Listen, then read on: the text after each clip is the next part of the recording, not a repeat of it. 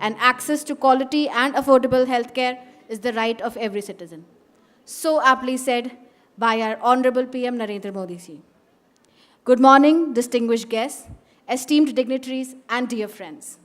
I am honored to welcome you all to this auspicious occasion, the inauguration of Ayusharda 2025. जो दिल के हो खूबसूरत खुदा ने ऐसे लोग कम बनाए हैं, जो दिल के हो खूबसूरत खुदा ने ऐसे लोग कम बनाए हैं, और जिन्हें बनाया है इस कदर वो आज हमारी इस महफिल में चले आए हैं। आपकी उपस्थिति इस विशेष दिन को और अधिक अर्थपूर्ण बनाती है, जो एक उल्लेखनीय उपलब्धि और नई दिशा की शुरुआत को दर्शाता है। I, Prerna, और मैं Nishi, have the privilege of leading you through today's event, ensuring it becomes a memorable one for everyone present. या देवी सर्वभूतेषु बुद्धि रूपेण संस्थिता नमस्तस्ये नमस्तस्ये नमस्तस्ये नमो नमः। अब मैं शारदा यूनिवर्सिटी के प्रतिभाशाली छात्रों कुमारी प्रेषा, श्री सोम शुभ्रदास, कुमारी जानवी, कुमारी आसना, श्री अभिषेक को मंच पर आमंत्रित करना चाहूँगी ताकि वे सरस्वती वंदना की मधुर प्रस्तुति से इस अवसर को और भी विशेष बनाएं। साथ ही हम सम्मानित अतिथियों से अनुरोध करते हैं कि वे दीप प्रज्वलन करें और इस कार्यक्रम का शुभारंभ करें। अतः मैं सभी गणमान्य व्यक्तियों जो मेरी साथी कुमारी प्रेरणा द्वारा संबोधित किए जाएंगे से अनुरोध करती हूँ कि वे दीप प्रज्वलन हेतु आएँ। Respected Chief Guest Dr. Air Marshal Pawan Kapoor Sir, AVSM VSM Bar, Chairman Steering Committee NABH, Honorary Vice Chancellor Lincoln American University and Technical Advisor Russ Education.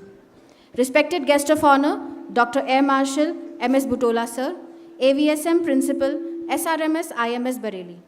Respected Guest of Honor Major General Professor Dr. Atul Kotwal Sir, SM VSM Ex-Executive Director NHSRC. Honorable Shri P.K. Gupta Sir, Chancellor Sharda University. Honorable Shri Y.K. Gupta Sir.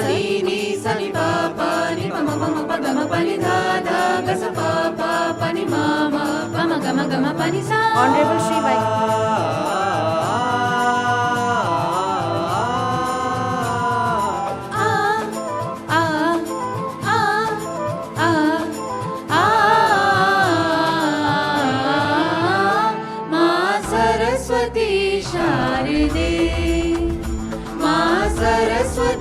शारदे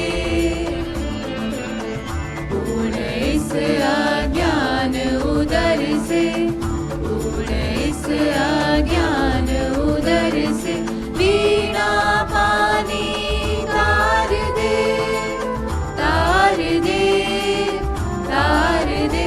माँ सरस्वती शारदे, माँ सरस्वती शारदे।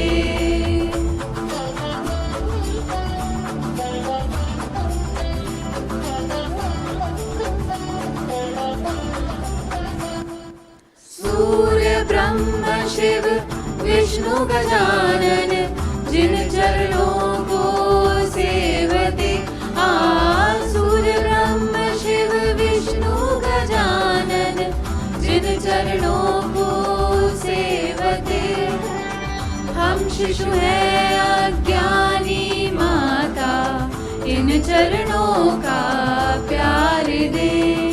वीणा पानी तार दे, तार दे, तार दे। माँ सरस्वती शारदे, माँ सरस्वती शारदे।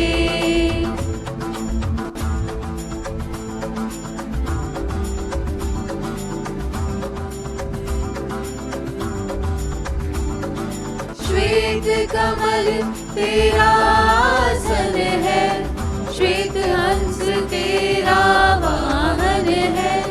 श्वेत कमल तेरा आसन है, श्वेत हंस तेरा वाहन है।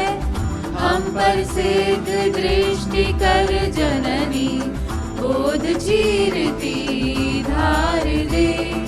वीणा पानी तार दे, तार दे, तार दे। माँ सरस्वती शारदे माँ सरस्वती शारदे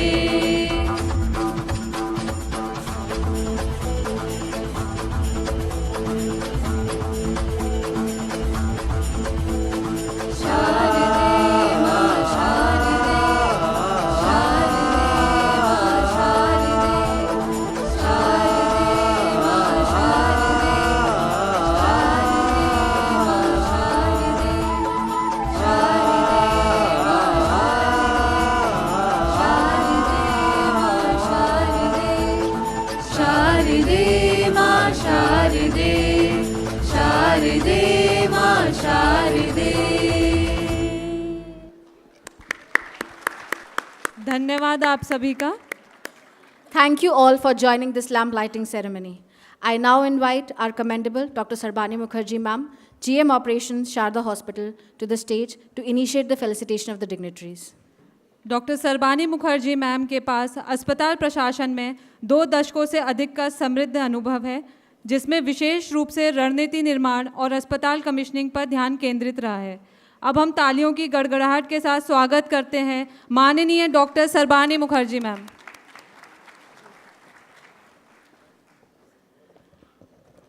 Good morning, ladies and gentlemen. Today, we have the privilege of being in the presence of someone whose visionary ideas have not only shaped us, but continue to inspire and transform the world around us. It is with great honor that I welcome a true pioneer and a leader whose work has redefined boundaries and opened new horizons for all of us. Please join me in extending a warm welcome as we invite Honorable P.K. Gupta sir to grace the dais. Let us show our appreciation with a heartful round of applause, please.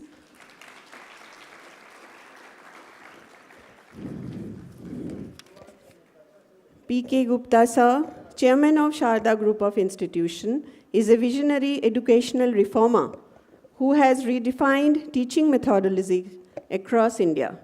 Since establishing the Sharda Educational Trust in 1995, he has founded numerous institutions including Sharda University, Hindustan Institute of Science and Technology, and Anand Engineering Colleges with a special focus on nurturing talent and promoting education for girls.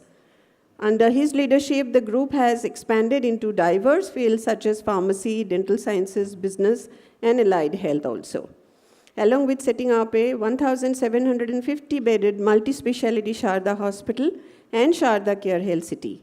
He has been recognized with prestigious awards, including the Udyog Ratna and Uttar Pradesh Ratna for his contributions to education. Ladies and gentlemen, please welcome him with a round applause, please.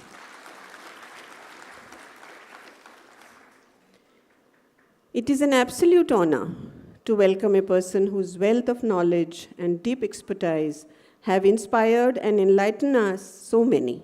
With a lifetime of dedication to learning, research, and sharing knowledge, stands us as a beacon of wisdom in their field. We are truly privileged to have you with us, sir, today, and we eagerly anticipate the insights and perspective you will share with us, sir. Please join me in extending a warm welcome to Honorable C.Y.K. Gupta sir as he takes his place in the dais. Y.K. Gupta sir, Vice Chairman of Sharda Group of Institutions, envisioned provision quality higher education in North India to reduce students migrating to the South. He started with manufacturing before founding Hindustan College of Science and Technology in 1996. One of the first private engineering colleges in Uttar Pradesh. Over the years, he has established numerous institutions across engineering, management, pharmacy, architecture, medical, and educations, making Sharda Group of Institutions one of the largest academic groups in North India.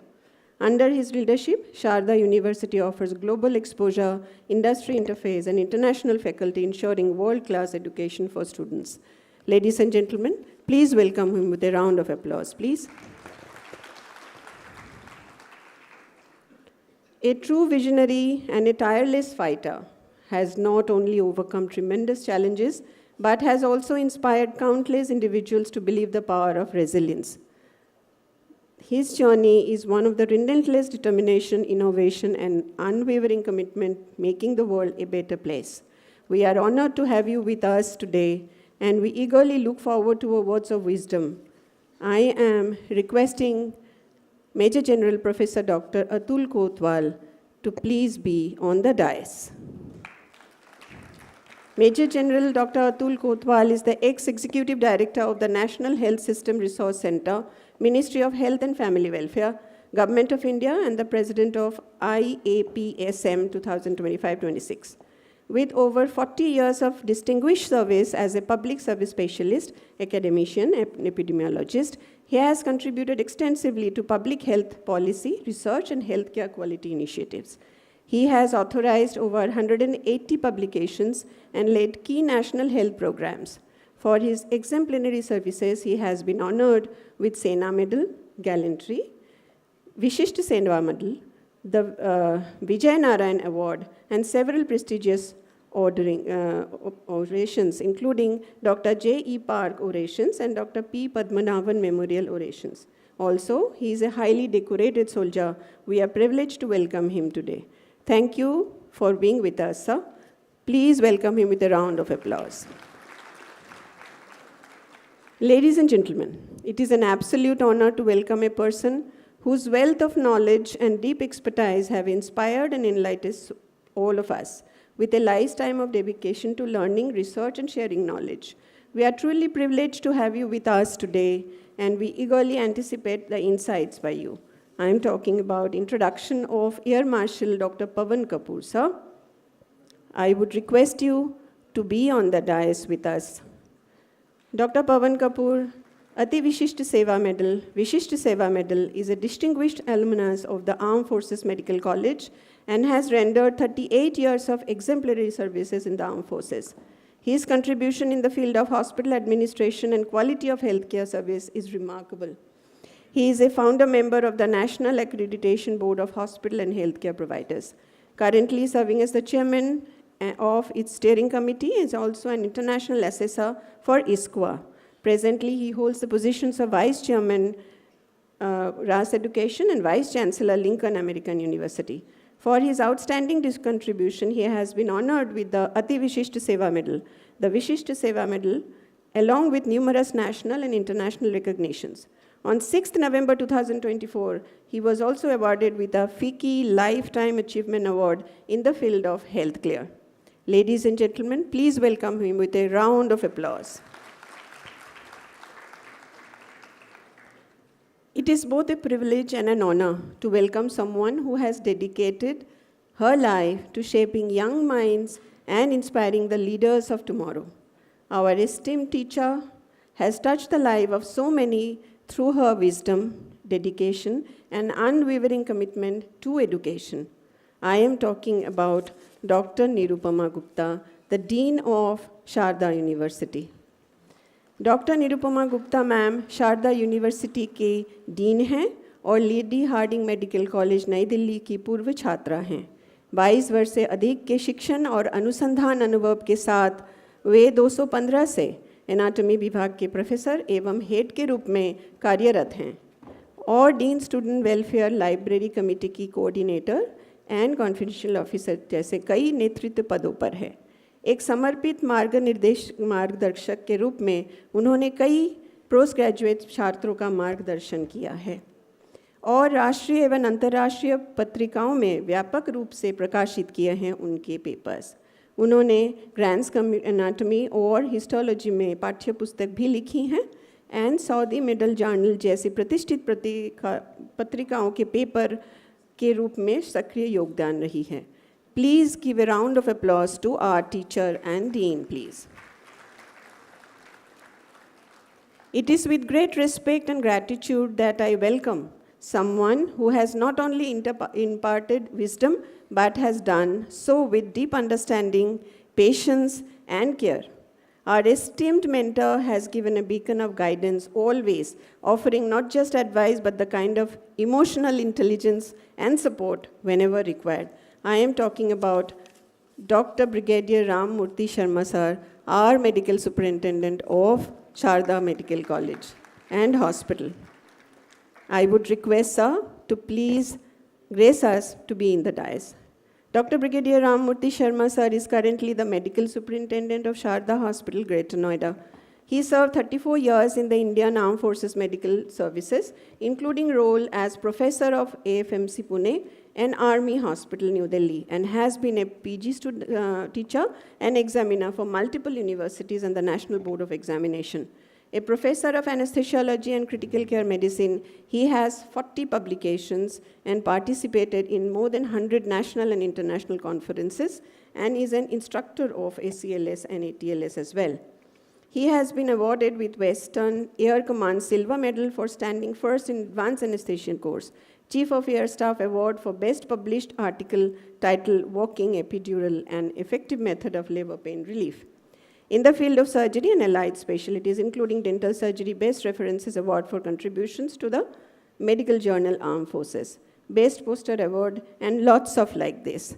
I would request all of you to put your hand together for a round of applause to sir.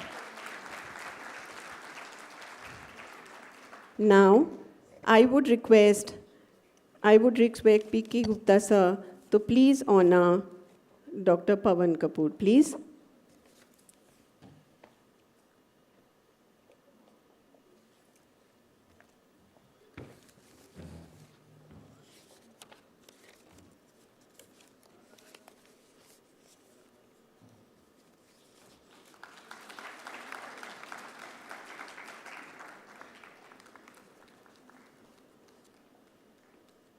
I would request Y.K. Gupta sir to please felicitate Dr. Atul Kotwal sir.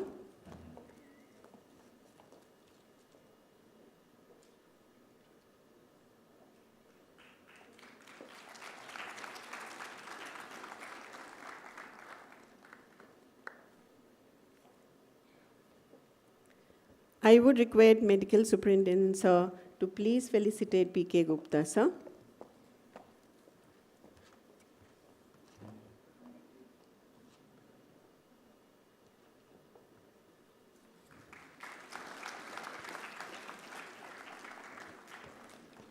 I would request Dean ma'am to please felicitate Y.K. Gupta sir.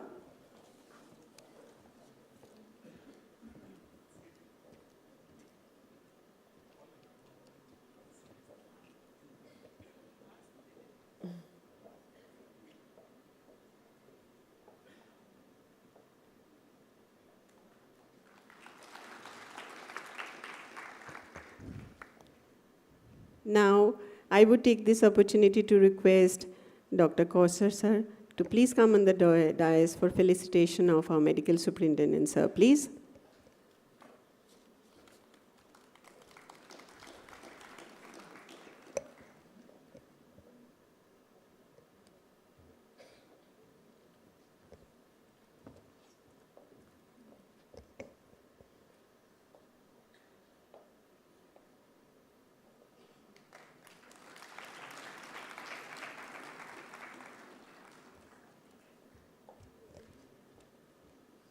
Thank you so much, sir. I would request Dr. Roy, our medical director, to please come on dais for felicitating our Dean ma'am, please.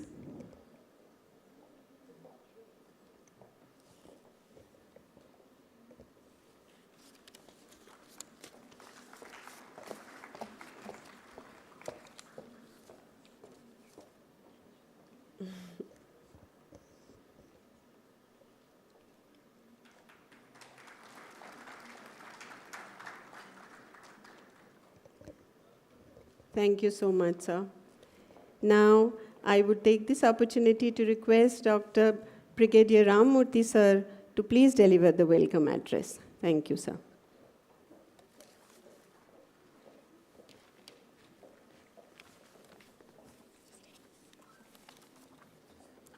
Thank you, Dr. Sarbani. Namaskar. It is my proud privilege to deliver welcome address on this momentous occasion. Honorable Shri P.K. Gupta ji, Chancellor Sharda University, Shri Y.K. Gupta ji, Pro-Chancellor Sharda University, Shri Prashant Gupta ji, Chief Executive Officer Sharda Group, Shri Rishabh Gupta ji, Managing Director, Sharda Hospital, Sharda Care Health City. Chief guest of today's function, Dr. Air Marshal Pawan Kapoor, ABSM, BSM Bar, Chairman Steering Committee, NABH, and Honorable Vice Chancellor, Lincoln American University, and Vice Chairman, Russian Education. Our guest of honor, Dr. Air Marshal MS Butola, ABSM, Principal SRMS IMS Medical College, Bareilly, Dr. Major General Atul Kotwal, SM Gallantry, VSM, Ex-Executive Director, National Health System Resource Center, MOHF, Government of India, Dr. A.V. Masutosh Sharma, VSM, Medical Superintendent, Amrita Hospital, Faridabad, Prof. Sivaram Khara, Vice Chancellor, Sharda University, Dr. Nirupama Gupta, Dean, SMSR, Dr. Kaushal Shah, Group CEO, Dr. Tanmoy Roy, Managing Director, Sharda Care Health City, distinguished guests, respected delegates who have traveled from far and wide, faculty members, esteemed colleagues, and all the participants present here today, a very good morning to all of you. It gives me immense pride and pleasure to extend a warm welcome to each and every one of you at this mega event, National Conference and Advanced Workshop, Ayusharda 2025 on Ayushman Bharat 𝐵𝐴𝐺𝐽 Raising Day. As the Medical Superintendent of Sharda Hospital, it is a privilege to host such a gathering of medical experts, hospital administrators, operational experts, and dedicated professionals who share a common vision for the future of healthcare in our nation. This gathering is a unique opportunity for all of us to engage in thought-provoking discussions. Let us share our experiences, exchange ideas on enhancing scheme implementation, and collectively submit to strengthening 𝐵𝐴𝐺𝐽 as a cornerstone of India's pursuit of universal health coverage. At the outset, on behalf of our management, I would like to acknowledge and thank wholeheartedly Ms. Archana Verma, IAS, CEO, 𝐵𝐴𝐺𝐽, Government of Uttar Pradesh, Dr. Sachin Vaish, State Needle Officer, 𝐵𝐴𝐺𝐽, Government of Uttar Pradesh, and Dr. Narendra Kumar, Chief Medical Officer, Gautam Buddha Nagar, and his team for active support extended in the conceptualization of this idea of holding this national conference at our hospital. However, they could not grace the occasion because of their other pressing commitments. We have received very encouraging and motivational message from these dignitaries for this august occasion. Ayusharda 2025 is more than just a conference. It is a collaborative platform to celebrate our collective progress and strategize for the future of Ayushman Bharat, the world's largest health assurance scheme. This flagship initiative, inspired by the national policy of 2017, embodies the vision of universal health coverage for every Indian, especially the most vulnerable. We all know that AB-PMJAY is the largest health assurance scheme in the world, which aims at providing health cover of rupees 5 lakh per family per year for secondary and tertiary level hospital care. Sharda Hospital, established in 2006, is a super specialty hospital which has become a beacon of hope for patients of Western Uttar Pradesh and Delhi NCR. The only 1,200-bedded medical specialty and training hospital in the region, Sharda Hospital is driven by the vision of 300+ doctors who believe in holistic treatment and care. Sharda Hospital, Sharda Care Health City, NABH Academy is well equipped with the state-of-the-art medical technology from our emergency department to ICU to our advanced diagnostic services and highly qualified doctors and paramedics. Technology is only one part of the equation. Our true strength lies in our compassionate, patient-first mindset and commitment to healthcare philosophy built on trust, empathy, and excellence, ensuring every patient feels valued and cared for at our hospital. In brief, our vision is not just to be a hospital, but to be a pillar of good health in the community. We aim to be a center of excellence that provides holistic care, emphasizing both curative and preventive health. The health sector is very crucial to the country's overall well-being. India has grown to become the world's most populous country, which has direct impact on the healthcare delivery system. India cannot prosper unless its population is in good health. Therefore, PMJAY, a flagship scheme of Government of India, which guarantee health protection for the marginalized segment of society, play a crucial part in the development of the nation and help manage the healthcare system of the country. As on date, approximately more than 12 crore poor and vulnerable families, that is roughly about 70 crores beneficiaries, have been covered under this mega scheme of Government of India, which is almost 50% of the total population of the country. All individuals above the age of 70 years, irrespective of their socio-economic status, are eligible for treatment under this scheme.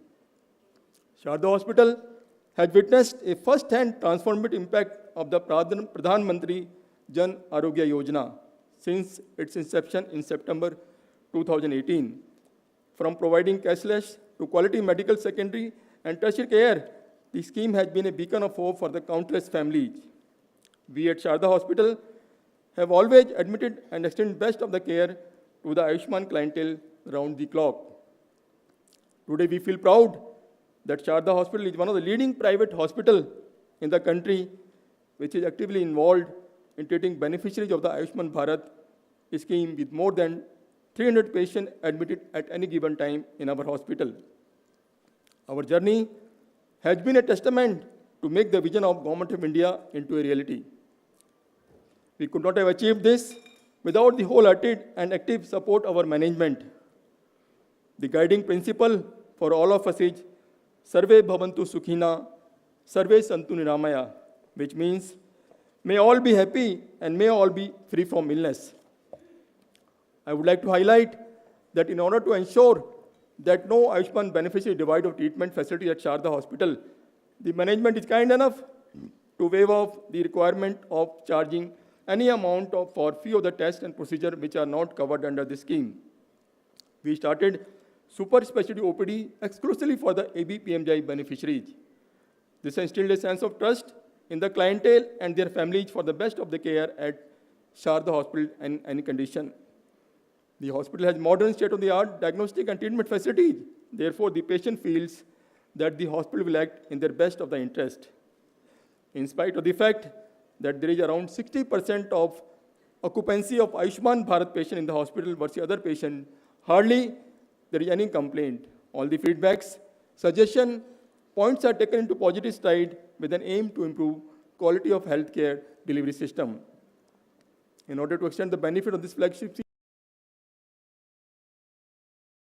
and outreach milestones achieved, like the massive numbers of Ayushman e-cards issued, more than 25,000 beneficiaries treated so far in Sharda Hospital. We must visualize that a long road lies ahead, and as such, we must continue to strengthen our operational excellence, enhance digital platform like Ayushman Bharat Digital Mission, and ensure patient-centric services delivery for last mile beneficiary. I encourage each one of you to participate actively in the upcoming sessions. Your insight and expertise are invaluable in shaping the roadmap for a healthier and more equitable India. Let us work together with the same zeal and spirit to make the dream of a healthy nation a reality for every citizen. On behalf of Sharda Hospital, I once again extend a hearty welcome to all of you. Together, let us build a healthier and stronger India. Thank you and Jai Hind.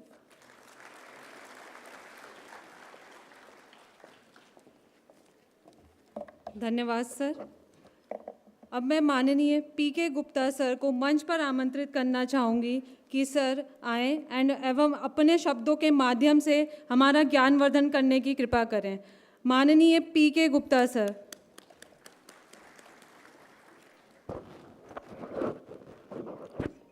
नमस्कार। मैं आज हमारे मुख्य अतिथि पवन कपूर साहब, अतुल जी और बाकी बहुत सारे लोग आए हैं बाहर से, उन सबका स्वागत करता हूं। आयुष्मान की ये योजना है, ये प्रधानमंत्री की बहुत बड़ी ड्रीम प्रोजेक्ट था और मुझे लगता है कि हिंदुस्तान की सबसे बड़ी जो एक रिवॉल्यूशन स्कीम में से आयुष्मान एक है।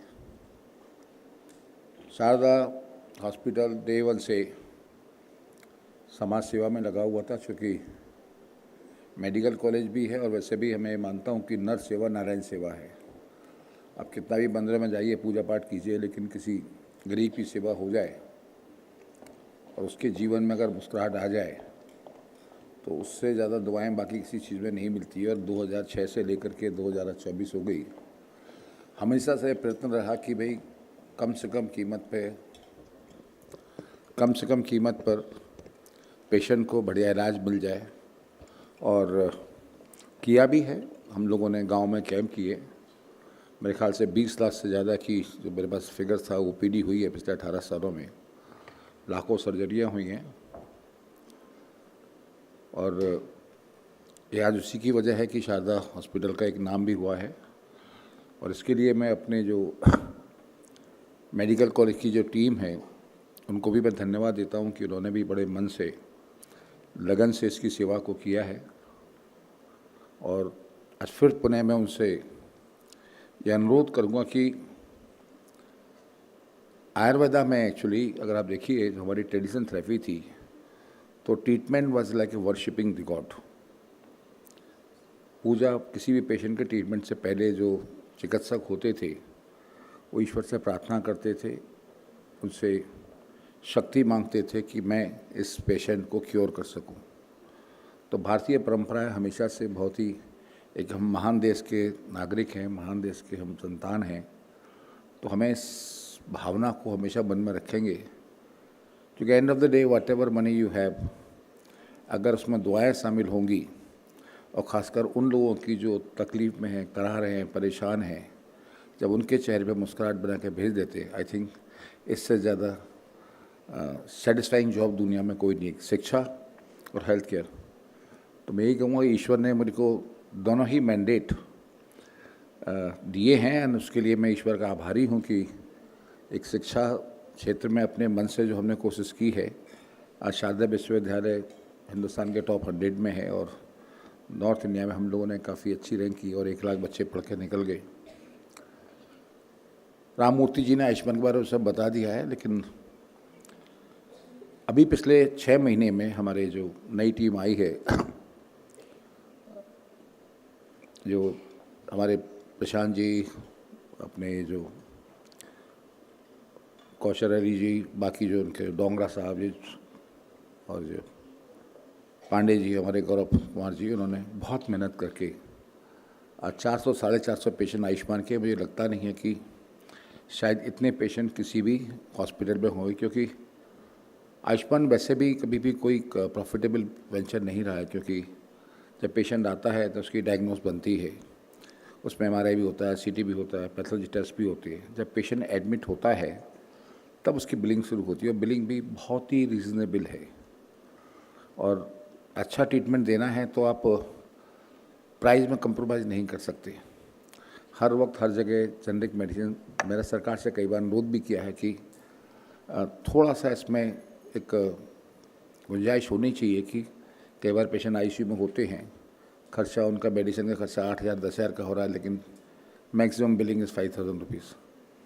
हमारे लोग कहते भी हैं, मैंने कहा कोई बात नहीं, प्रॉफिट एंड लॉस तो बात की बात है, जन सेवा हो रही है, नारायण सेवा हो रही है, हम उसमें खुश रहना चाहिए। बाकी प्रभु को देना है, वो तो उसके बहुत रास्ते बना देता है। तो मैं आज अपनी टीम को उनको साधुवाद दे रहा हूँ कि इन लोगों ने जो मेहनत करके किया है, और हमारा कोशिश ये रहेगी कि आने वाले टाइम में जो हमारे 1000 बेड हैं ये पूरे आयुष्मान से ही भरे रहें। और यही मैं कहना चाहता हूँ, क्योंकि प्रधानमंत्री का विजन भी है, योगी जी का भी बहुत बड़ा इसके अंदर सपना है कि भाई प्रदेश के हर नागरिक को स्वास्थ्य का लाभ मिले, चूँकि human is a capital for every country. हम जो श्रम करते हैं उससे देश की प्रगति होती है। श्रमदान जो हो, जितना भी हम लोग मेहनत करते हैं उससे कुछ ना कुछ वेल्थ क्रिएशन होता है। बीमार आदमी जो है ना, वो दूसरे के पैसे को खाता है। तो for any successful nation he has to be healthy. और ये बात मैं पिछले 20 साल से मैंने एक दो बार कही भी, 2-3 पैनल्स में, जब ये राष्ट्रीय मनरेगा राष्ट्रीय गुलाम नबी आज़ाद मंत्री थे तो नेशनल हेल्थ मिशन आया था, उसमें काफ़ी पैसा दिया गया था राज्य सरकारों को, तो यही चर्चा हो रही थी उनके साथ में। तो मैंने कहा इस कंट्री में माल न्यूट्रिशन के भी इश्यूज़ है, बहुत सारे लोगों को खाना नहीं मिलता, बहुत सारे लोगों की हाइजीन कंडीशन के भी है। तो प्रधानमंत्री जी ने उन सारे चीज़ों को पकड़ा, स्वच्छ भारत, स्वस्थ भारत, निरोगी भारत, वो सारे एजेंडे लिए हैं। और मुझे लगता है कि आने वाले 10-15 सालों में हमारी जो ग्रोथ है उसमें हमारी जो हेल्दी पॉपुलेशन का जो कंट्रीब्यूशन है वो सिग्निफिकेंट होगा। उम्मीद करते हैं 2047 में जो विजन है प्राइम मिनिस्टर का, उसमें आयुष्मान के द्वारा जो चिकित्सा होगी उसमें से जो देश को लॉसेस ऑफ आवर्स होते हैं नॉन प्रोडक्टिव वे से, उसमें कहीं ना कहीं आई थिंक ये योजना का बड़ा योगदान रहेगा। Wish you all the best. And आज नवदुर्गों का दूसरा दिन है, तो आप सब लोगों को इस पावन नवरात्रि की बहुत बहुत शुभकामनाएं। Thank you very much.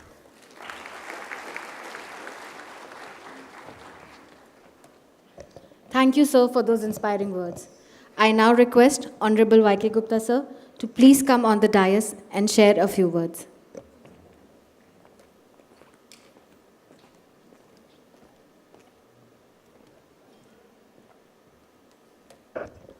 Good mornings to all. मेरे Elder brother Shri PK. Gupta, जिनकी देखरेख में हम लोग हर पल कोशिश कर रहे हैं कि Sharda university, Sharda hospital, Sharda care health city नई ऊंचाइयां छुए। आज इस आयुष्मान भारत के 2 दिन की कॉन्फ्रेंस पे हमारे बीच में मुख्य अतिथि के रूप में दोनों महानुभाव, उनका भी मैं शारदा इस कॉन्फ्रेंस में हार्दिक स्वागत करता हूं, अभिनंदन करता हूं। विश्वविद्यालय को और शारदा हॉस्पिटल को हर पल कोशिश करने वाले हमारे मेडिकल सुपरिटेंडेंट राम मूर्ति शर्मा साहब और डीन डॉक्टर निरुपमा जी, सभी सम्मानित लोग जो बाहर से इस कॉन्फ्रेंस में आए हैं, और डॉक्टर्स की सभी सम्मानित टीम जो हर पल Sharda hospital, Sharda care hospital के लिए बेहतर कार्य कर रहे हैं, और मेरे सभी सम्मानित आने वाले डॉक्टर्स और नर्सिंग केयर के जो भी बच्चे यहाँ बैठे हैं। और ये एक 2 दिन का जो आयोजन है, एक बड़ा आयोजन। आज से 6 साल पहले एक सपना हमारे प्रधानमंत्री जी ने देखा कि क्या किया जाए कि इस देश में इतने सारे लाखों लोग ऐसे ही गुजर जाते हैं जिनको स्वास्थ्य सेवाएं इतनी ख़राब हैं और इतनी पुअर हैं, और ऐसा अपना सपना सजोया और एक ऐसी स्कीम लॉन्च की। मेरे ख्याल से 25 सितंबर 2019 का वो दिन था शायद, जो मुझे ध्यान आ पा रहा है। और आज हम सब उस स्कीम को अच्छे से साकार होते हुए देख रहे हैं कि पूरे देश में लगभग 50 करोड़ लोगों को उन्होंने कहा ये स्कीम का लाभ होगा, और 10 करोड़ फैमिली यहाँ तक पहुँचेंगी। और एक भाव और था कि हमारे देश में हमेशा ऋषियों मुनियों ने एक ही बात कहा है कि भाई जन सेवा ही सबसे बड़ी सेवा माना जाता है, और वो एक मंत्र भी है जिसको हम और सब आप लोग अपने जीवन में देखते हैं कि सभी लोग सुखी रहें और सभी लोग निरोगी रहें। तो ऐसे मंत्र को आगे बढ़ाते हुए ये सेवा शुरू हुई, और अभी मैं जैसे बताया डॉक्टर राम मूर्ति शर्मा साहब ने कि इस शारदा हॉस्पिटल से लगभग 25,000 लोग आयुष्मान भारत से अपना इलाज करा के पिछले 6 साल में आगे निकले हैं। और पूरे देश को अगर जोड़ा जाए तो मेरे ख्याल से 3-4 करोड़ लोग, 5 करोड़ लोगों ने इलाज कराया होगा। वो एक ऐसी स्कीम जो लगभग देश के 14-15 हज़ार हॉस्पिटल में एक साथ लागू हुई, और एक ऐसा इतना बड़ा प्लेटफॉर्म क्रिएट किया, और सीमलेस प्लेटफॉर्म कि भाई शुरू में हमको काफ़ी दिक्कतें हुई कि जब ये स्कीम लॉन्च हो रही थी और चार्जेस वगैरह अपलोड हो रहे थे और पेशेंट्स का, बट आज इस हॉस्पिटल में और हिंदुस्तान के किसी भी हॉस्पिटल में कोई भी पेशेंट वहाँ तक पहुँचता है और अपना कार्ड देता है और उसको 5 लाख तक का इलाज फ्री मिलता है। इतनी अच्छी सुविधा, इतनी बड़ी सुविधा, इसके लिए मेरे ख्याल से हम लोगों को सबको धन्य होना चाहिए, प्रधानमंत्री इतनी बड़ी विजनरी सोच लेके आगे चले और उस सोच से देश के सभी लोगों को बहुत बड़ा फ़ायदा हुआ। इस स्कीम को आगे बढ़ाते हुए मैं उम्मीद करता हूं कि 2 दिन में जो डिस्कशन होगा, तमाम पैनलिस्ट आएंगे, अपनी अपनी बात रखेंगे, इस स्कीम्स के क्या फ़ायदे हैं और क्या अस्पतालों को नुकसान भी हो रहे हैं। जैसे बड़े सर भी कहा और उन्होंने भी कहा कि हम लोगों को कुछ आईसीयू बेड्स पे काफ़ी नुकसान होता है, 10-12-15 हज़ार का इलाज लगता है, खर्चा होता है और अस्पताल को 4, 4.5, 5 हज़ार रुपये मिलते हैं। तो मैं समझता हूं कि ऐसी रिकमेंडेशन भारत सरकार को, स्वास्थ्य मंत्रालय को हमको भेजनी चाहिए और रिक्वेस्ट करना चाहिए हित में कि अस्पताल और अच्छे से कर सके और बेहतर कर सके और बेहतर इक्विपमेंट ला सके और अपने डॉक्टर्स को हम और बेहतर वेतन दे सकें। ऐसी मैं उम्मीद करता हूं कि आपके इस इनपुट से भारत सरकार को एक अच्छी रिपोर्ट जाए, स्वास्थ्य मंत्रालय को जाए और उस पर गौर करें जिससे ये स्कीम और बेहतर तरीके से आगे काम कर सके।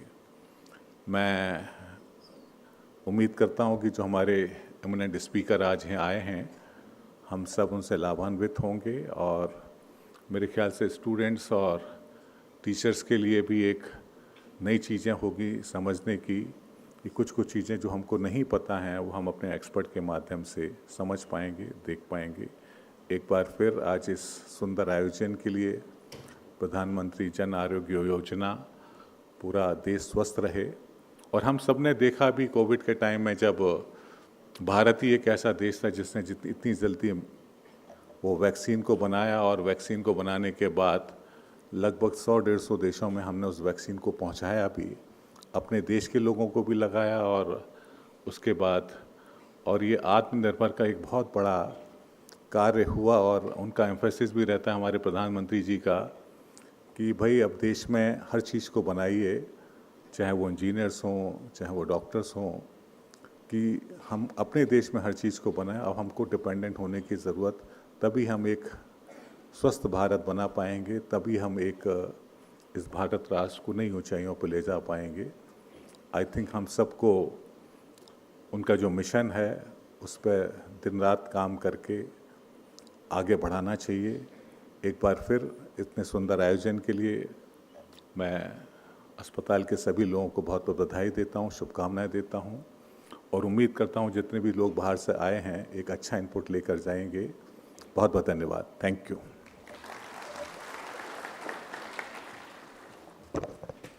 धन्यवाद सर, अपने शब्दों के माध्यम से हम सभी का ज्ञानवर्धन करने के लिए।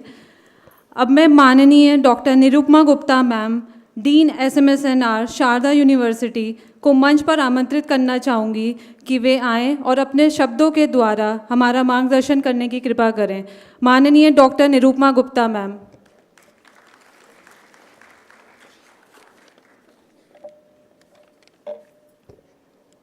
Honorable Chancellor Sir, Pro-Chancellor Sir, Sharda University, Honorable Pro-Vice Chancellor, Sharda University, CEO Sharda Group, CO Sharda Group, MD Sharda Hospital, Registrar Sharda Hospital, and Sharda University, MS Sharda Hospital, the chief guest of the event, Air Marshal Dr. Pavan Kapoor ji, welcome you, sir. Guest of honor, Major General Dr.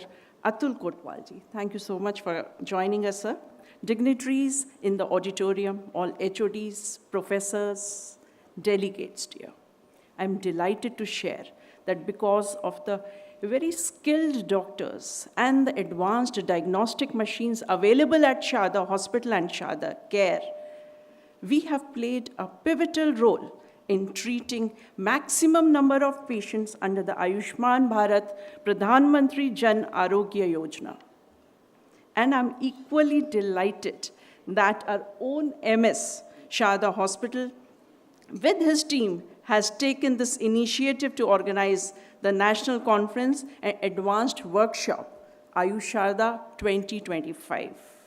My best wishes to the organizing team for the success of this two-day event, sir, and great learning for the delegates.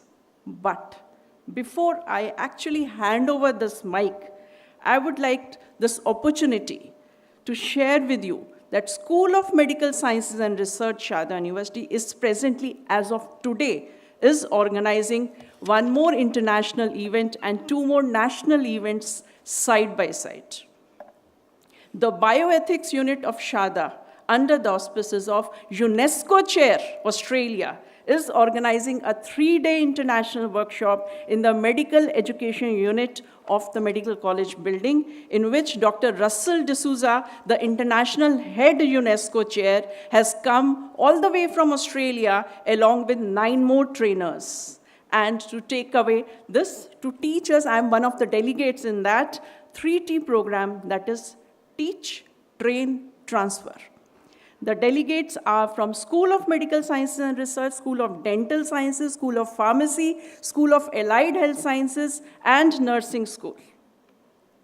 Moreover, a national event taken up by Dr. Shuma Mukherjee, Head of Department of Pharmacology, is organizing a patient safety week along with Government of India and adverse drug reporting. Along with that, she has taken out a souvenir in which the most important drugs with their side effects have been mentioned in that, and that was released yesterday with the help of Dr. Russell D'Souza and our Honorable Vice Chancellor, Sharda University, Sibaram Khara sir. Besides this, the Community Medicine Department, Dr. Shalini Srivastav is the HOD of the department, is organizing an event that is again a national level event, that is Swasth Nari Sakshapt Parivar, and is organizing the free camps, health checkups, blood donation camps, the Department of Pediatrics, Gynae, and even the Psychiatry Department, the psychological counselings from in all CHCs and PHCs from Bhangel to Bulandshahr. So that is another very important event that is occurring side by side besides this event, sir. And I once again wish the organizing team great success and great learning for all the delegates which are available. Thank you so much.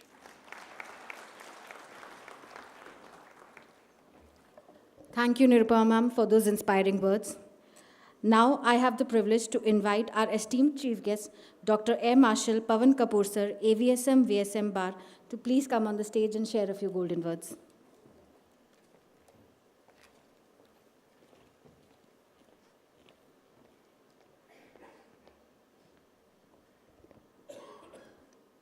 Honorable Shri P.K. Gupta ji, Honorable Shri Y.K. Gupta ji, Dr. Nirupama Gupta, our General Atul Kotwal, and Brigadier R.M. Sharma and dignitaries of the dais, all the professors, associate professors, and all the faculty members and dear delegates. A very good morning to all of you. जब मैं यहाँ आ रहा था तो मेरे को एक बड़ा अच्छा सा डॉक्यूमेंट दिया गया था जिसमें शारदा के बारे में बहुत सारी उपलब्धियाँ लिखी गई थी, और मैंने सोचा कि इसको पढ़ के सुनाऊँ, तो मैंने उसको पढ़ के सुनाने की ज़रूरत नहीं समझी। और उसका रीज़न ये था कि जितनी अच्छी चीज़ें मैं शारदा को जानता हूँ उतना उसमें नहीं लिखा हुआ था। जो चीज़ें मैं अब आपको बताऊँगा वो मेरा अपना तजुर्बा शारदा के साथ है, और शारदा का क्या कंट्रीब्यूशन है टुवर्ड्स आयुष्मान भारत, शारदा का क्या कंट्रीब्यूशन है टुवर्ड्स मेडिकल एजुकेशन, उसका मेरा अपना पर्सनल तजुर्बा, my own experiences. So I will share those experiences with you. Firstly, I came to know about Sharda in the year 2018. I retired in the year 2017 December, and I learnt about Sharda in 2018 May, and in 2018 November we signed a MOU with Sharda University for training Lincoln American University students in the pre-medical program in this institution. All thanks to Shri P.K. Gupta ji and Shri Y.K. Gupta ji. वो एक MOU के जो बच्चे हैं, जो first year के वो बच्चे हैं, it is my proud privilege to tell and share with all of you, all of them cleared their foreign medical graduate examination in first attempt, and those who did not attempt this, they went and cleared the UK MLA or PLAB in their first attempt, and I have got 5 students who cleared US MLA in first attempt. मतलब कि मेरे first batch के बच्चे जो यहाँ से पढ़ के गए थे फर्स्ट ईयर सारे सेटल हो गए. यही सेकेंड और थर्ड ईयर के बच्चों की भी यही उपलब्धि हैं. आप सब इंटर्नशिप के लिए सब FMG क्लियर करके इंटर्नशिप का वेट कर रहे हैं. That is about education. I bring delegates from Russia, various Russian universities, because I am technical advisor to Russian Federation on Medical Education in Russia. I will share an incident with you.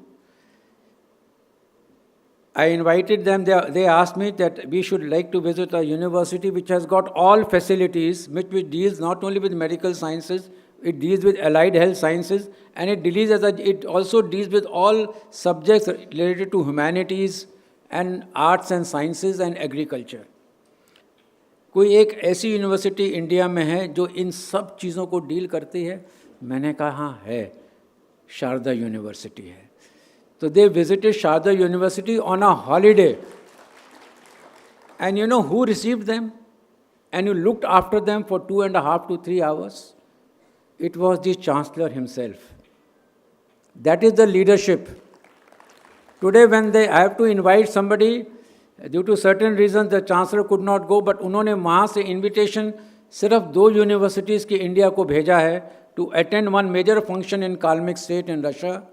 One was Indraprasth University, because it's a government university, and the only private university to which they sent the invitation was to the Chancellor of Sharda University. This is the leadership. And ये जो leadership है, it reflects in your performance. When I take foreign delegates who come and visit us, I took them to Sharda Hospital. उनको समझ में नहीं आया कि इतनी भीड़ कहाँ से आती है हिंदुस्तान में. उन्होंने शारदा हॉस्पिटल को देखा, सब डिपार्टमेंट में भीड़. Not only there was crowd, but there were facilities for teachers to take classes in the side rooms, and they were conducting their classes with patient, demonstrating patient the clinical science, so demonstrating to the students. So when they came back, they were actually, वो बोलते हैं ना, हतप्रभ हो गए. इतनी भीड़, इतने पेशेंट तो हमारे पास नहीं आते हमारी कंट्रीज़ में. This is the type of experience which you get. I was speaking to the Chancellor just now, and he told me, although Ayushman Bharat may not be economically beneficial to the university, but it is a public good, a public service, plus it helps us to impart education to the students who gain tremendous amount of clinical experience. So we are not taking that as a financial model at all. ना ये बात सिर्फ वही कर सकता हूँ thinking the larger good of the university, larger good of the students and larger good of the public. So that is why with such a leadership and such a visionary leadership, I have seen this university grow in the last 7 years or so. And when if you trace the history of the university from 1995, if I am not wrong, how it has grown. From which state, it stayed in UP, but I think you were in Agra first, if I am not mistaken. And from there came to this place, and such a vast campus with so many number of international students also studying here. That is the type of involvement, commitment, dedication, enthusiasm, innovation, and vision that brings such results. Coming to Ayushman Bharat, we all know, I think my friend General Kotwal will be much more experienced and expert in this subject. So probably he will tell you more about Ayushman Bharat. But I have attended a few conferences and some Chintan Shivir held by the Health Minister for Ayushman Bharat and dealing with the challenges posed in implementation of Ayushman Bharat. बहुत सारे मैंने attend किए, AHPI ने किया, कुछ government hospitals ने किया. Probably this is the first time any private institution has arranged for a Ayushman Bharat conference and workshop in this country. ज़्यादातर प्राइवेट हॉस्पिटल्स के बारे में बात ही नहीं करना चाहते हैं, क्योंकि उनको परेशानी होती है कि पैसे टाइम पे नहीं आते हैं, पैकेजेस कम हैं, पैकेजेस के पैसे कम हैं. There are challenges, but every scheme has a challenge. Only with the support of everyone that scheme will grow. Now Ayushman Bharat was visualized to ensure that nobody is left behind, कोई पीछे ना रह पाए. हम अपने below the poverty line के जितने भी हमारे फैमिलीज़ हैं, जितने वनरेबल पुअर फैमिलीज़ हैं, हम उनकी हेल्थ उन तक पहुंचा सकें, to make it more accessible. Nobody should choose between death and finance. Nobody should be able to choose between life essentialities and health. And nobody should be choose that whether should I buy medicine or should I buy food articles. Keeping all these things in mind, Ayushman Bharat was created. A very, very, challenging scheme, probably the biggest scheme in the entire world where health is being assured to such a large number of population. Just now he read out almost about 70 crores beneficiaries. So if that is the type of beneficiaries which you are looking at, and with the resource constraint, it is a difficult thing to implement. It has financial challenges, it has infrastructure challenges, it has challenges of manpower, of capacity building. There are challenges which will be there. But with the support of everyone, we all can and we all should, and I'm sure we all will make sure that this flagship scheme of the Honorable Prime Minister is successful. And that is why I think this particular workshop is being implemented. देखिए यहाँ पर सब लोग आके बहुत बातें करेंगे, हम सब बताएंगे, सब अपने एक्सपीरियंस से तजुर्बे शेयर करेंगे. We will learn many things. लेकिन एक ही चीज़ है जो हमारे में और उसको ग्राउंड पे इम्प्लीमेंट करने में एक ही चीज़ आती है और वो है वक्त. ठीक है, हम लोग बोलते हैं ना कि सारे दोस्तों के नाम मोबाइल पर हैं पर दोस्ती के लिए वक्त नहीं. माँ की लोरी का एहसास तो है लेकिन माँ को माँ कहने के लिए वक्त नहीं. इसी तरीके से आयुष्मान भारत, आयुष शारदा का हमने पूरा कॉन्फ्रेंस अटेंड कर लिया, वर्कशॉप अटेंड कर लिया, लेकिन उसको इम्प्लीमेंटेशन करने के लिए वक्त नहीं. तो ये वक्त नहीं को हमें अपनी डिक्शनरी से हटाना पड़ेगा. I wish this conference a huge success. The purpose for which this has been conceptualised, I am sure that purpose will meet a grand success with the support of the leadership, with the support of all of you. Ayushman Bharat will be a success in this country. Thank you very much. Jai Hind.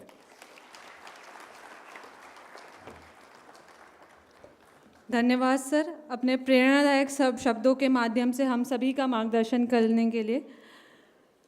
अब मैं माननीय major general professor doctor Atul Kotwal sir, SM-VSM ex executive director NHSRC को मंच पर आमंत्रित करना चाहूँगी कि वे अपने बहुमूल्य शब्दों के माध्यम से हम सभी का ज्ञानवर्धन करें.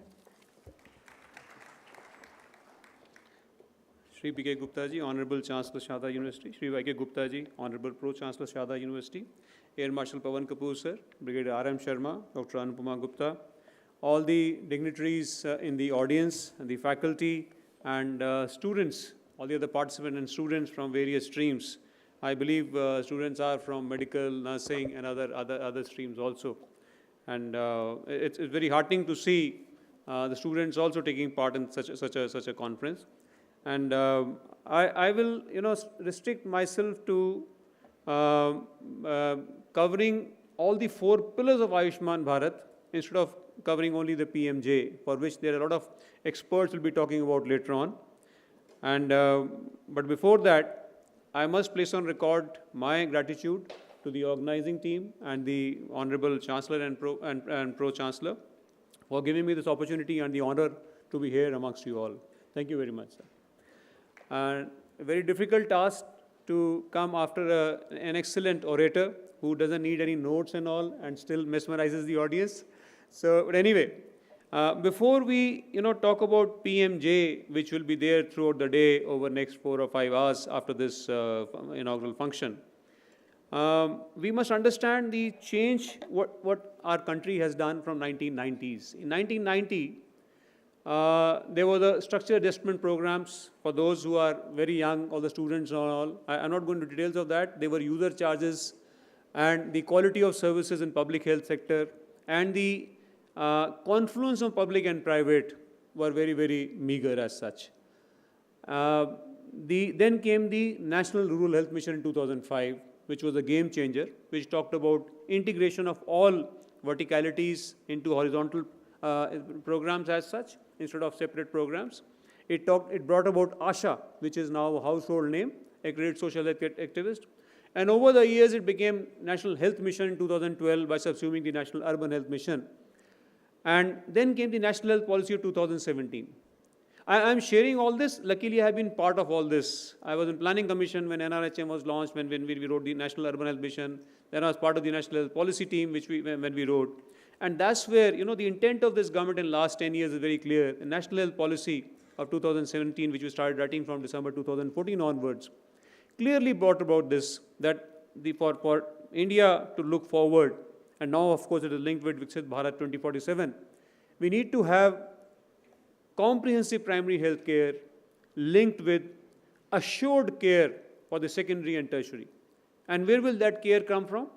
It is now coming from PMJ, Pradhan Mantri Jan Arogya Yojana. And I don't call it insurance scheme generally, I personally call it assurance scheme, because there is no contribution by the individuals, and that amount is assured. The quality is assured because the hospitals are all accredited by the district hospitals by NQAS and the private hospitals by NABH. So that is also the assurance.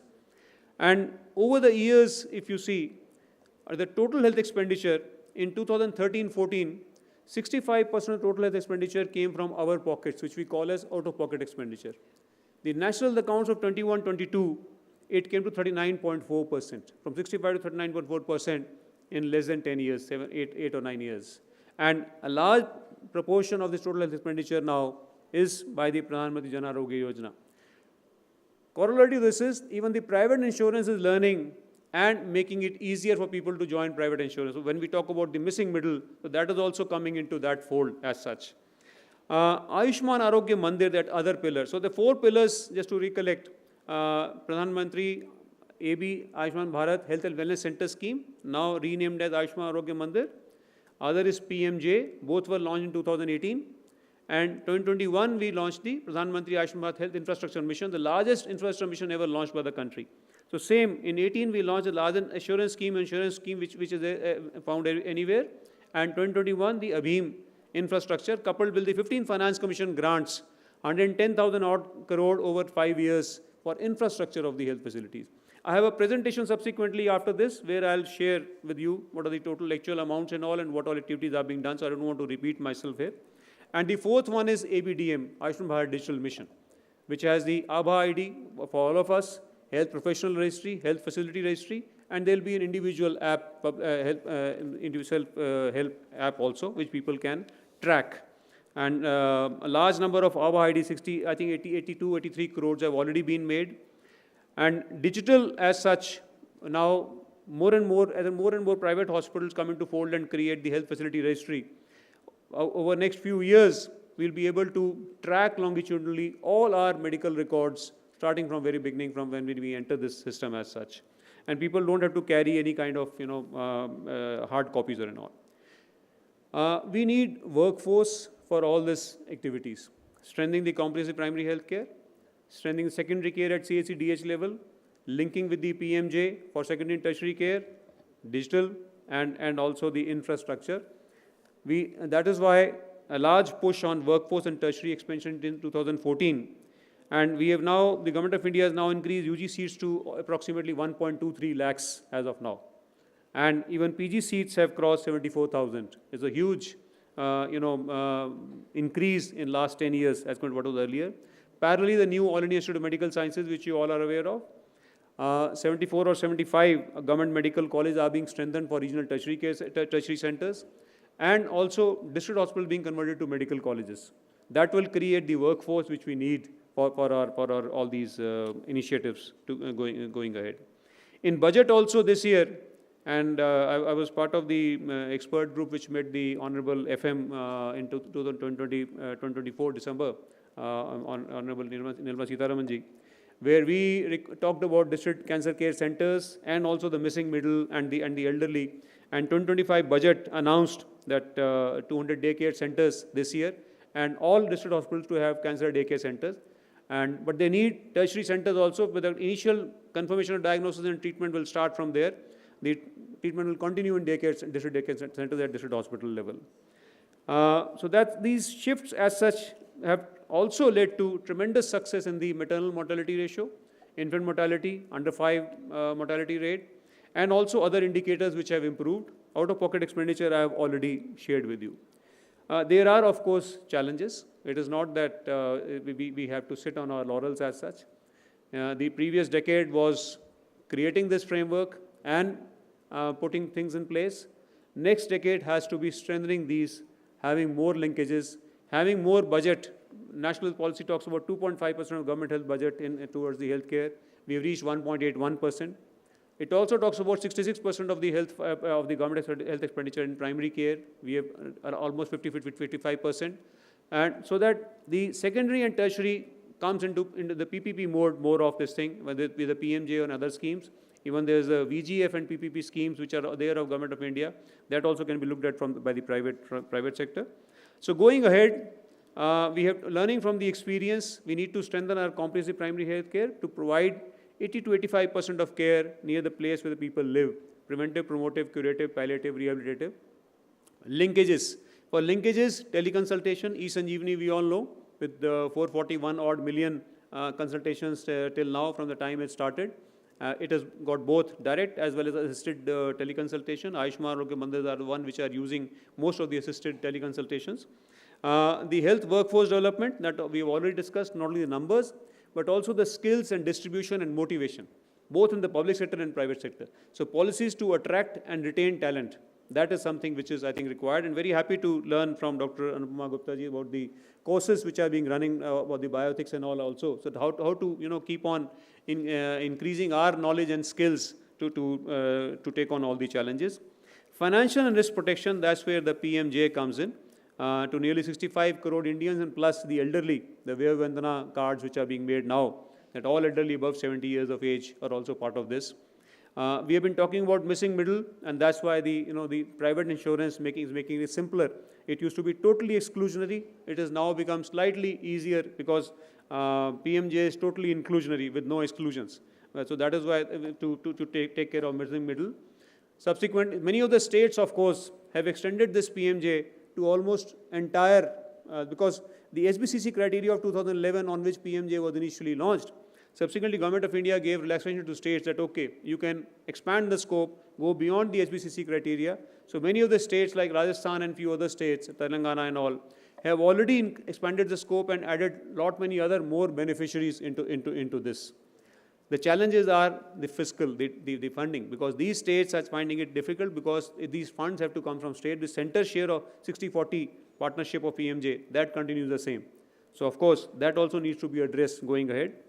The other challenges are the payment mechanism and all. Very heartening to see Sharda University still there as part of PMJ, and I request you all, sir, to please continue this altruistic activities, because a lot of corporate hospitals are moving out. So that is why PMJ ABDM also needs to look at now how to strengthen the monitoring mechanism, how to have the vigilance mechanism in place for preventing any kind of gaming, and also improve the system of payments and all at time. And of course, the package rates, which are, there's a team of health economics and all, and I've been part of the few of the discussions initially. So that also needs to keep on revising with time. But then again, we need to look at budget, how more budget will come for that scheme. The multi-sectoral election, that's why I need to stress upon more again, that working together with private sector, the government and private both has to coexist. Both have to understand each other's challenges and also strengths, and leverage those and work together, whether it's PMJ or even providing other care in even the remotest areas. That's why the Swasth Nari Sashakt Parivar, the scheme, which was the 15 days mission from 17th September till 2nd October. We requested, that's the time we decided that we have been doing it every year, some Pakhwada, Seva Pakhwada and all, doing Ayushman camps earlier. But this time in the ministry, there was a discussion that, okay, why not take the entire private sector along? And very heartening to see excellent participation by the private sector for the camps, specialist camps at the CHC level and even the PHC level. They are being held and people are benefiting. And resilience and preparedness, that we need to work together. Not only the infrastructure, the surveillance mechanism, AMR, that's another area we need to work together. So, as I said earlier, going ahead, we need to improve upon all this and make PMJ, which is a very important enabler of all our efforts to move towards Viksit Bharat 2047, to make it more efficient, effective, easy to use, and benefiting even people staying even the remotest areas. And that's why linking of the primary and secondary and this PMJ is very important with a kind of continuum of care which starts from home to facility to upward referral to either DH or PMJ empaneled facilities, come back after discharge, again continuous follow-up and referral up in case of any requirement. That continuum of care also has to be strengthened further. I wish the organizers very best for this conference, and I hope we all work together to strengthen this scheme further so that everyone benefits. Thank you very much. Jai Hind.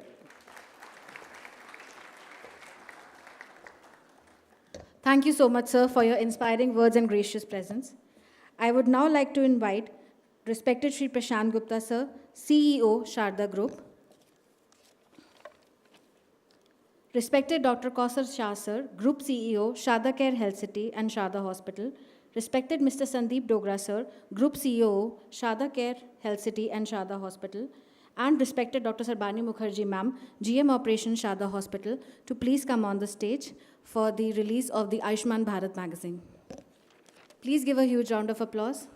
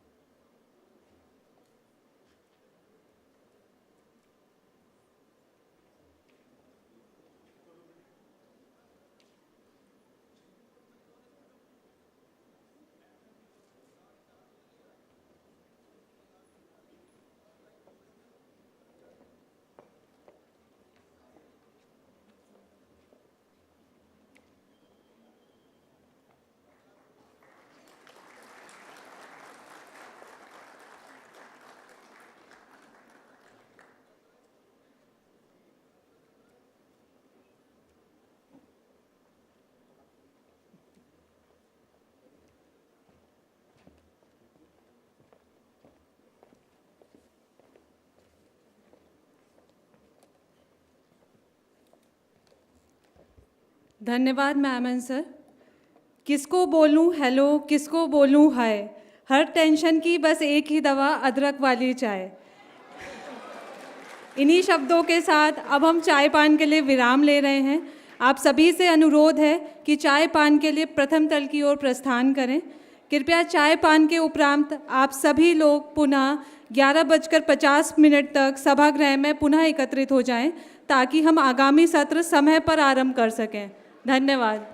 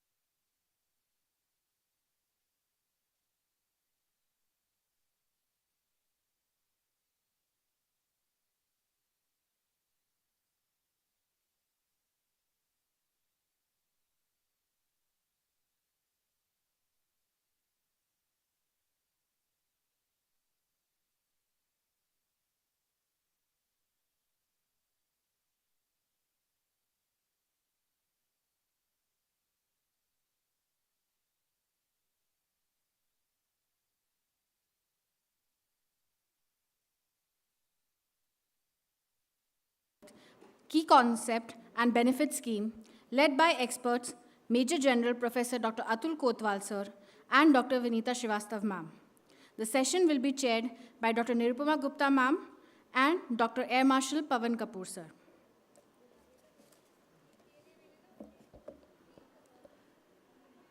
अब मैं माननीय doctor Nirupama Gupta ma'am एवं माननीय doctor air marshal पवन Kapoor sir को मंच पर आमंत्रित करना चाहूँगी कि वे इस सत्र का संचालन करें।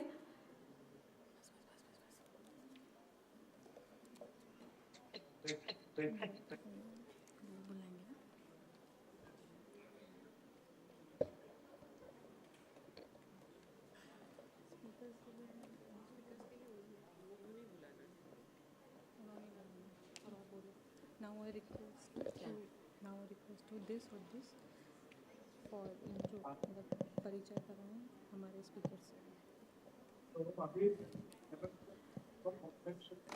Now I request respected Nirupama Gupta ma'am and respected Dr. Air Marshal Pavan Kapoor sir to please guide us for the session and give the introduction. नहीं मिली है तो तुम्हें ढूंढे ना हुई ओरल सर्जरी की मिली है क्योंकि मैम मुझे लग रहा है ओरल सर्जरी की सीट सरेंडर की गई है ओरल सर्जरी की भी एक सीट सरेंडर की गई है कौन सी लैंग्वेज बोल रही है इसके बाद लेटर मुझे दिख ही नहीं रहा तब से और इस लेटर के बिहार पे surrender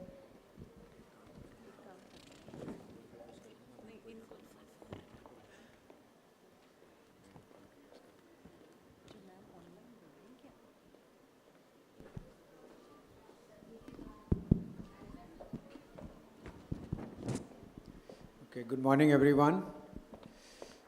So we start the first session and we have Dr. Vinita Srivastava with us. She is online, she is from National Health Authority. She is currently associated with them, overseeing hospital empanelment and capacity building. She has contributed to over 32 national and international health guidelines and served in key roles, including advisor for tribal health and head of the blood cell at Ministry of Health and Family Welfare. She holds an MBA in hospital management, master's degree in social sciences and journalism, and is trained at premium institutions like PGIMA Chandigarh and Harvard T.H. Chan School of Public Health. Her work has been recognized with numerous awards at state, national, and international levels. So we request her to share her experiences about Ayushman Bharat and what does National Health Authority feels as to where it stands today and what are the way forward. Dr. Vinita will be online with us because she has some meeting there, so she could not come here physically. So Dr. Vinita, over to you. I think, Dr. Vinita, are we audible to you? Dr. Vinita, are we audible to you?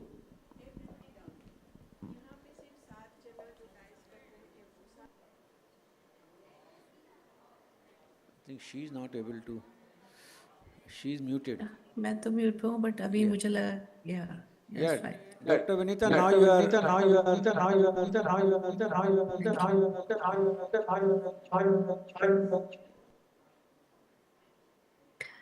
So very good afternoon to all and बहुत अच्छा लग रहा है कि Sharda university ने इस तरह का एक कार्यक्रम किया है which is very important for PMJY scheme और ये लोगों तक पहुंचना बहुत ज़रूरी है।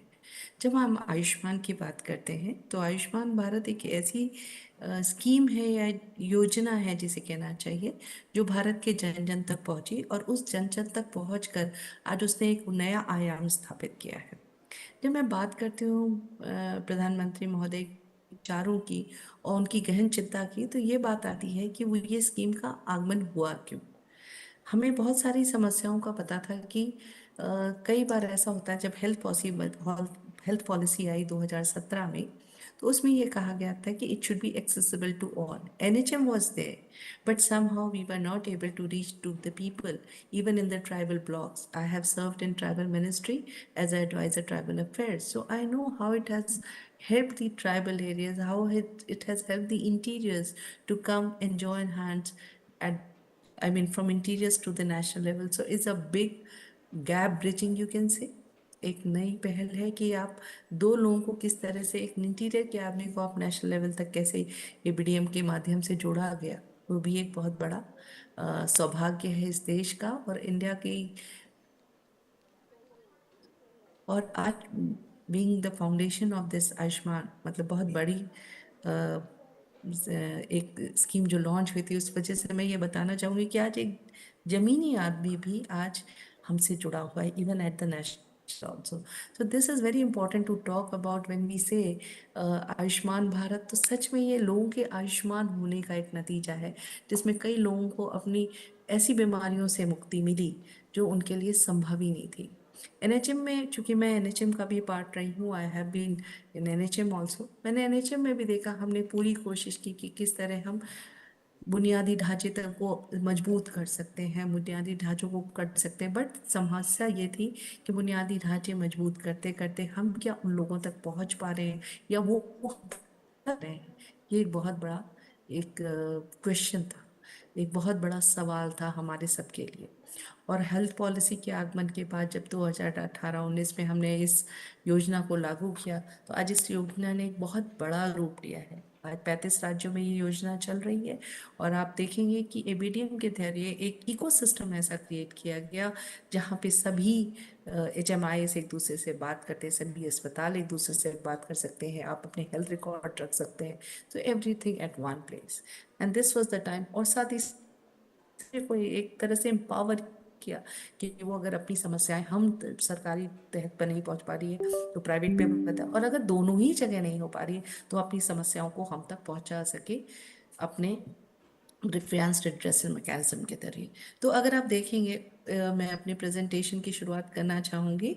सो I will start my presentation here.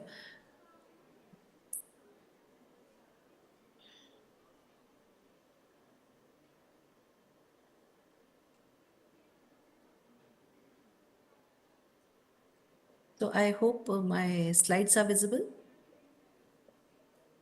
My slides are visible. Thank you. So when we talk about this Ayushman Bharat, my slides, I think so. Nanda?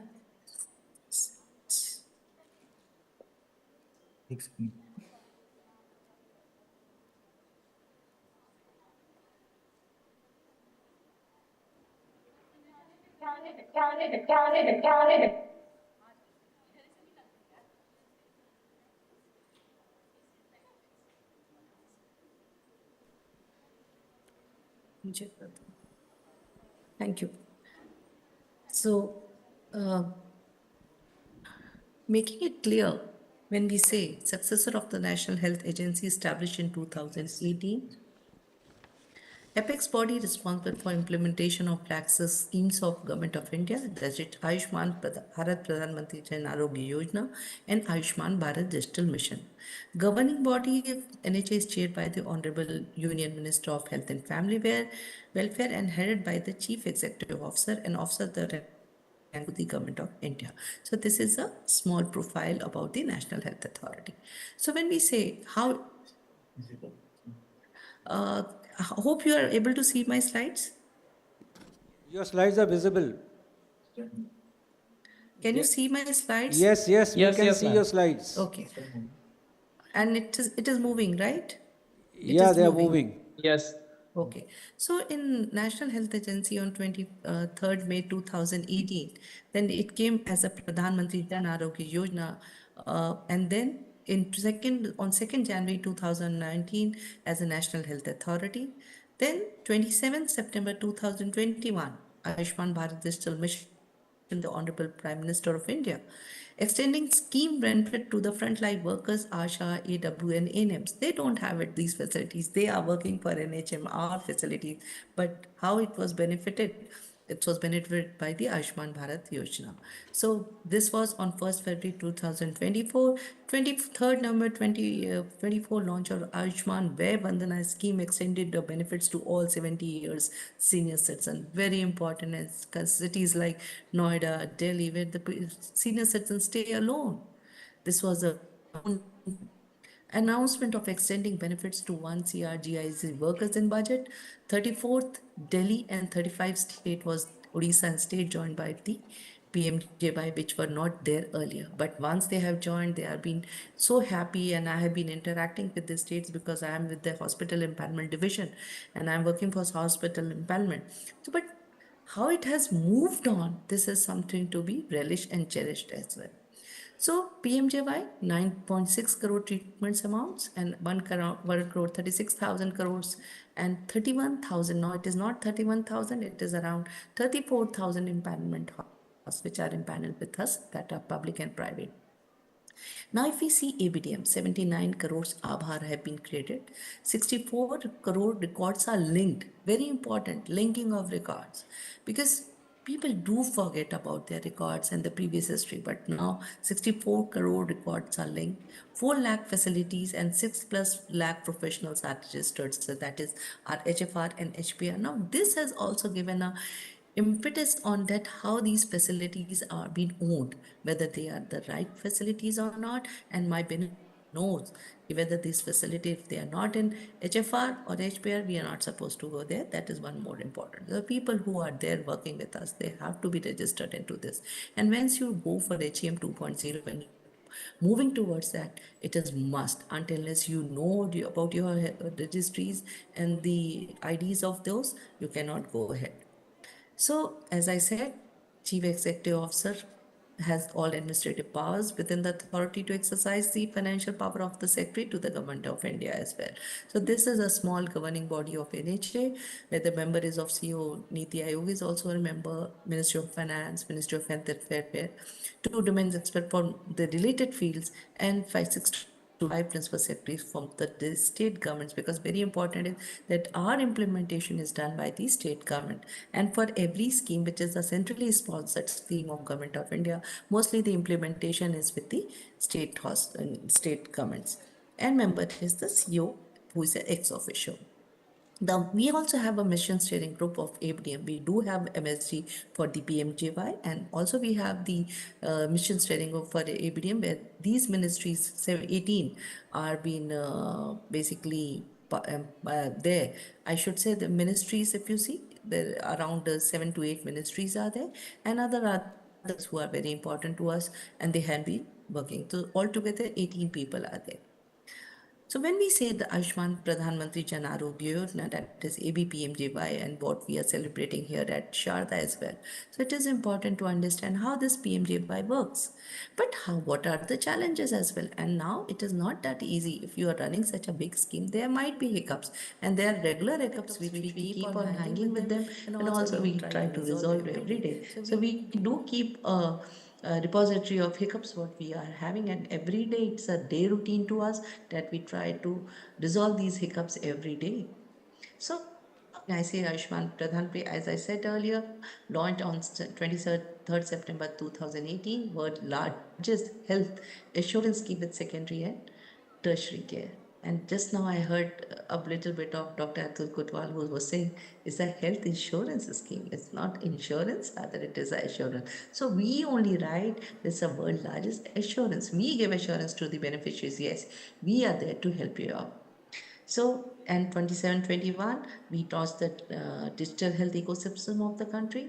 Also, we have we Pradhan Mantri Jan Arogya Yojana, an ABDM mission. Then we have health and wellness centers, which will be detailed by Dr. Atul Kotwal, and AB Health Information, AB, that is PM Abhim, which was launched on 15 September 20, which will also be elaborated by Dr. Atul Kotwal later on.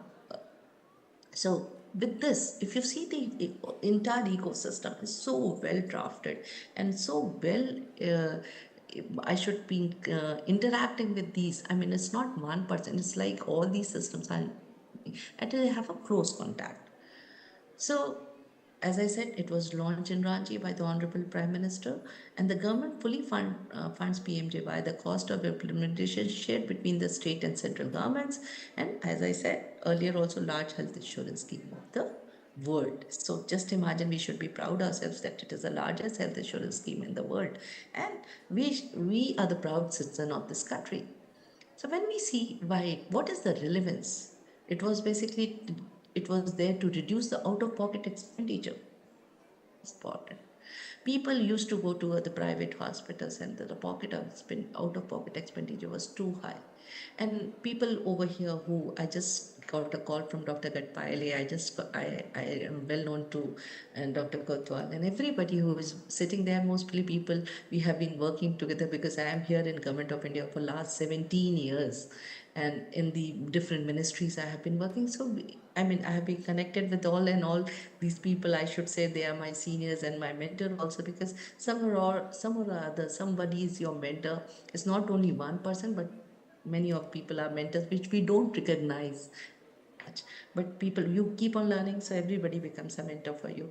And my main mentor, who is Manoj Jhalani sir, now at WHO, earlier in Ministry of Health at NHM, was a great mentor to me, who had taught me that how we need to work in a system that when we have to get the beneficiary, especially you have to reach to the beneficiary and get them treated or get them benefited for this. So 5.5 crore Indians slip back into the poverty every year due to the catastrophic out-of-pocket expenditure, with increased burden of non-communicable disease from 30% to 55% in 2016. More hospitalization was required. 47.1 2019 out-of-pocket total expenditure on health services. Just imagine 47.1. It is too high. So what happened after this? We were thinking, that's why I'm coming with that. Despite of comparable incidence of chronic morbidity between the poorest 40%, which is 40%, hospitalization rate is just half. Improvising, we have the 𝐅𝐴 scheme, it was very much there. So what happened? Base expansion was from 4.13 crore families, from cover to 30,000 to 5 lakh. Earlier it was only 30,000 which was given, and it came now to 5 lakh, and from 5 family members to unlimited. So now there are the members, there is no limit to the members. Those who are there in there, people have 5 children, they have to be treated, they have to be taken care of. So that was the reason which came up, this PMJY came up. So now you see, as I said, 22.27 crore families covered, health covered rupees 5 lakh, no caps on family size, age or gender, implemented in 35 states and UTs across, implemented in trust, insurance and hybrid mode. There are which are there. Portability services, people have their own, they can also come on our board portals, and this is the way we keep on getting these states on our board. Completely paperless and cashless services, treatment across 27 specialties and 1941 procedures. Now this, few days back, it is now 1961 procedures which are there. Pre-existing conditions are covered from day one, cover secondary and tertiary care needs, and centrally sponsored scheme. So you can find out how we have jumped. It's like earlier we were data that was SECC 2011 data, that is social economic caste data that was there. Then we moved away from the non-Aadhaar seeded SEC data, and now the only Aadhaar seeded database was there.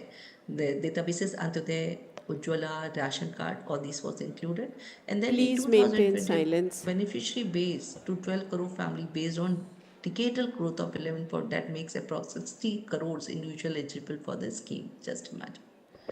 Please maintain silence. And then 30 lakhs, as I said, ASHA need approved ASHA Anganwadi workers. They were also included, were added, and the expansion of benefits to approx 6 crore senior citizens aged 70 years, regardless of socio-economic status. I think this is one of the biggest achievement of ours, and this has given a big jump to the scheme also, a big jump to the beneficiaries availability also, and the hospital environment as well. So coming up to expansion, as I said, there are multiple why it was expanded. So multiples for this expansion and by Bandhana Yojana, multiple diseases and comorbidities after 60, 70, what happens, we all know. And because our eating habits, our way of living, all these things creates a lot of problem while we go to at this age. Now, I have met more of the people over here are from army background. They know how to but not others. So now I will request these people that they should come up forward for telling people how should be their living style and standards, because this will be very helpful for a person to go ahead. Socioeconomic conditions leading to economic support to the, especially for the women in our country, you all know. But now the women have been empowered in much way where we have the WCD department, but in many ways, and as Shashak Nari Abhiyan is going on, we have been empowered. This time, this Abhiyan was taken in the private hospitals as well. It was very nice because I was dealing with the subject and how these private hospitals take up. But this was taken up in 15,000 hospital, has really organized several camps of women. So this was very interesting. And nuclearization of families and no caregiver Delhi, as I said, most of the people who are staying in Delhi or the nearby state, they are alone. The children are abroad, they are working, so all because of the migration of the children, because of not availability of job at one places, places like Bihar, especially UP, Chhattisgarh, interiors, they are like that. So that is also, and the elders are being there, and the children are migrated to different places. Limited access to the health insurance, such as unaffordable private health insurance products, long waiting period, and pre-existing diseases. So all this was important, and this why this Ayushman Bharat Yojana came, and this has expanded. Now, coverage we have talked about, eligibility criteria we have talked about, choice between scheme, one-time option to choose between their current government scheme or AFA. So if you are a CGHS employee, you don't need to apply for AB-PMJAY because it is limited to 5 lakh, whereas CGHS scheme is unlimited. So there's a difference also. So those who really need it, so they can always. And the coverage, as I said, is for 5 lakhs. Application, the will be application based only. A distinct Ayushman card will be issued to all. Private insurance, citizens with active private insurance or beneficial ACC or also. Now, let me tell you very happily this, that ESICC, APF, all these things have been, we had a very good convergence model which is there. I'm also looking after these convergence models like ESIC, Government of India hospitals. So this, I'm just telling you because I have been learning this. I mean, in Government of India, Coal India hospitals, like BHL hospitals or the Port Trust Hospital, everybody has a different mode of working. So we are trying, when they get empaneled with us, and their beneficiaries are also being entitled for in our government hospital, public hospital, or in the private hospital. So all these things are being kept together and interacted. So we keep on interacting with these hospitals, and it's a regular routine for me. You will not imagine. I mean, for I'm working days we have been doing this. So, and that's true that how this is going to meet others' requirement. So that is, and continuous resolution through the Ayushman app or web portal. Now, we have three-tier structure. As I said, that we have National Health Authority at the national level, and state health agencies, as I said, because states are the implementing agencies. We have COSHs over there, and district, and at the district level, we have DIUs.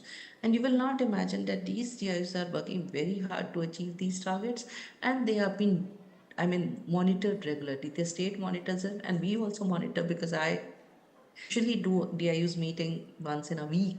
It's regularly for every state. It's like 4 states in a month. So we do all these things regularly to interact with these DIUs to know their problems, if they have a problem with portal, if they have a problem with anything, or we have to connect with the district magistrate or the licenses authority. Everything has to be taken care of. So, but from the national level also, we are connecting to DIUs to take up the things. So 60-40 ratio, other than northeastern states, states and 3 Himalayan states. So you have, ratio, 9-10 ratio for the northeastern state and 3 Himalayan state, that is Jammu Kashmir, Himachal Pradesh, and Uttarakhand, and 100% for the union territories without legislatures. So all these things are being taken. I mean, this is the way how we support the states. Now, let me come to the hospital empowerment, very important, because this is one of my key areas to work on. And this is eligible public hospital are deemed independent, but they are being monitored, and we take care of them whether the things are being happening or. We also have people over there at each and every hospital small unit which is there. Impaneled as per defined criteria for two-tier empanelment processes, that is DEC and SEC level. That is DEC is District Empanelment Committee and SEC is State Empanelment Committee, which are there, where the physical verification has also been, desktop verification has also been done. So with all these procedures, the private hospitals can come in to the our group, that is empanelment ESCB. GOI hospital, government directly impaneled by NHA, they were, but now they have been transferred to the state government itself, because they should also be linked with the state schemes as well. So what happened, we were directly taking it, but on 26 June only, we have just sent a letter that these all government GOI hospital will be transferred to the state government for their monitoring, their own status, but they will be monitored by them. And we also keep a cross-check on them to facilitate them and also to coordinate with them. Hospital empanelment for CAPF, CGHS and ECIC. So this is a convergence scheme, as I said. It has also been taken up. And incentives structures is NABH and QAS national level. You get a benefit of 15% if you have this NABH full. If you are at the NABH entry level, you have 10% benefit. Bronze certification, you have 5%. Aspirational district metro, 10%. And DNP and teaching institutes also have a 10% benefit. That is an incentive structure, what you have. Now, health benefit, coming to health, this is the base, and these two are the base, that the hospital empanelment, the benefit packages. So, the payment based on the defined and bundled health benefit packages, designed and consulted with these all packages are designed with the expert committee in coordination with DHR. Let me tell you, because I have been working for hemoglobinopathies, that is my key area, and I'm very fond of that also. So, while I was in tribal affairs as advisor tribal affairs, I was coming to this place to develop these thalassemia and sickle cell packages and hemophilia packages as well. So it was a learning how these packages. So there was a committee where I was also a part of it. It was consisting of 15 to 20 hematologists and other people across the country, and then to define one packages. While this is my personal experience, I am sharing, because only NHA people, but the people also and the experts also sit together to define this. And this happens in everywhere or other, even in NHM also, when we decide something for the guidelines, and we do take care of these things.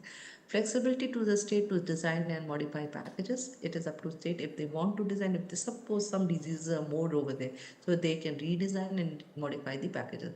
So there are medical packages, there are surgical packages, and there are unspecified packages also. Payment is made on a per day basis. Paid as bundle care, whereas a single all-inclusive and procedure not available in the list packages that are unspecified. So that has to be taken a prior permission for these packages. We cannot go like that. For the unspecified packages, you have to take a prior permission. So packages include registration charges, bed charges, nursing and boarding charges, surgeon consultation fee, anesthesia, blood transfusion, OT charges, medicine, drugs and diets, cost of prosthetic devices, pathology and radiology services, and pre and post hospitalization expenses. So as I said, 1949 procedures? No, it is 1961 procedures and 27 specialties. So you can find the IT infrastructure. We have BIS, where you can identify a beneficiary, whether they are beneficiary because they have the card and all. And there is a TMS, that is a transaction management system, which helps you in getting your claim settlements. So how it works, you can see, and this is how. So all these things go together. We also have, as I said, beneficiary identification system process. It is there. This has been elaborated here. Then also we have TMS, how it helps the TMS to go on. AB-PMJAY, then you have a registration, diagnosis and admission, that the PM is there who registered the patients, outpatients, and then hospital coordinator who basically initiate pre-authorization. After pre-authorization, doctor provides the pre-authorization. It goes to once the patient is being treated, it's been discharged, then it goes to the medical coordinator, claims for the submitting of the claims, then claim to the claim executive, then to the claim doctor, and then it is being forwarded to the response file to the bank also. So it is a proper system, it is a process flow, how the TMS work, that is transaction management system which is there, and this helps you to get your claims in a time and a proper manner. So you need to understand how this claim processing system works, which is very important for each and every hospital. The hospital empanelment and the hospital TMS works together. So these three things, empanelment, HBP package and TMS, these three things go together. Now we have also, as I said, grievance redressal mechanism. There you can log the grievances. Current status of grievance can also be viewed. We also view at the while I was talking, the grievance person was coming and the team was coming to interact because the hospital, there were certain grievances which has been raised, which I have to rectify today itself. So you can have a toll-free number that is 414-555 and 3-tier system at the district, state and national officers committees scrutinize and take action for the speedy and favorable redressal of the grievances. Now monitoring how this has been done. There's impact portal, there's insight portal, radar is there, and we also capture these things very well. The NAFU team and the SAFU team works very well to take up these issues. Anti-fraud difference work, prevention detection measures are being taken, difference measures, capacity building and new initiatives. As I tell, multiple vendors for improved fraud detection. Publication of state and performance index and calling at least 100 beneficiary daily while they are in hospital. We have a calling mechanism over here. We have a call center. We do call the beneficiary and check whether this has been happening or not, and whether the things which are the claims which have been in process, whether they are true or not. We also keep check. So these are the way we keep a check on it. Though, as I said, holistic convergence of schemes, I've already told state level, there's a Pandit Deen Dayal Rajya Karamchari Cashless Chikitsa Yojana. We have converged with them. Then government employee health scheme at Uttarakhand state, CHMS scheme at Nagaland, Haryana state. We all have a good convergence. So they have converged with the PMJY schemes. They already have this. You can find that more than 60 state specific schemes are using NHA IT platforms because they find it to be more useful and more seamless. PMKs for children, CGHS, transgender, special schemes, all they have been converged. Now, key initiatives are Aapke Dwar Ayushman app, beneficiary facilitation agency, green channel payment. Now, this is very interesting. Upfront payment after claim submission by hospital, which have a credible history of claim submission. So those they can have this green channel payment, which is a very upfront payment and very interesting. HBP, which has been now defined, as I said, and several IC campaigns has been done. Key statistics: 25 states UTs. 41.34 per Ayushman cards, hospital empanelment 31, it is 34 now, 12,995 average claim paid size, 9.84 crores hospital admissions, that is, and 18.32 lakhs interstate treatment and hospitalization. You can see 49.3% is the Ayushman cards and 49.8% is the hospitalization. So way forward is focus areas. We still say that Ayushman card saturations are important. Timely settlement of claims, which is very crucial to us. Increased use of AI is nowadays it is very common also. Empanel active hospitals. We are also trying to de-empanel hospitals very well. Both ways we are taking it up. Strengthening anti-fraud framework. Quality of treatment and increasing scheme uptake. That is we are thinking of. So this is PMJY, and I will just go through ABDM because the time I think I have already, and I'm getting a call for my meeting as well. So this is Ayushman Bharat Digital Mission, cash and cash from an offline informal low productivity economy to an online formal high productivity economy. So very interesting paradigm shift in a financial ecosystem. Reason for, because earlier we have bank account, Aadhaar, mobile connectivity, now we have. So similar to UPI, ABDM is creating a high trust, low cost digital healthcare ecosystem. These are the things how this has expanded, and we also have a cabinet approval for central scheme for ABDM also. So because we have already discussed this, And vision is to create a national digital ecosystem that supports universal health coverage through provision of wide range of data, information, infrastructure services, duly leveraging of all interoperable standard-based digital systems, ensuring the security, confidentiality, privacy of the health-related personal information. Very important. So you can see this structure. The very interesting this infrastructure is there to go ahead with the vision of ABDM. Now, what happened has to be intended benefits to the stakeholder. Patient empowerment, as I said, better control over health, yes. Time and cost saving, yes, you can scan and share and you can get it. Personalized care planning, you can get the health charts and all. Better clinical decision making, how the doctors has to take up better because they have a history now, they can comply with easy compliance to law. Legal ethics is very important. Efficient record management is there. Precise in medicine.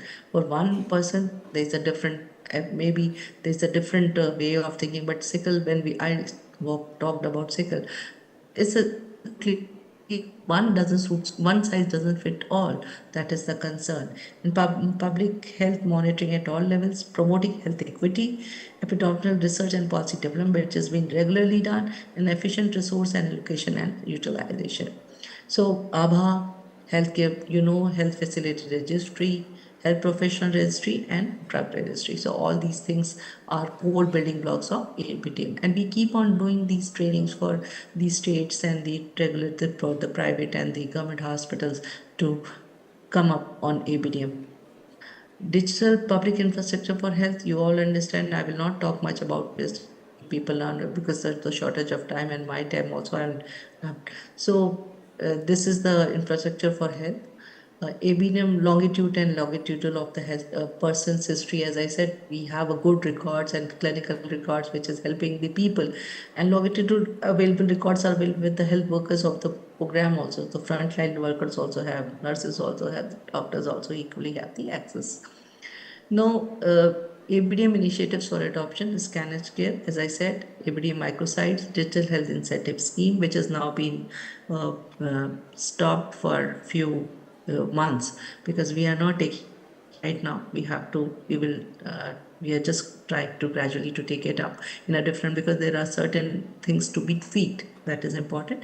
ABDM 100 model facilities which are just coming up, scan and pay, integration of health programs portal, issue should light HMIS, and scan and share health records. So patient journey is an on-a-bid healthcare, like Mr. Bajaj is for 60 years, visit hospital, scans, gives consent to the doctor to see the previous records. Based on the medical history, doctor prescribed blood test, doctor prescription ship. Imagine, samples provided to the lab. Bajaj returns home and Mr. Bajaj receives labs report online, shared with the doctor to receive the final. So this is the way how the ecosystem works and how it is helping the entire a person, a beneficiary. So ABDM key statistics, 7944 ABHA cards have been created, 4.1 lakh health facility registered, 6.68 health professionals are there, health records lists, we have already spoken now, active participants are 2294 plus, and successful integrators are 3336. So thank you so much for the patient listening, and I think I have gone beyond time, and I am thankful to the organizers who have really taken up this great initiative with such a good workshop, which is going to talk, which is, helping the beneficiaries as well, the hospital as well as the doctors and everybody to come together, make it successful workshop to work together. Thank you so much. Well, yeah, thank you, Dr. Vanita. I think it was a very comprehensive and very lucid presentation on Ayushman Bharat and Ayushman Digital Mission. I think audience has been educated on what the exact systems are prevailing in Ayushman Bharat and PMJ. So you have very beautifully traced the history as well as taken us on to the increased eligibility and beneficiaries, and what is the process involved and what are the key initiatives and the way forward. So thank you very much for a very wonderful and very lucid presentation. I don't think we have any time for questions right now because you also want to go and we want to go to the next speaker. So in case we have some questions, we will definitely come back to you. I hand over to Dr. Nirupama for anything she has to say. Thank you so much, you, sir. Dr. Vinita. It was a detailed session, not just the introduction. So we've actually learned a lot. And now we'd like to invite our next speaker. Thank you so much, ma'am. Questionnaire will be after the next session. I invite Major General Professor Dr. Atul Kotwal, the ex-Executive Director of the National Health Schemes Resource Center, Ministry of Health and Family Welfare, Government of India, and President of IAPSM 2025-26, with over 40 years of distinguished service as a public health specialist, academician, epidemiologist. He has contributed extensively to public health policy research and healthcare quality initiatives. Sir has authored 180 publications with key national health programs and exemplary service. He has been honored with Seva Medal, Vishwit Seva Medal and Vijay Narayan Award, several prestigious orations including Dr. 𝐂𝐸 𝐈𝐴 oration and P. Padma Bhan Memorial Oration. Also, he is a highly decorated soldier. We are privileged, sir. Thank you so much for joining us. Over to you, sir. Thank you, Dr. Anupama, for that introduction. Thank you. Good afternoon, everyone, once again. Could I request you for my presentation, please? Yeah. So before my presentation is loaded, I'll just cover the other two pillars as I mentioned in the morning. I know the main topic is PMJ, but then PMJ will succeed only when we strengthen our comprehensive primary health care. It will succeed only when we have the infrastructure which is there for the entire public health system. And when we talk of infrastructure, I would like to also share that there are also schemes of viability gap funding and PPP. And I would request all private health providers and universities and hospitals to look at that scheme also of Government of India, where funds are available. Because PPP generally what we think of is contracting in, contracting out, or getting the specialists. But VGF and those PPP schemes are totally entirely different and at a larger scale. And state like UP has already taken leveraging VGF for many of the medical colleges which are coming up. So the health system, as we know, is very, very complex and huge. The World Health Organization talked about building blocks, 6 building blocks of the health system, which include the infrastructure, human resources for health, governance and administration, healthcare financing, service delivery, technology, including the health technology and also the diagnostics, and also now the information technology and AI and all. And of course, we have added a 7th dimension in that is the community processes. So all the medical colleges here, medical students here know about the family adoption program and all. So I'll share a little bit of what more is also being done beyond that family adoption, how to involve the community with the Jan Arogya Samitis and Rohi Kalyan Samitis at various levels of the public health facilities. The structure of the public health system, we all know, but just to repeat, and for those who have not yet studied about this structure, especially for the students sitting in this auditorium, we have sub-health centers or sub-centers at population level of 5,000 for plains and 3,000 for the tribal and hilly area. Primary health center, 30,000 for the plains, 20,000 for the same for tribal and hilly area. CHCs again ranging from 80,000 to 1,20,000 at the block level. Community health center, which has the specialists, basic 5 specialists if they are there, that's called as first referral unit. And then we have the sub-district hospital or district hospital at the district level. And this 4-tier system as such, the Ayushman Bharat looked at re-energizing all this. So under the Ayushman Bharat Health and Wellness Center, HWC, which has now been renamed as Ayushman Bharat, Ayushman Arogya Mandir, Ayushman AB-PMJAY in short. The sub-centers and PHCs are being strengthened. There are the 9-point reforms which are there. And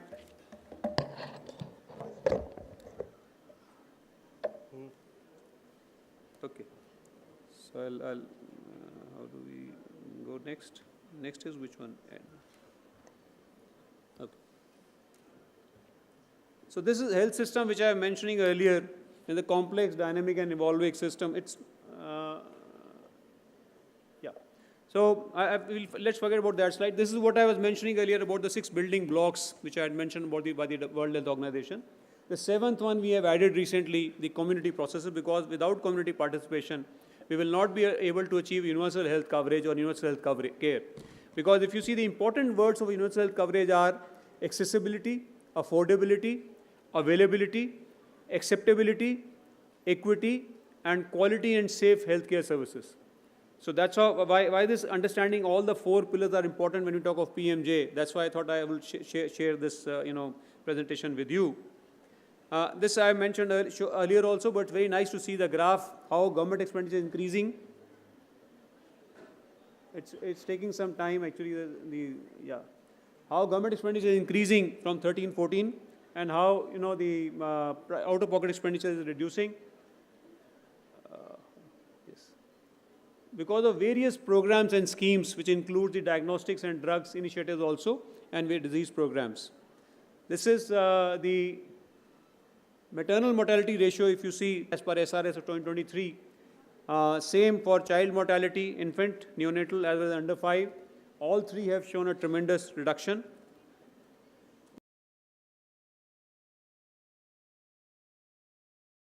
Center, PHCs, CHCs, and district hospitals. Numbers are given there. I am not going to repeat.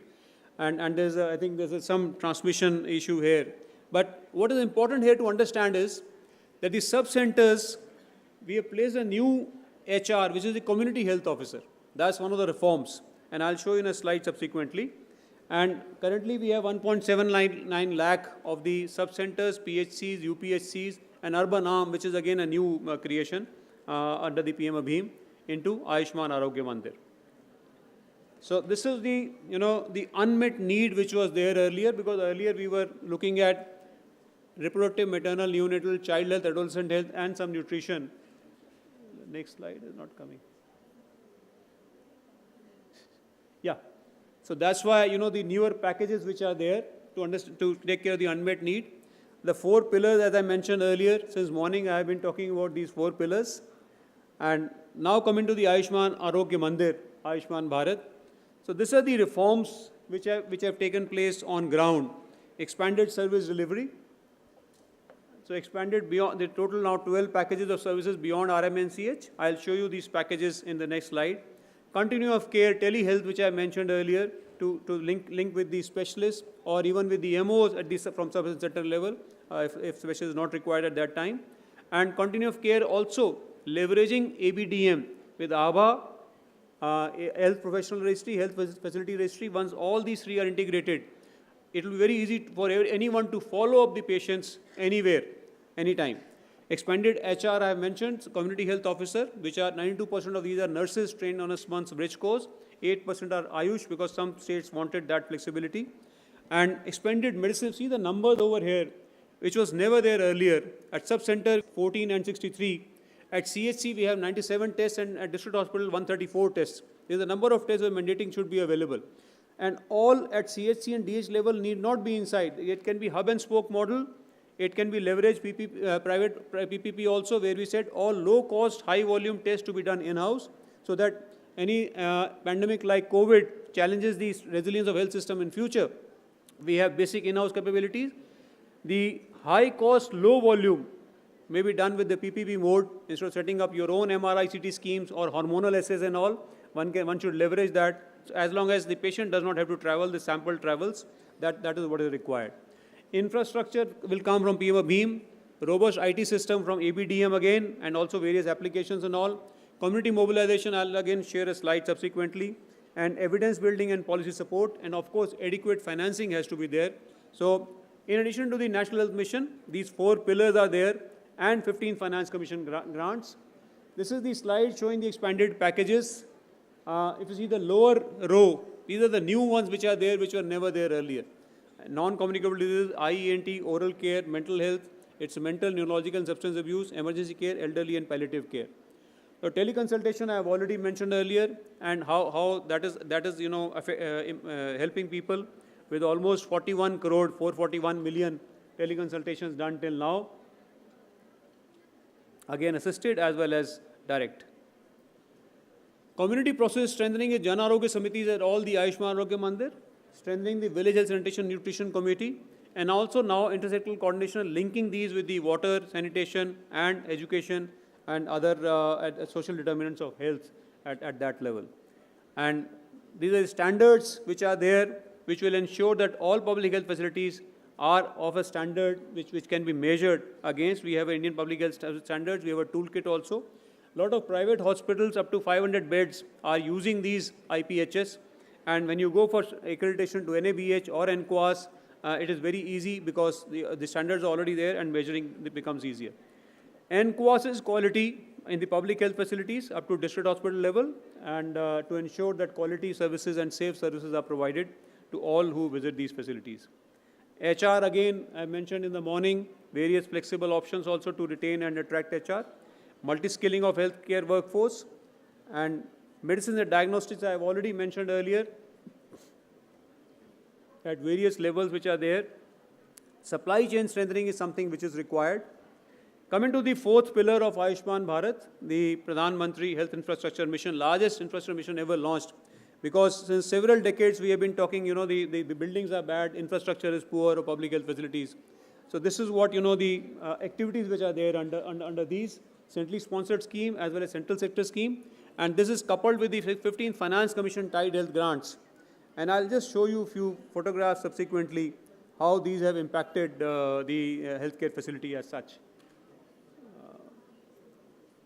Finance and then continuum of care also, I would like to show one slide. Yeah, this is important with linking with PMJ, why I thought that all four pillars need to be understood. That how we are linking this primary with the PMJ empaneled hospitals for secondary and tertiary care, which is not available in the public. And similarly, we have also empaneling a lot of district hospitals also, so that they also get funds from PMJ and they can further improve by providing those secondary services at least.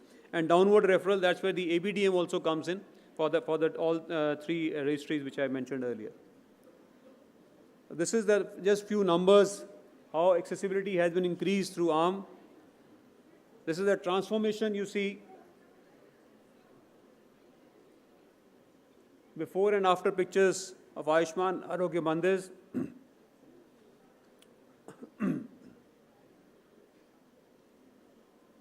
Robust surveillance under PM-ABHIM, how it is being made.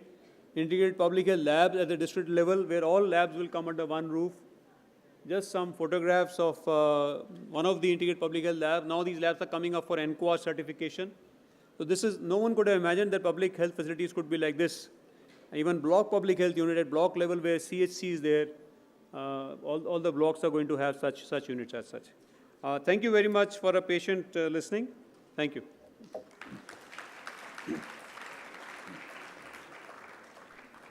Thank you so much, Atul sir. I request the audience now if you have some questions. Yeah, that's why I came back.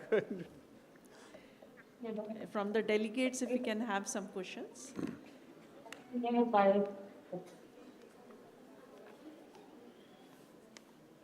No questions.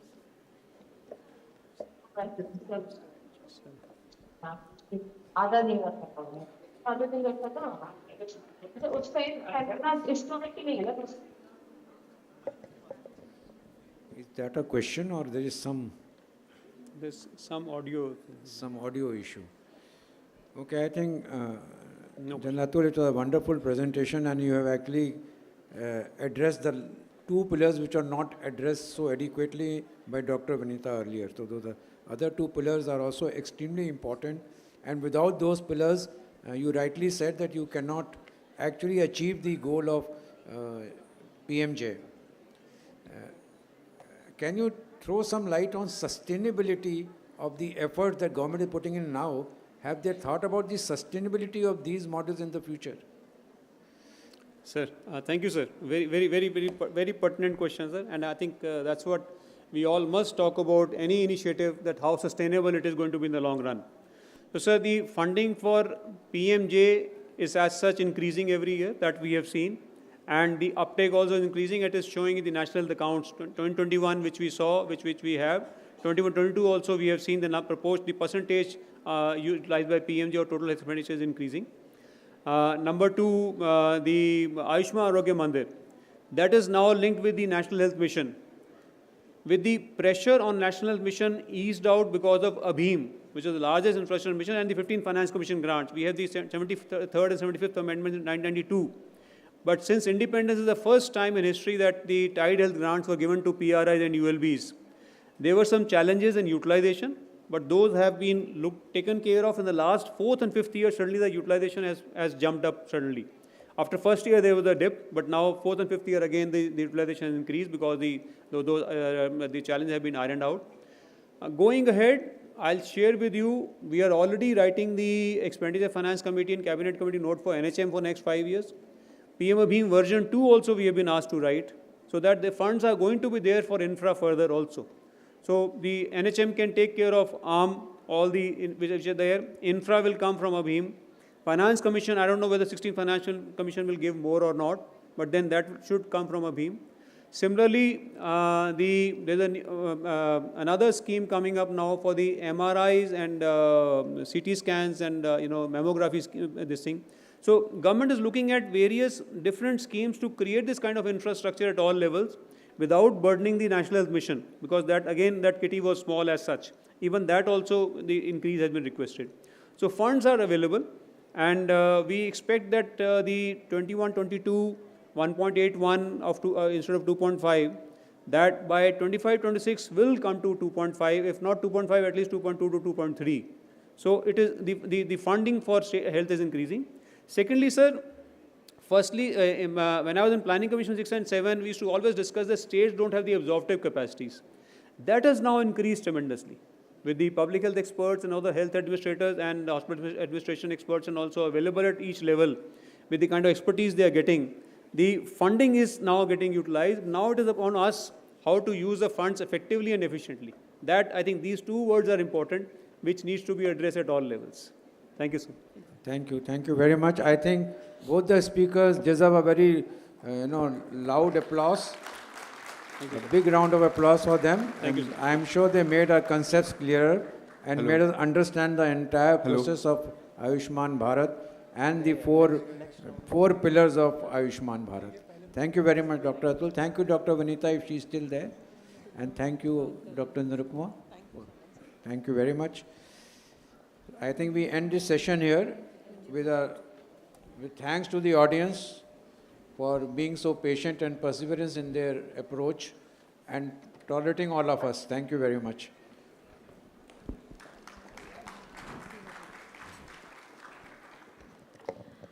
I would now request Honorable 𝐷𝐾 Gupta sir to please come on the stage and felicitate our speakers and chairpersons. Nirupama ma'am and Atul Kotwal sir, please come on stage, and 𝐷𝐾 sir and Pawan Kapoor sir also please come on stage.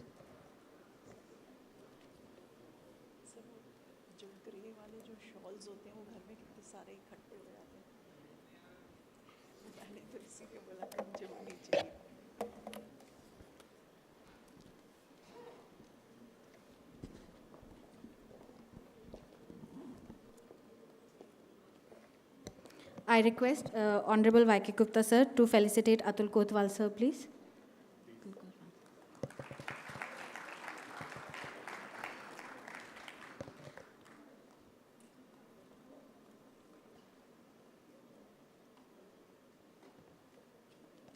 I request 𝐷𝐾 sir to felicitate Dr. Nirupama Gupta ma'am.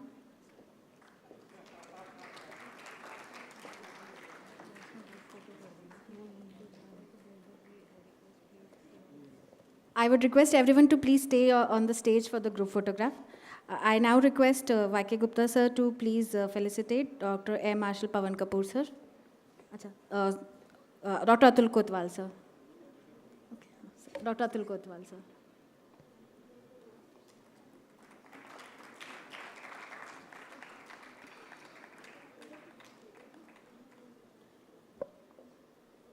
I would like ask all of you to please join together for the group photograph.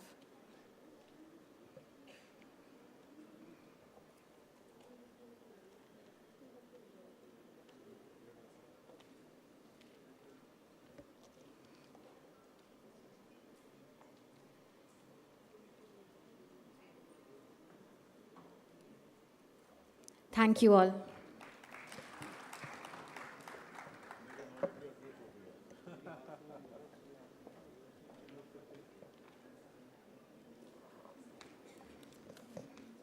Up next, we are honored to present a session on digital health and data integration in Ayushman Bharat, led by expert Dr. 𝐂𝐨𝐫 𝐌𝐨𝐫, Professor CSA, Sharda University, and chaired by Dr. Bhuvnesh Kumar Sir, Dean Research, Sharda University, and Dr. Air Marshal MS Butola Sir, AVSM Principal, SRMS IMS Bareilly.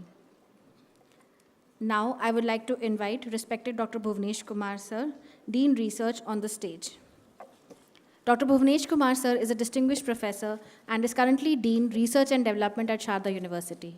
He superannuated as an outstanding scientist and director DRDO DIPAS in 2020 after serving DRDO for more than 35 years in key leadership roles, including director of DIHAR Leh, DIBER Haldwani, and INMAS Delhi.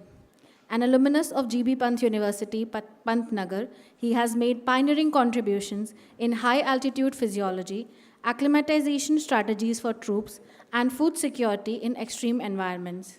He played a pivotal role in establishing the world's highest terrestrial research station at Changla, Leh, at 17,664 feet, which earned a Guinness World Record in 2016. With over 175 publications, multiple patents, and prestigious awards, such as the Agni Award for Excellence in Self-Reliance, he continues to drive research and innovation under India's national education policy at Sharda University. I am highly honored to have you here, sir. अब मैं माननीय doctor air marshal sir, MS Butola sir, AVSM principal SRMS IMS Bareilly को मंच पर आमंत्रित करना चाहूँगी.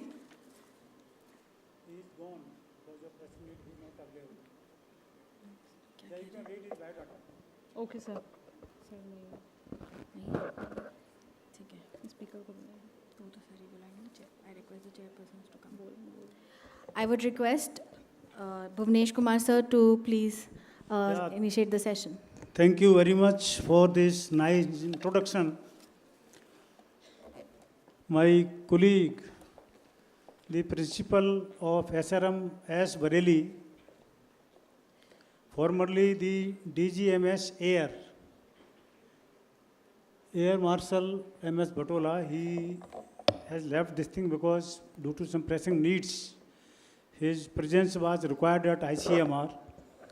So he requested me kindly go ahead. So this second session, the topic, expert insights on digital health and data integration in Ayushman Bharat. Very important talk. Why my colleague, Dr. 𝐂𝐨𝐫 𝐌𝐨𝐫, who is professor at Sharda University, brings 17 plus years of expertise in cyber security, blockchain healthcare system, and AI-driven innovation. He has published more than 50 papers in Scopus, SCI, Index journals, authored 10 technical books, and holds 14 patents with over 140 citations. His pioneering work includes blockchain-based vaccine platforms, AI-powered diagnostics, and quantum-resistant cryptographic framework. An IEEE senior member, he has guided PhD scholars, served on multiple editorial board, and been a resource person at 40 plus national and international events like this. He continues to shape the future of AI, blockchain, IoT, security, and digital forensic through research, publication, and global collaboration. I think he is the right person to do justice with this topic on digital health and data integration. Before I invite him to the dais, let me speak something about digital health and data integration in Ayushman Bharat. Now you see, data integration is done to minimize the workload on the doctors, those who are involved in. all over the globe, if you see, we have been talking primarily health coverage. The doctors, other than the doing their justice with the patients, they are required to fill lot many records. I was reading in one of the leading article that in remote places, they are required to fill up almost 100 records. So now you can see a doctor who is meant for treating the patients, and he is required to do this kind of job. He, I think, is the fatigue doctor. He cannot do justice with the patients. So therefore, this topic with this data integration and digital health holds very important this thing for this conference today. And I was also going through now in US, very recently what they have done, US Library of Medicine and Columbia University, they have minimized this load up to 75%. So the energy which is being spent on maintaining the register, all those records, now is being spent on the patient care. So we can say the efficiency, how we can. So therefore, this is not only the strengthening our system. We have to strengthen anyway because we are meant for that. But anyhow, we have to bring resilience. That is much more important. So now coming to the topic as I discussed, Ayushman Bharat has two main components. Lot many things have been discussed. Health and well-being centers to strengthen primary health care service across India. And then we are discussing PMJ, Pradhan Mantri Jan Arogya Yojana, to provide free secondary and tertiary hospitalization coverage for poor families. To make this massive system efficient, as I said, how to bring in resilience, digital health plus data integration are the keys. Digital health refers the use of digital technologies to improve health, healthcare delivery, and wellness. Digital health is about using technologies, which my friend will be speaking, to make healthcare more accessible, efficient, and personalized. It covers mobile health, telemedicine, wearable devices, and sensors, electronic health records, which we are maintaining in hospitals, AI and ML. The first speaker very well emphasized we have to maximize the use of AI and ML to minimize the burden on the health professionals. Digital therapeutics, whereas data integration in health brings together data from different sources into a single unified system so that it can be easily assessed and analyzed. That is much more important. How we can minimize the burden? We are getting fatigued for that thing, so we will be discussing. In healthcare, data comes from primary places like hospitals, electronic health record, lab results, imaging, etc., clinics and pharmacies, wearable and various apps, insurance records. Few days before I was in Hong Kong, same conference was being on. And the very learned speaker from London, he was speaking how this insurance people get benefited by the digital health. So one way they said, if we digitize everything, we detect the diseases at very early stage, we forecast, then we can do much better this thing. But on the other side of the coin, very many insurance companies, they will have fear in their mind whether we should insure the person or not who is having lot many diseases which are incurable. So in that sense, so clinics and pharmacy insurance record and various data from genomics, proteomics, metabolomics, which database we maintain ourselves, so this load can be minimized. And also, this without integration, this data stage we are working in silos. Means separate system that don't talk each other. Left hand does not know what the right is doing. So with integration of digital health and data, we can create a complete patient's profile No need to take long history and doing this kind of job. Enable interoperability. All these pharmacists, history taker, these things can work together, support AI and analytics, improve patient outcomes. Therefore, digital health makes Ayushman Bharat accessible, efficient, and patient-centric. As I said, we have to make this thing very strong and very resilient. So the speaker, Dr. Kushwaha, the professor of computer science and application, I invite him to kindly come here and deliver a talk, and he will justify, he will do justice with both digital health as well as data integration. Hello. Yeah, good afternoon, everyone. Sir, slide. Yeah, please display the slides.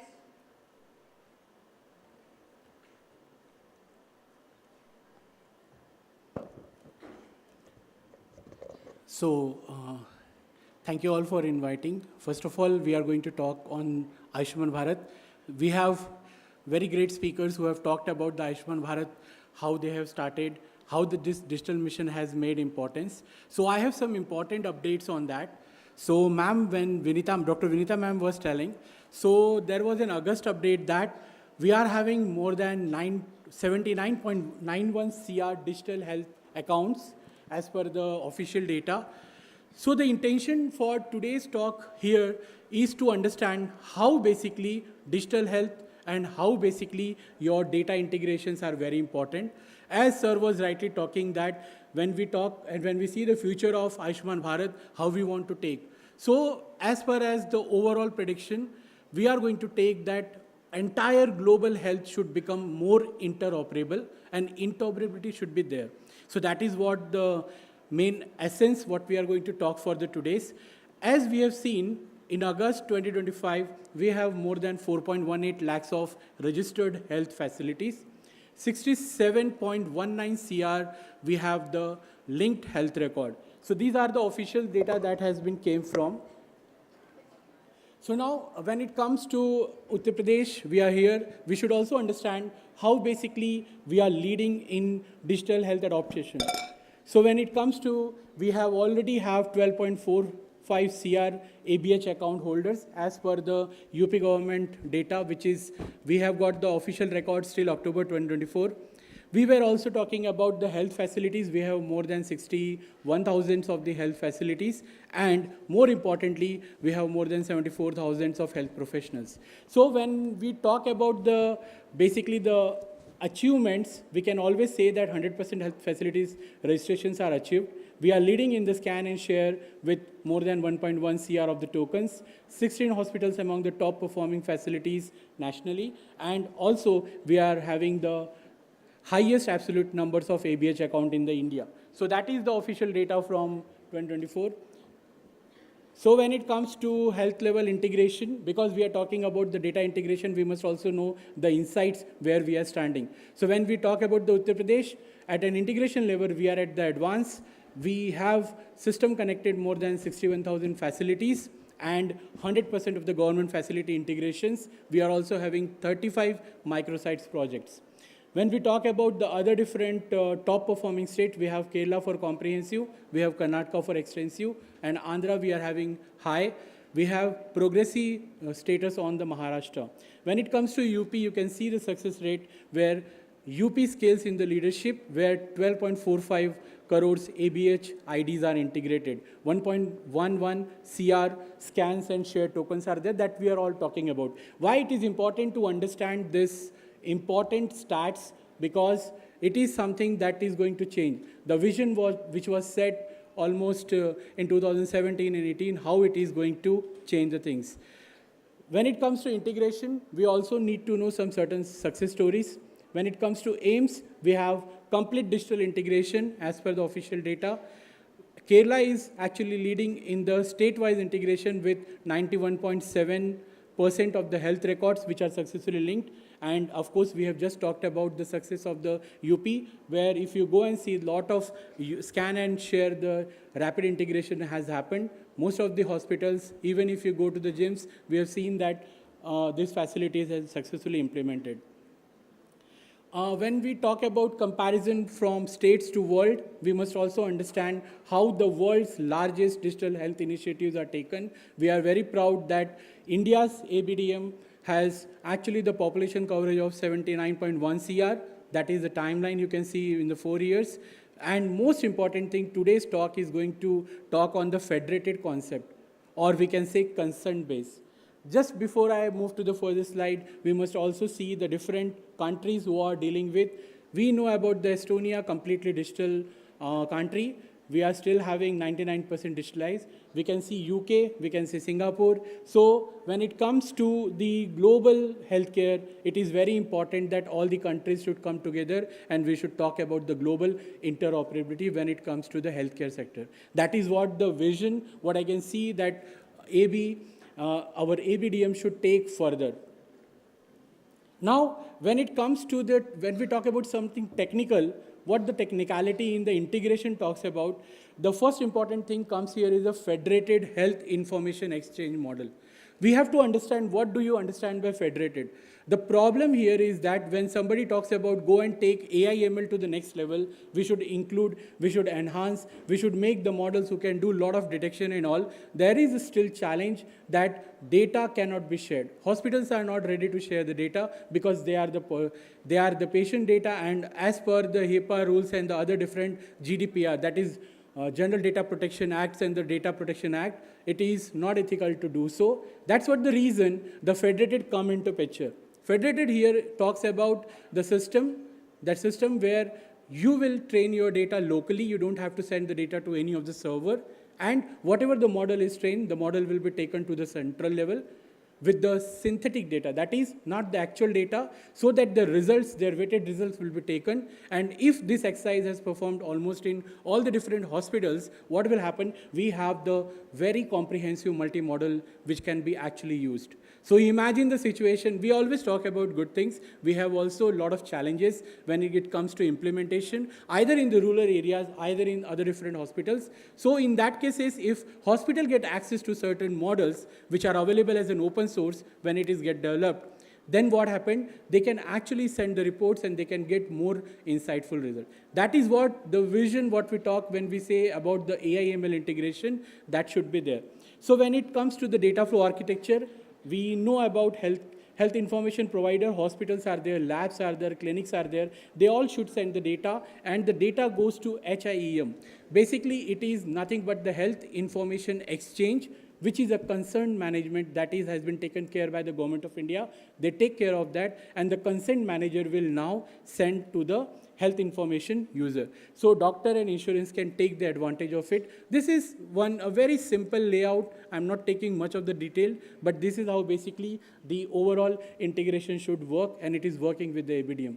We are not saying that it is not implemented. Of course, federated learning now it is a core part, a technical part of your ABDM implementation, so that we should assure that how the data is safeguarded, how the data is processed, and how the data can be used at a different platform. When it comes to insurance, when it comes to treatment, post-treatment, and all the records to be taken.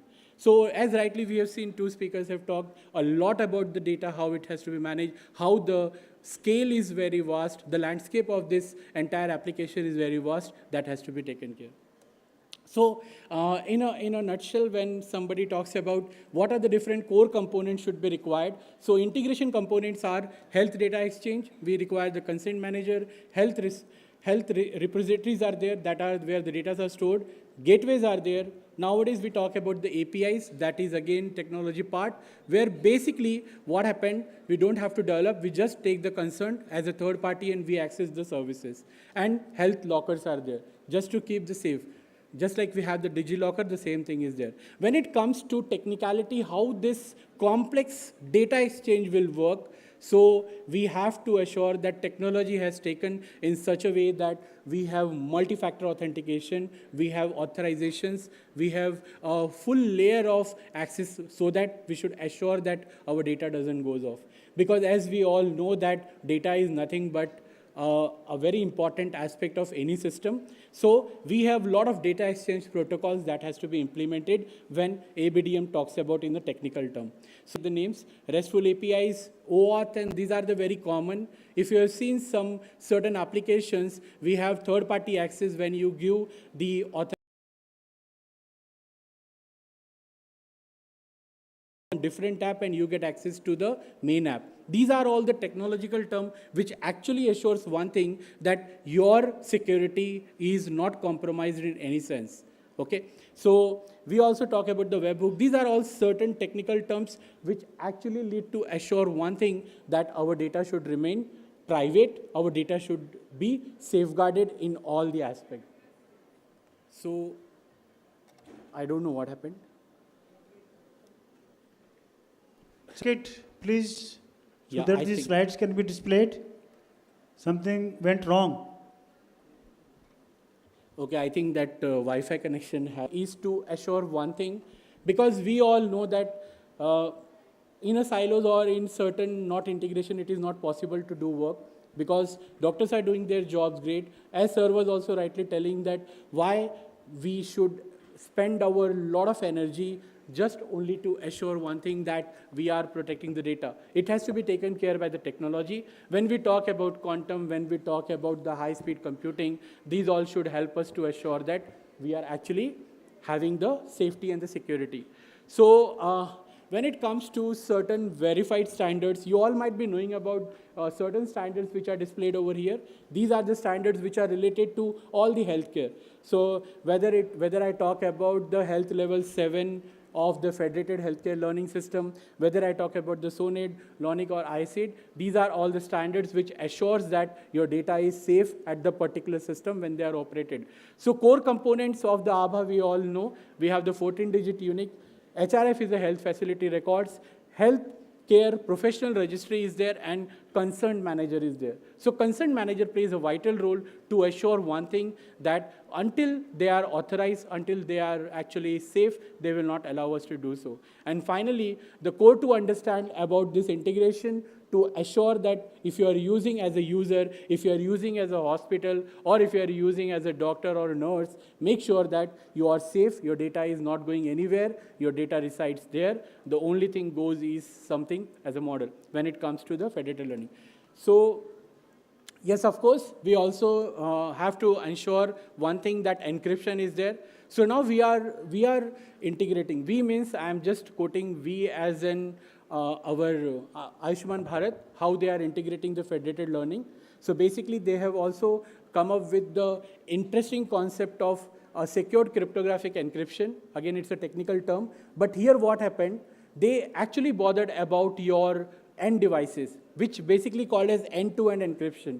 I hope everyone is using WhatsApp, and whenever they want to connect to someone, it is already written end-to-end encryption. Actually, it means that they bothered about the content which is not viewed, and the content when it is sent to it. So we just don't bother much about the path that we are issue. So we just only bothered about what? The content. We don't bother about the other aspects, how basically it is sent. So even if it is in the insecure channel, there is an assurance that your data doesn't go anywhere. That's why it is called as end-to-end encryption. People now don't bother how the data carries on, how the data flow from one system to another system. Now they will assure. If any kind of what we call the abnormality is there, automatically it gets rejected and you have to resend again. So I just request someone to please start again. I think it is getting disconnected. Is there anybody to take care?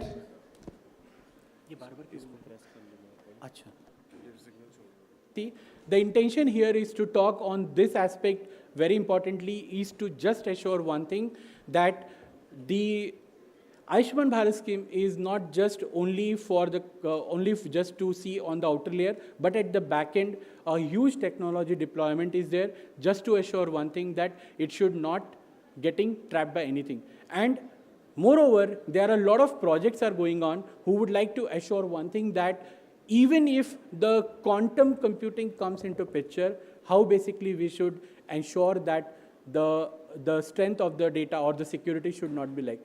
I will just tell you one thing, as sir was rightly saying, we have submitted one project to ANRF, which was actually talking about how to strengthen the security in the healthcare sector, just to assure that AI/ML, that is artificial intelligence and machine learning, can be taken as a larger perspective, so that all the hospitals, whether they are in the rural or the very remote areas, how they can get benefit of that model.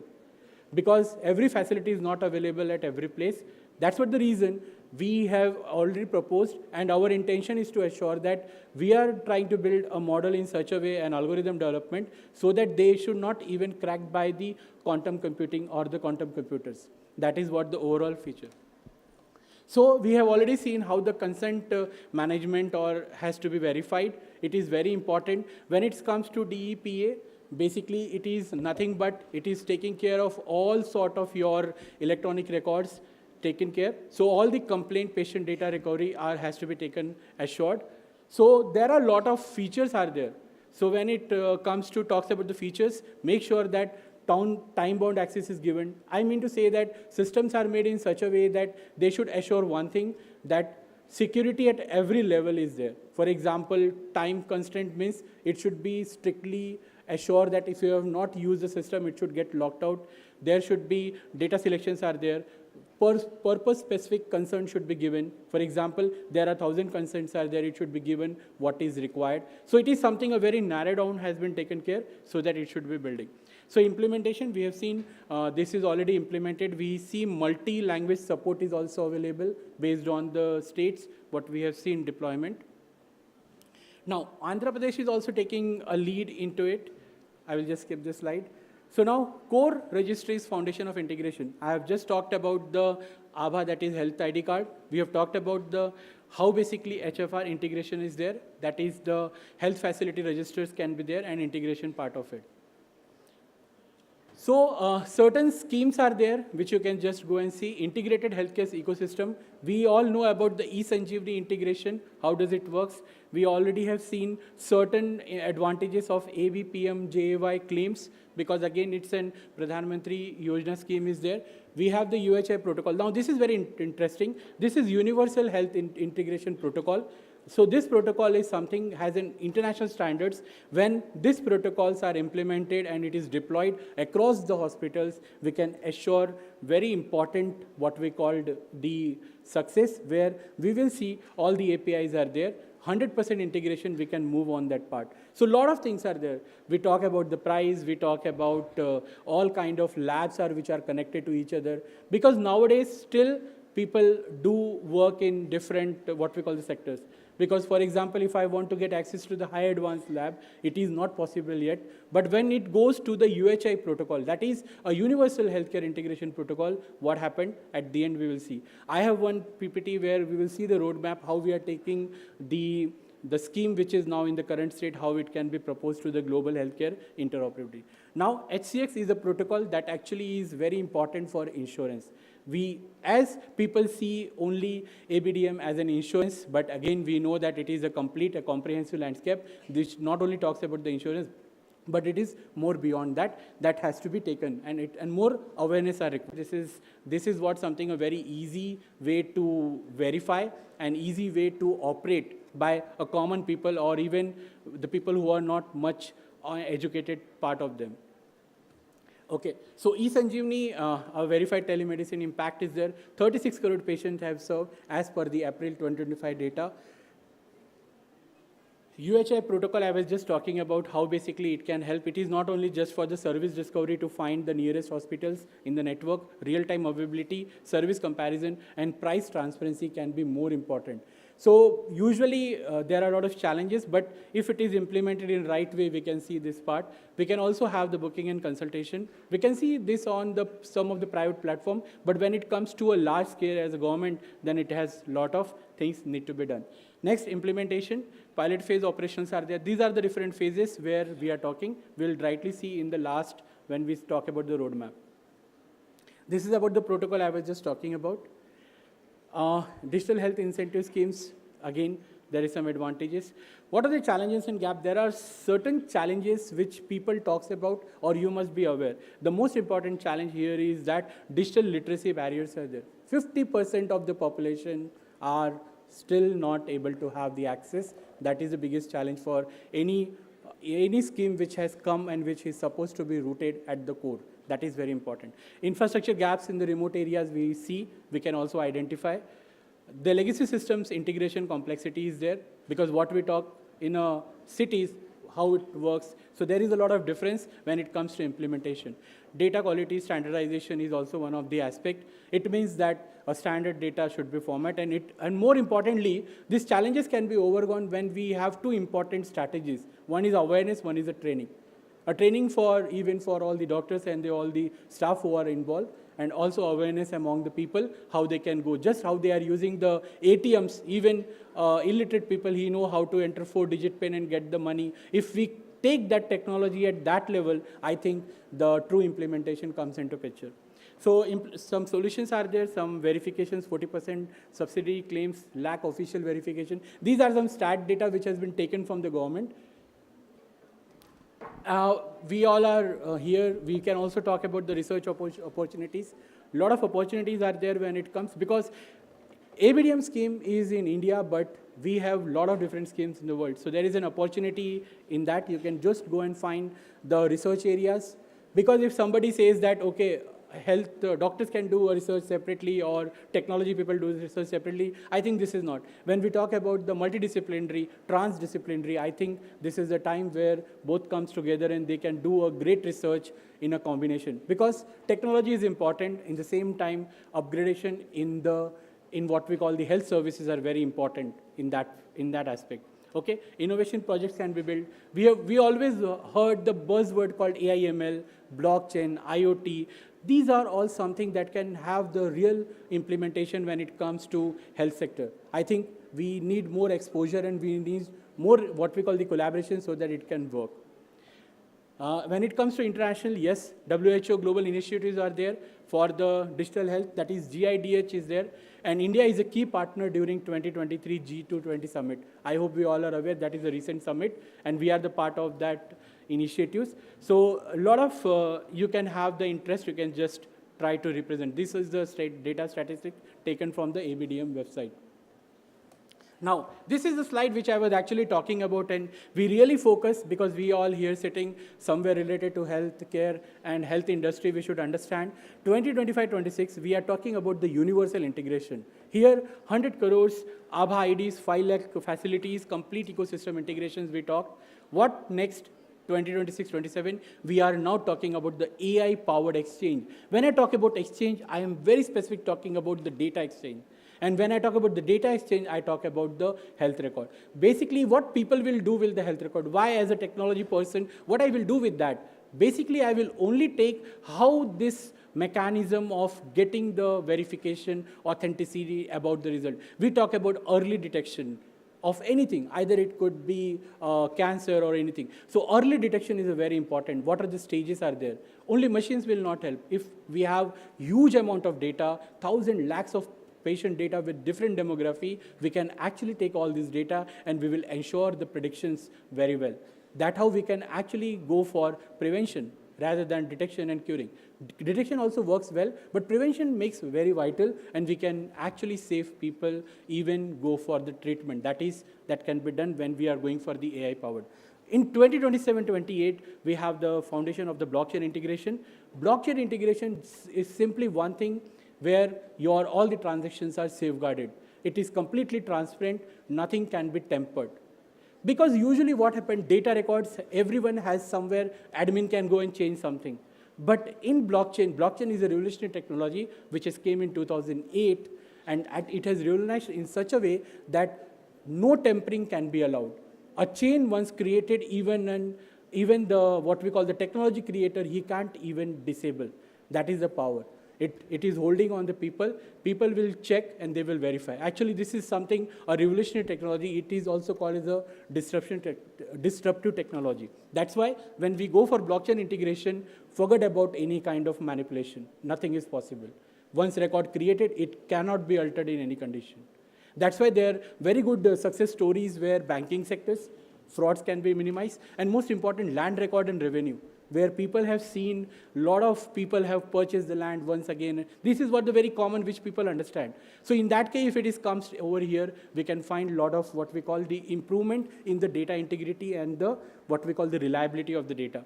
Because what happens if person who is entering and something he made the mistake, he get a power, he can go and change. But in blockchain, it is not possible. It cannot be validated. The next IoT ecosystem we want to build. We talk about the wearables. We are seeing certain wearables, but let's go to the next level. How the wearables can help and change the entire health industry, that is one of the things that we need to understand. We have seen a lot of researches are going on. People talk about the nanochips and something, how we are going to make it happen. Medical devices more advanced. We talk about the continuous monitoring integration system, not only from the hospitals, how we can make portable dialysis systems, how we can make the systems where people can only just monitor by the small sensor, put on their any part of the body, and how they can go and work on it. Can you summarize in next couple of minutes? Yes, One or 2 minutes. I'm going. Last slide. Last part is global interoperability is very important, where international health exchange data, WHO compliance comes into picture. That is what the projection we are talking about. So in a nutshell, we have seen all this stuff. So these are all the reference. We will just go with the takeaway that yes, it is very important. Integration is very important. Interoperability can be played, and we have a roadmap fixed. We have WHO can come together, and we can have a more collaborative work. Research scopes are there, and also integrations are there. So I think I have exceeded time. Thank you for the patience listening. Thank you very much. So thank you very much, Professor Ajay, for your lucid presentation, giving a lot of inputs for this digital health and data integration. The message here lies, we are talking about the data integration, data quality, all those things. But here what he has conveyed, let us first integrate ourselves. We should not work in silos. Medical professionals, computer scientists, cyber security persons, AI/ML, all those fellows, they should come on one platform. Let us make a team. So the good thing I want to announce from this auditorium that we have got all these teams available in Sharda University. We have got full-fledged AI center. We have got full-fledged cyber security center. We are now starting this computational work, quantum computing. We are starting semicon also to development of the chips. So let us have this thing from within. Let us start, and we have got quantum computer also, DGHX100, by which we can compute within no time this large data pool. So that what is our aim here, discussing that from primary health coverage, which are from the last village, from the border or the rural areas to the universal health coverage. That should be goal. What are the different steps? And Dr. Kushwaha is there. He has submitted recently a project. We discussed why not, with the help of Sharda Hospital, we should go around and then we should find out some means and ways so that we can demonstrate our capability and ability. So let us join. Dr. Ajay is here. He will lead the team. And NRF, we have submitted a few crores. So I requested MS, Sharda Hospital, kindly take some lead. Thank you very much. And if there is any question, I think there is no time. But Dr. Ajay is here. He is professor in computer science application. Any day, any time, you can contact him. Thank you very much, Ajay, for giving this wonderful talk. If you can scan, you can join to the LinkedIn. And thank you very much, MS Sharda Hospital, for giving me this opportunity to come over here and say few words. Great. मैं हमारे वक्ताओं और chairpersons का इस ज्ञानवर्धक सत्र के लिए आभार व्यक्त करती हूँ। मुझे पूर्ण विश्वास है कि यहाँ उपस्थित सभी ने आपके गहन ज्ञान और अनुभव से महत्वपूर्ण लाभ प्राप्त किया होगा। Sir, we received a question through the YouTube live. I'm just repeating that question. Is there any possibility of geographical information system data in the ABHA scheme for purpose of creating disease-related thematic maps for creating alerts for preventive health? So please, if you could give the answer. Okay, it's a very interesting and important question, because what happened now is somebody understand how the data is there. I have just told you one very important slide which I have emphasized at least 2 to 3 times, that this is the initial stage what we are talking about, the universal integration. But the moment when we move towards the what we call the global, where WHO we are going to compliant, of course we are going to get all kind of stats, all kind of heat map, all kind of thematic disease and everything that is available. Just only one thing we have to assure, one thing, that until the ground level integration starts, imagine Greater Noida is having complete integration with other different related, what we call even the Delhi and all. What happened? We got the huge amount of data set. And when it is there, of course it is possible. We just have to wait couple of years. I think if I'm not wrong, within 5 to 6 years, you will find this kind of things which are coming in picture and you will get more insight. And that is what something, it is not just only for detecting and all, but also of course, how a student of medical who is having either not at a very big city, but still he will get the access to all this information. So it is an information age, and of course it will be going to be there. Thank you. Sir, there's another question from the audience also. May I please request the audience to ask Yeah. a question? Devish, I belong to Rajasthan. I came from Mahatma Gandhi University of Jaipur. Okay. Basically, I am pursuing my degree in health informatics. So, sir, as you explain about data integrity, security, implementation. So, in our field, sir, health informatics, we all work for softwares and EMR, EHR, all that. So, sir, what are the main opportunity that will come to us in ABDM and all? Okay. There are two important, I think I will take the sense. One, you're talking how the ABDM is going to give opportunity to health informatics and all. Second, if you talk about your own personal growth, I feel that yes, it's a time to come up and learn the fundamental application use case. For example, if I talk about quantum computing, how to use, even if you are not much technical to develop any algorithm, but at least we should learn how to use it. For example, if there are a lot of models are available, you try to use and see how the results we are getting and try to get vetted by your doctors and by your expert teams. That is one. Yes, 𝐅𝐴 is already there. You have already seen ABDM has a focus. It has a long vision, not only just to take, but also to give more opportunities.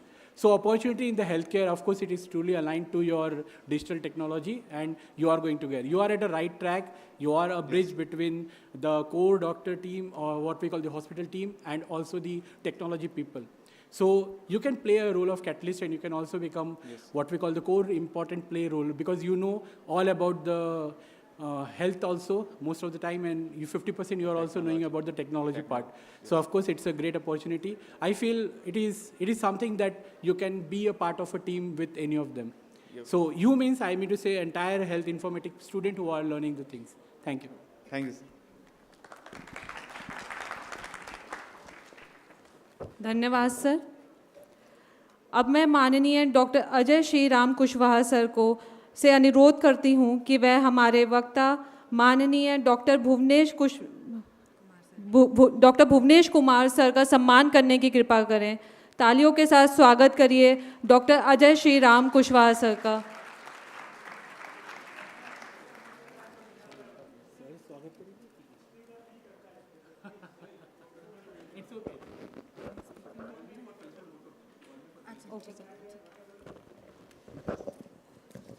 I now request our Brigadier MS Ramamurthy Sharma sir to please come on stage and felicitate Dr. Bhuvnesh Kumar sir and Dr. Ajay Shri Ram Kushwaha sir.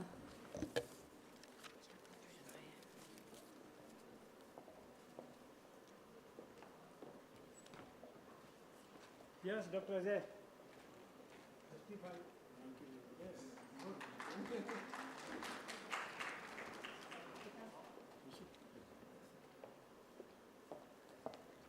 Sir, please felicitate Ajay Shri Ram Kushwaha sir.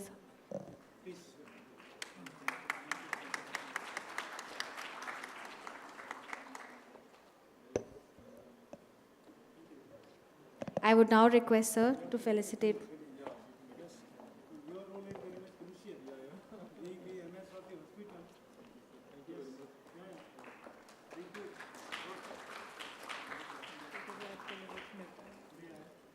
I would request all to please wait for the group photograph.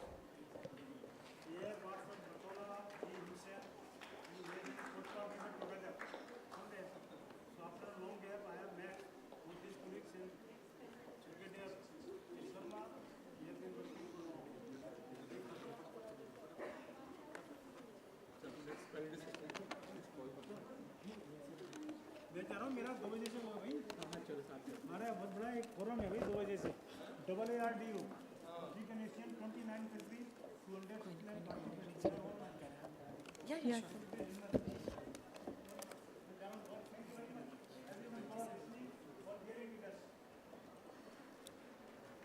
Thank you, sir, for your precious time. Panel discussion असल में school के group project जैसा होता है। कोई बहुत बोलेगा, कोई थोड़ा बोलेगा और एक इंसान सिर्फ बैठा रहेगा, लेकिन आखिर में पूरा क्रेडिट उसी को मिलेगा। देखते हैं आज वो कौन निकलेगा। It's time to shift gears and dive into a panel discussion on the role of private hospitals in Ayushman Bharat scheme with our panelists, the officials from NHA, Government of India, respected Dr. AVM Ashutosh Sharma sir, MS Amrita Hospital, Faridabad, respected Dr. Manish Sabarwal sir, MD, Santosh Hospital, Ghaziabad, and respected Dr. Brigadier Ramurthy Sharma sir, MS Sharda Hospital, Greater Noida. The session shall be moderated by respected Dr. Abdullah Khan, SMO, Ayushman Bharat, Sharda Hospital. अब मैं माननीय doctor Abdullah Khan sir, SMO Ayushman Bharat Sharda hospital को मंच पर आमंत्रित करना चाहूँगी कि वे आएँ और हमारे पैनल के सभी सदस्यों का स्वागत एवं परिचय देने की कृपा करें।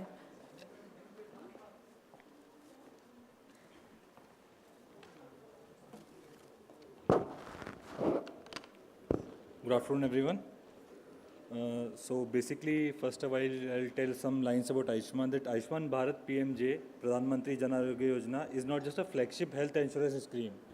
It's the largest health insurance scheme in the world and the largest government-funded healthcare program.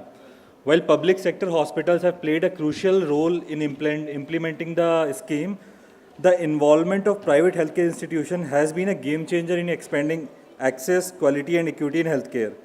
Today's session will focus on how private hospitals are contributing, what challenges they face, and what policy directions are needed to strengthen the policy. I'll just introduce my panelist. Air Vice Marshal Dr. Ashutosh Sharma, alumnus of Armed Forces Medical College, Pune. He has served around 37 years in Indian Air Force Medical Branch, holding key positions including Director of an 800-bed hospital in Bengaluru and Assistant Chief of Air Marshal Staff Medical. He has been awarded with the Vishish Seva Medal in 2022. He is currently Medical Superintendent of the 2600-bedded Super Specialty Amrita Medical College Hospital in Faridabad, and also serves as an HOD for the MHA course, a Principal Assessor with NABH and an External Assessor for MOH-FW standards. His expertise includes hospital administration, disaster management support, and hospital planning. Dr. Manish Sabarwal, sir, Medical Director of Santosh Medical College Hospital, specializes in emergency department and hospital administration. He oversees strategic growth, high-quality medical services, and the emergency department, while also leading the MHA programs at Santosh deemed to be university. And as the nodal officer during the COVID-19 response, he has managed critical initiatives, including a 400-bed isolation unit. He managed critical initiatives, earning multiple awards and recognition for the hospital by state and central government. And also he has lead reputed NGOs. Also he has authorized 20 publications. His expertise combines clinical excellence, strategic leadership, significantly shaping healthcare delivery at Santosh Hospital. And our beloved Brigadier Dr. Ramurthy Sharma, Medical Superintendent at Sharda Hospital. He has served around 34 years in Indian Armed Forces Medical Services, including roles as Professor at AFMC Pune and Army Hospital. So basically, today's session will be about three things: the utilization of the quality and innovation, and the challenges. My questions to Ramurthy sir is that what steps Sharda Hospital has taken to facilitate. Sir. Yes. Thank you, Dr. Abdullah Khan, for leading this panel discussion and for a very important topic on role of private hospitals in AB-PMJAY. Or what hospital is Sharda Hospital doing for AB-PMJAY beneficiaries? Like we all know about the scheme launched by Government of India on 23rd September 2018. And it's a completely cashless scheme. We try to provide completely cashless treatment to all the beneficiaries coming to our hospital. All 70 plus, about a year back, this was launched. This was government expand the scheme to 70 plus beneficiaries. Anybody more than 70 years of age. So now many times the beneficiary comes 70 years and plus, they may not be having Ayushman Bharat card. So we make the Ayushman Bharat card on the spot within 5 to 10 minutes. They just need to carry their Aadhaar card with them, and then card is made, and they're able to avail the cashless treatment in our hospital. So being a super specialty hospital, Sharda Hospital in Sharda Care Health City, we are able to provide all kind of treatment to the AB-PMJAY beneficiaries coming to our hospital. In addition to that, we try to facilitate the treatment for the beneficiaries. Some of them are really very, very poor. As you know, Ayushman Bharat covers basically secondary and tertiary level in hospital care. It is not covered for the OPD patients. So many times patients coming for the OPD, they require certain tests to be done. They were not able to afford. So we made the test, about 15 tests, free for this patient, like common tests, CBC, KFT, LFT, chest X-ray, ECG, ultrasound, echo, 2D echo, tri-dot, the common tests a doctor require in whether medical OPD, surgical OPD. So these tests we made free for their benefit the patients, are they are able to get the almost free OPD. We hardly charge 30 rupees for the OPD card, so they are able to get the free OPD treatment also. Second, we made their emergency registration free. They had to pay, we charge about 250 rupees for the emergency registration, but that also we made free. Anybody coming in emergency, and we were not charging anybody charge for these emergency charges. So this greatly facilitated. And as the number of more and more Ayushman Bharat patients are coming, we created special dedicated OPD for the Ayushman Bharat patients, especially super specialty OPD, like for oncology, for nephrology, for cardiology. With OPD we started, and our super specialists started setting the OPD, so that the dedicated service, OPD service is available for the patients of AB-PMJAY. We also created dedicated wards for them, like oncology ward, all the oncology chemotherapy or surgical oncology treatment or radiation oncology, whether kept in one ward. So it becomes easy for the doctors as well as for the patient to avail the facility. Create a special incentive for our medical team, as we keep on hearing these doctors are not keen to see Ayushman Bharat patient because of low payment, because of low rates, package rates. So that also we provided to incentive for our team to help these patients. So, and not only that, suppose the Ayushman Bharat patients are entitled for a general ward. So there were at times, there no bed available in general ward. So we gave them private ward, semi-private ward. So basically ensuring they do not go back because bed is not available in the hospital. So this is kind of some of the steps we took, initiative we took to help and facilitate the AB-PMJAY beneficiaries in Sharda Hospital. Thank you. Thank you, sir. Thank you very much. My next question will be to Dr. Ashutosh Sharma, sir. Sir, as you have been the MS of Amrita Hospital, so I would like to ask that, is Amrita a charitable hospital, and what kind of cases have you taken under Ayushman Bharat Pradhan Mantri Jan Arogya Yojana in Amrita Hospital? Thank you, Dr. Abdullah. And first, thanks the organizer and Brigadier Ramurthy Sharma for inviting us here. I think I'm sitting in a very good place. The way we have been hearing since morning where Sharda is doing so much, and what Brigadier Ramamurthy just explained, I think exceptional Ayushman work which is going on.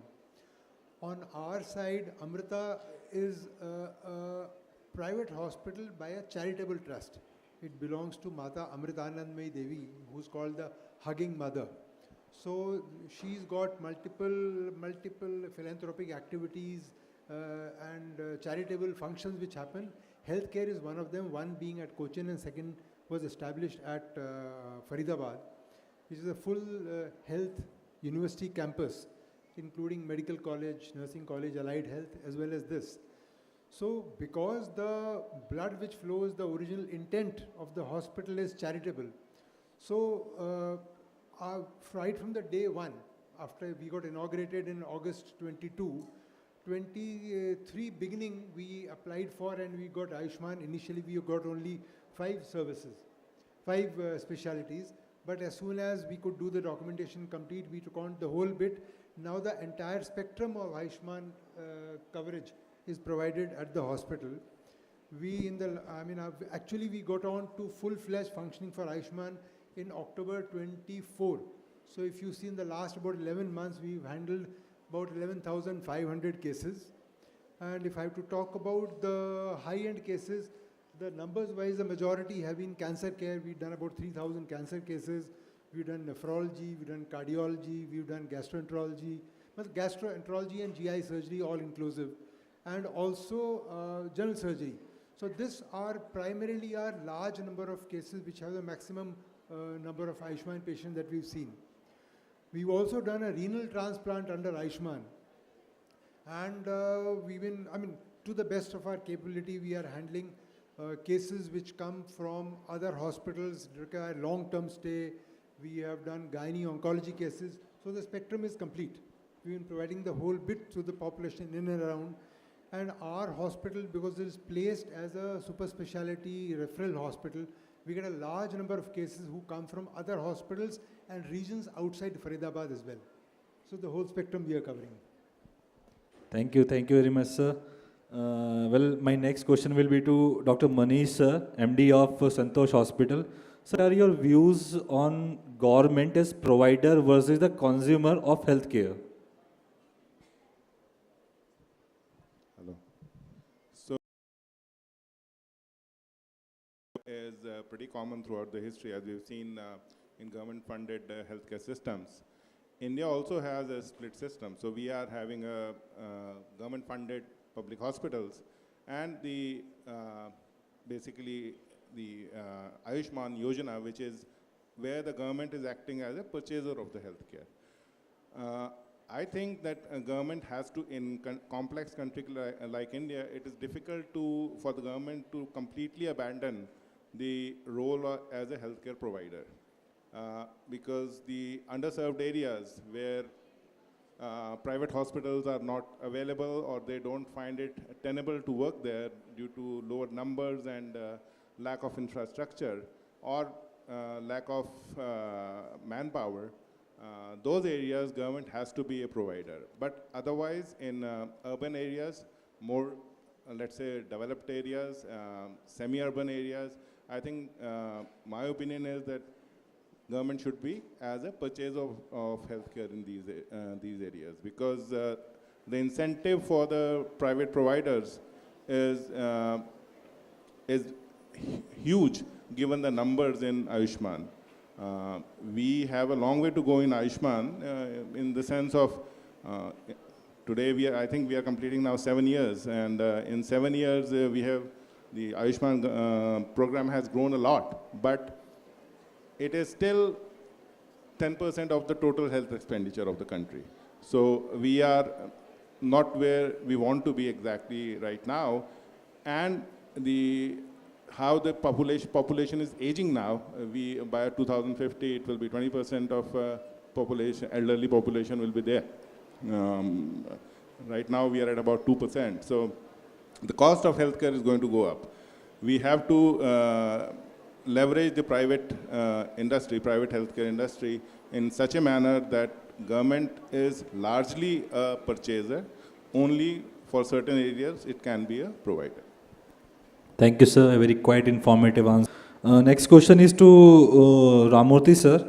Sir, what challenges at Sharda Hospital we are facing while caring and treating the Ayushman Bharat patients?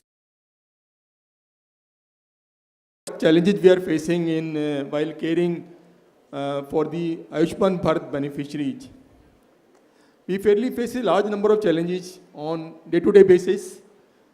My doctors, my nurses, all the team members comes and tells me, sir, this is a problem we are facing. But to name few challenges we are facing, as you know, about for the last 1 year, government allowed 70 plus all the beneficiaries to be entitled for the Ayushman Bharat treatment. Irrespective of their socio-economic status, 70 years plus patient may be very rich. They come to the hospital, and the moment then they know hospital is Ayushman Bharat, they ask for making Ayushman Bharat card. So we make Ayushman Bharat card, and then the treatment is free for them. So my doctor tells me, sir, the patient is so and so can afford. Why are we making card for them? But this is a government scheme, and not only that, at the age of 70 plus, they have multiple comorbidities by the age because of the aging process. The hospital stay generally prolonged because recovery takes time. Not only that, many of them require ICU care. ICU stay get prolonged because of prolonged recovery time. They are prone to acquire infections in the ICU. They infections. Doctors use high-end medications to treat the infections, high-end antibiotics, such as polymyxin B, antifungals. The cost of care goes up because prolonged stay in the ICU because of elderly patient. And when we reach to certain point of treatment, the family members generally are not available to take them back home. Many times they come all alone, some relative or some friend. And after getting them admitted to the hospital, there's nobody to take care of them. How do we send them back home? So nowadays, because of nuclearization of the family, the children are moving away. Elderly people are left alone at home. They do require medical care, but there's no one else to take care of them. Again, my doctors tell me, sir, why we are admitting 75-year-old man, 80-year-old man, all alone. There's no one else to take care of them. Because of multiple comorbidities, there is very high risk for them to die. But this challenge one we are facing. To name second challenge, surgical package. Surgical package generally code allowed for depending on type of surgery, 3 to 5 days, 5 to 10 days, 10 to 15 days. For extra major surgery, maximum I think 12 to 15 days are allowed. But when a patient undergoes neurosurgical intervention, they may stay in the ICU for a long time, maybe on ventilator for about a month, sometime for a month. So then we face challenge for putting up the claim for this kind of patients. How do we put up the claim for a prolonged cases? Again, more the stay in the ICU, more chances of complication, more hospital and ICU acquired infections, more cost of care. These are challenges which comes up which are not able to meet the surgical package, the cost of surgical package. The cost of the care definitely goes up. The third challenge we face on day-to-day basis, Ayushman Bharat made it mandatory geotagged photograph of the patient with the treating doctor.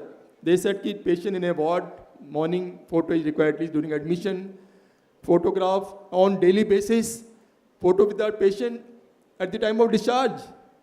Patient in the ICU, they want photo morning and evening. Patient coming to the OT, photo is required before surgery, during surgery, and after surgery with the scar shown. Photograph should be taken with the patient face shown in the photograph. So my eye specialist tells me, sir, I am doing a cataract surgery. How do you expect me to take a photograph when the patient face is visible? Not possible. We may compromise sterility while taking photograph in the operation theatre. This will the ethical challenge we are facing. Doctor may go and leave sometime, treating doctor. Patient stage prolonged. Then how do we take photograph with the doctor? Photograph is not available. Geotagged photograph all the time becomes a big challenge. So our claim gets rejected, get delayed because photographs are not available. Cost of implants, day by day cost is going up. The implant cost maybe for a spinal implant or other implant, orthopedic implant cost per minute about 10,000 rupees. But doctor tells me, sir, the implant costs about 50,000 rupees. They want to put a titanium implant for best for the patient. that which costs 50,000 rupees. Then how do we cover for the cost of the implant? So these are some of the challenges. I named few of these, but there are many more challenges we face on day-to-day basis while treating the AB-PMJAY beneficiaries. Thank you. Thank you, sir. Those challenges were well explained and very much needed to discuss about the hospitals of the private hospitals implement. Sir, next question to Ashutosh sir is that are there any concerns in handling the Ayushman Bharat cases, and what will be your suggestion that the patient experience should be improved? I think the concerns that we have faced are similar at most private hospitals, more so at medical college hospitals, tertiary care teaching hospitals, where patients would be referred. Most of our patients who come to us come from other hospitals, mostly when they've exhausted their out-of-pocket expenses, because we are a Ayushman hospital. So they would come to an ICU, they have multi-drug resistant organisms, they would require high-end antibiotics, which Dr. Ramurthy has mentioned, antifungals, requirement of albumin. Now, such things are there. We will be getting for an ICU per day charges. So that continues to be a challenge. Similarly, investigations, high-end investigation. Recently, PET scan has been taken away as from within the package, or we cannot ask for PET scan to be done. The repeated MRIs in case of a neurosurgery, tumor which has been operated. So now these things are affecting the functionality. Now I cannot tell my doctor that do not give high-end antibiotic to a Ayushman patient. I cannot say do not investigate the person correctly, do a random or non-evidence-based treatment. So all these things have to be considered. Maybe I could just suggest that if Ayushman can have a system where such tertiary care hospitals and on specific justification, maybe with an evidence where somebody could come and inspect and see that whether these things are being used. These additional provisions should be allowed so we can provide uniform care to the cash patient, to the TPA patient and the Ayushman patients. This is important because unless that is provided, the hospital will keep bearing the brunt. The photography is another big issue, 5 photographs per case, number of times. Not only it interferes with the care which is being provided, but also I'm sure the privacy issue, the patient is not complaining because they are receiving a treatment, but there would be an issue of to so many photographs being taken and throughout the entire duration. Another thing we face is we admit a patient under conservative care. While being in the hospital, person requires a surgery. Now, there is no way you cannot combine the conservative and surgical, because if you take on the surgical, your medication, the conservative which was done prior also gets consumed within, and you get only one amount. So you lost out the period which was the primary reason for admission. Recent changes in dialysis, where an everyday approval is required. So the patient ends up being in the hospital for 4 to 6 hours when the approval is taken. My appeal would be that if we can go back to what we were getting earlier, get a 6 to 10-day cycles, maybe 2 weeks of cycles for dialysis. If it is given as a one-time approval, so patient just comes for dialysis and goes away. As against, you come every day, wait for an approval, get a dialysis and then go back. I think these are primarily the point, and of course, one more point is in case of a terminal illness where palliative care is required, or the credit limit of Ayushman is over. There is a provision for shifting out the patient into a government setup, but it doesn't happen. The patient, after being in a private hospital into a good environment, would not want to take the relative to another center. So there is no way a private hospital can enforce it or ensure it. I mean, it boils down to that I have to try to arrange a bed in AIMS, or I have to try to arrange a bed in a palliative center. The patient would not, the attendant would not want to take away. So these are some of the challenges which the hospital faces. And some kind of a cooperation which happens from the government. I think the larger intent has to be, we have to agree that we are all willing participants, we all are willingly wanting to do Ayushman. If we get the right support, we get the reimbursements in time, rates have already been discussed, then the intent is that we would want to take care of all these patients.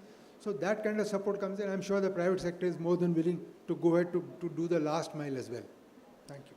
Thank you, sir. Thank you, sir. And your views are taken. And as General Atul Kotwal sir is sitting here, he is taking the views and he will surely recommend to the NHA and SHA as being one of the earliest policy advisors. And we as the private players in Ayushman Bharat will get the support from the government also. Next question is to Dr. Manish sir. Sir, as data and finances are a very big part of Ayushman, so what is the scope of the huge amount of patient data being accumulated through Ayushman portal and the financial viability of further Ayushman program expansion across the country in the private hospitals? I'll tackle the second question first, and because it ties into the challenges that Brigadier Ramamurthy and Dr. Ashutosh have already pointed out. It is quite apparent that Ayushman as a scheme is targeted towards universal coverage. It is targeted towards breadth of the coverage. It is, as far as we are seeing the patients and how it is structured, the way the limits are set, the way it is administered, it is pretty apparent it is not targeting prolonged admissions, it's not targeting prolonged onco care or palliative care. And that is one lacuna that has to be addressed. I mean, do we have a secondary program that targets the palliative care, the prolonged ICU or onco stays, or we build that capability into the Ayushman matrix? Now, very important is the fact that this all costs money. So when it costs money and we are having state government paying 40%, most large states at least, the major states are paying 40% of the expenses of Ayushman. Now, we saw the recent fiasco in Haryana when the Ayushman was not being taken up by the hospitals, and that was because of non-payment of dues. Now, that occurred because even the 40% is proving to be a large sum for the state governments. The 60% provided by the center combined with the whole corpus actually is not being managed, I'll not say properly, but it's not being managed in a way that will ensure a seamless patient care experience. So, and there are certain exemptions which don't make much of a sense in terms of treatment options. For example, the non-coverage of obstetric patients for private hospitals in UP. So certain hospitals like medical colleges can do that. So we are having a completely free obstetric department at Santosh. That is because the coverage is not there from Ayushman. But the problem remains that this selective coverage by Ayushman is costing quality patient care. And it has to be dealt in a way that it has a future. As I already spoke during the last question, the 20% elderly population that we are staring at by 2050 is going to burden the exchequer even more. So we have to make sure that the funding flows through. We have to make sure that the PPP programs, which Dr. Kotwal was also referring to earlier in his presentation, are taken up by the private players, that they are attractive enough to be taken up by the private players. Also, the other options would be probably for affordable population, we roll out a program where a copay is possible. So a copay like the 5 lakh coverage is from the government. Anything you want to top up on that is basically your employer or you yourself can purchase that. Kind of a group insurance. That is the way there has to be a permutation and combination where the finances make sense, where this is sustainable. Otherwise, we are having a growth in year-to-year budget for Ayushman, and it is growing very fast, but there's a limit to what it can grow to since the government has other priorities, and we are the lowest healthcare spender even in G20 and in BRICS, both groups. So even a substantial growth will be a blip on the radar rather than solving the problem. Good answer. Basically, in ICU, like high-end antibiotics, polymyxin B, Amrox, levonetitrifloxacin, the costs are not covered, and they are very high-cost medication. They should be co-paid by the patient. either they are co-paid or the public sector, public hospitals, they provide those medicines to the private sector for covering these Ayushman patients. Because as said earlier by both the participants, we cannot simply chuck out a patient who is referred to us with the multiple comorbidities and with infections like Klebsiella and Acinetobacter, which require prolonged high-end antibiotic use, antifungal use, and that's what we are seeing. We are struggling, most of the hospitals are struggling with that. That is why only the large hospitals, large university hospitals or large private hospitals are taking those patients. Smaller hospitals are picking and choosing the diseases that they're treating. They are taking the surgical patient, they're not taking the critical care patient because they cannot simply afford it. They cannot cross-subsidize it. Right, sir. Right, sir. My last question will be to Ramurthy, sir. Sir, how Sharda is supporting ABDM, and do you think that AB-PMJAY is contributing to the medical research? Thank you. In fact, a lot has been talked about ABDM in the last two sessions. And Dr. Vinita Srivastava, she mentioned about the role of ABDM.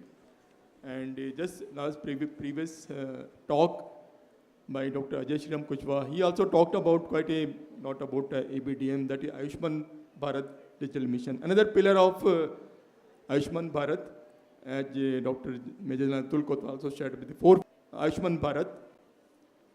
So basically, Ayushman Bharat Digital Mission aim to develop integrated digital stakeholders, nurses, private nursing homes, laboratories, diagnostic facility. There are gaps. Patient moved from one place to another place. Old records were lost. Whenever the patient goes to a doctor will ask for the previous records. Most of the patients were not able to maintain the old records. Anytime they go to the hospital, they have to undergo all the tests once again, which wastes the time, effort, energy, and money. So we know there are all so many gaps. So to fill up this gap, we have now Ayushman Bharat Digital Mission. The digital healthway, digital pathways are created to fill up these gaps, so that the health information travels seamlessly. The patient personal data is protected by personal health records, which are not there earlier with the HIS or the electronic health records. So patient has got full control of his own personal health record and can share wherever he wants. It's digitally available. They can also see the doctors, nursing homes, hospital, wherever they want to consult. So these are the advantage of Ayushman Bharat Digital Mission at the cost of repetition. I just mentioned some of the point. In Sharda Hospital, we took the mission about a year back. We told all the doctors, nurses, to create their HPR ID, that the health professional registration ID was mandatory for all the doctors. The health account was made for almost all the patients coming to our hospital, and 𝐅𝐴 integrated with our HIS. So this was done 6 months back. It is mandatory for all the hospital to have 𝐅𝐴 ID of the patients, and so that all the records are digitally stored. So these are some of the initiatives we took. Our hospital also register with the HPR, that is Health Institute registry in the Ayushman Bharat. So now it's become easy for us, and our hospital is a paperless hospital. Our doctors, nurses move around with a Presco tablet in their hand, and automatically data is stored in the digital files, and information can be retrieved as and when required. So these are some of the steps we have taken to integrate with the Ayushman Bharat Digital Mission. And we got from the medical research also. We get about 1,200 patients every month in Sharda Hospital. We are able to get some data, what kind of dump file, what is the age profile. Now to tell you, we get oral cancer from some particular part of the country. We get carcinoma cervix, some particular part of the country. So I told my Department of Medicine, Department of Community Medicine, our SMO, Dr. Abdullah Khan, to do some kind of research to find out if we can do research from which part of the country this kind of particular kind of disease patients are coming, and we can come out with some preventive strategy to help the patient to be this is some kind of health initiative or action to be taken to prevent this kind of disease which is happening in a particular geographical location. Thank you. Thank you, sir. Thank you very much. As we conclude our session, I would like to ask the audience or the delegates if they have any question for our esteemed panelists. Please, if you have any queries, you can ask.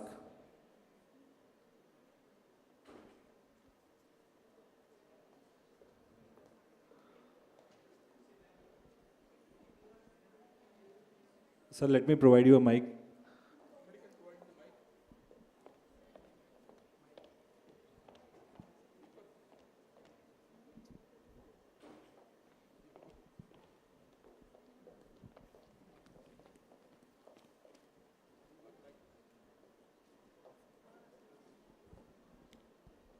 So basically, in existing scenario, if we are unable to provide the costly antibiotic like polymyxins or colistin, and if we got a culture report in which this bacteria, particularly like we know the multi-drug resistance bacteria now growing in the culture, especially in the ICU care, like Pseudomonas, Acinetobacter, E. coli, Klebsiella.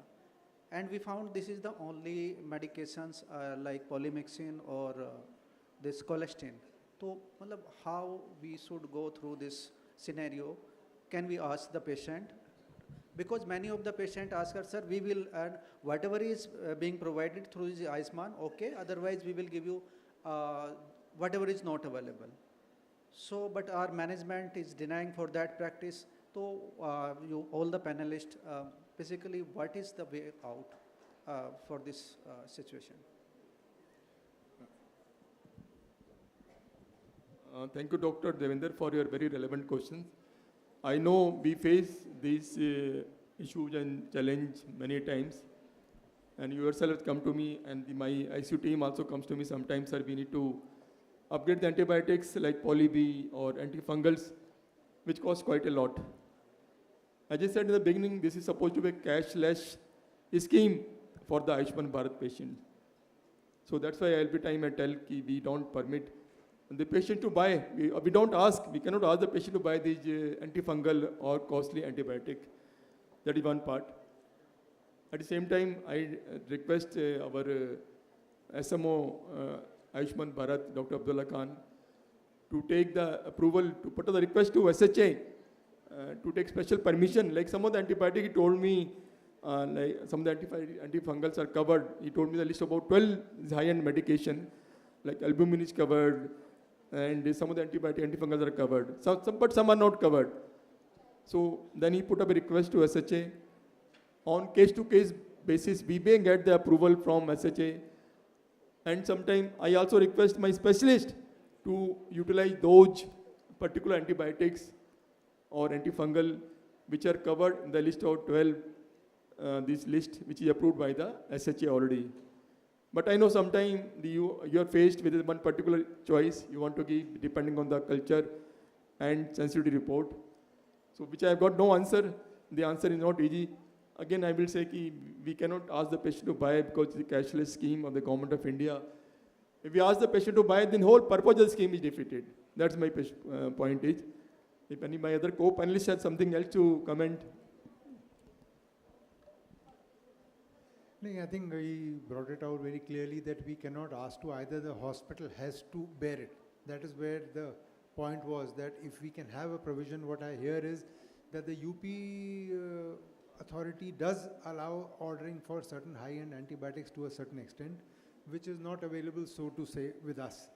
Otherwise, there was a provision of, asking for some of these costly antibiotics. I'm not too sure, I was told, but we are not able to, it has to be borne by the hospital only. That's how we are dealing with it.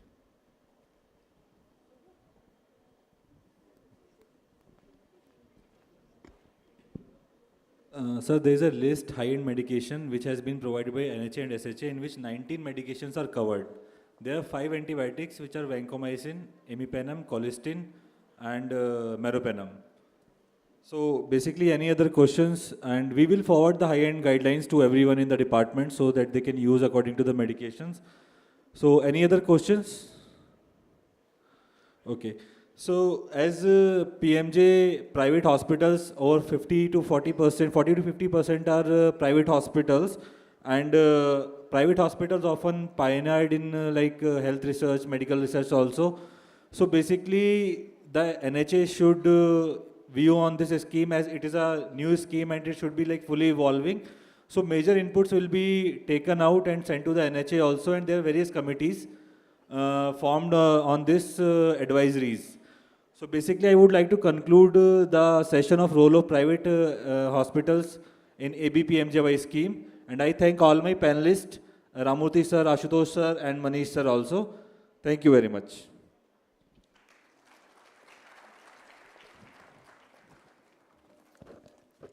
मैं हमारे वक्ताओं और chairpersons के प्रति इस ज्ञानवर्धक सत्र हेतु कृतज्ञता प्रकट करती हूँ।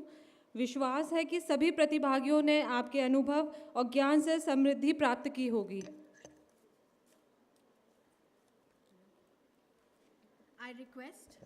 I now request respected Dr. Shubhendu Mohanty, Senior Consultant Cardiology, Sharda Hospital, to please come on the stage and facilitate our moderators and panelists for the session. Please give a huge round of applause, guys.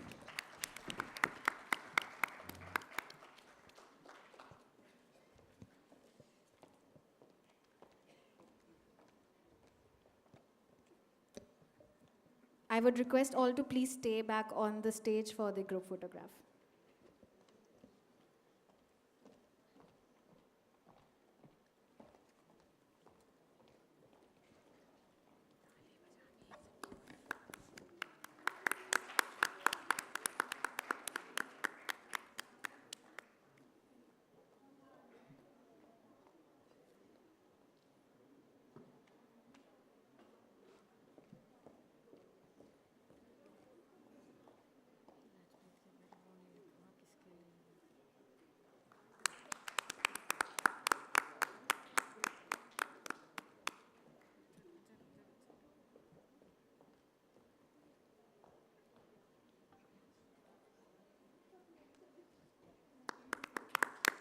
कृपया तालियों के साथ सबका अभिनंदन करिए।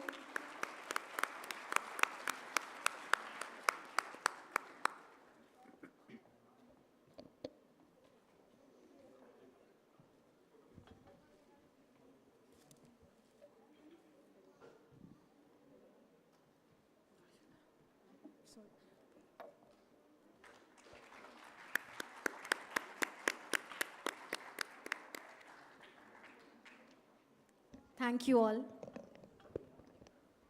अगले सत्र में हम आयुष्मान भारत के तहत निःशुल्क स्वास्थ्य सेवा में नैतिक चुनौतियों पर एक विशेष पैनल चर्चा का आयोजन कर रहे हैं।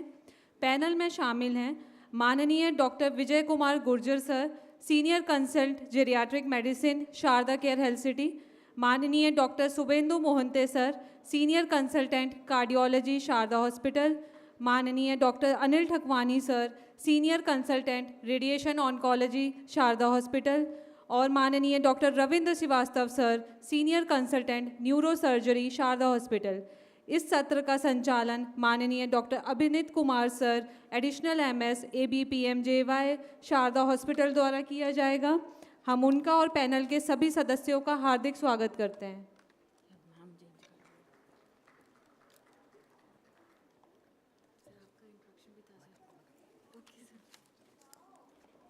Thank you so much. आज का टॉपिक जो हमारा रखा गया है नैतिक मूल्य, मीन्स की एथिक्स। सो एक छोटा सा आप प्लीज़ सर, आप प्लीज़ कम टू डैश।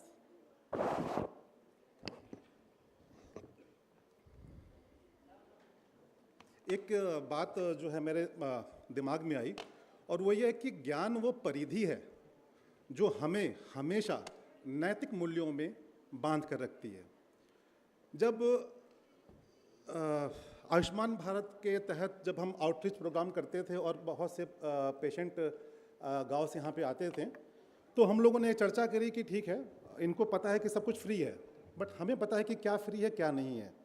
तो हुआ कि ठीक है अब क्या करा जाए। तो ये जो आयुष शारदा जो कॉन्फ्रेंस कराने का हमारा एक मेन मकसद ये था कि ज्ञान यहाँ पे मतलब है कि नॉलेज, विजडम लोगों को दी जाए, हमें भी प्राप्त हो, जो हमारे ऑडियंस है उन्हें भी प्राप्त हो, और इसके तहत जो पेशेंट्स हैं, जो कि उनके केयर गिवर्स हैं, उनको ये पता चले कि इसके अंदर क्या क्या चीज़ें सम्मिलित हैं और क्या क्या नहीं हैं। इसी सेशन को आगे बढ़ाते हुए मैं वेलकम करना चाहता हूँ डॉक्टर रविंद्र श्रीवास्तव सर का।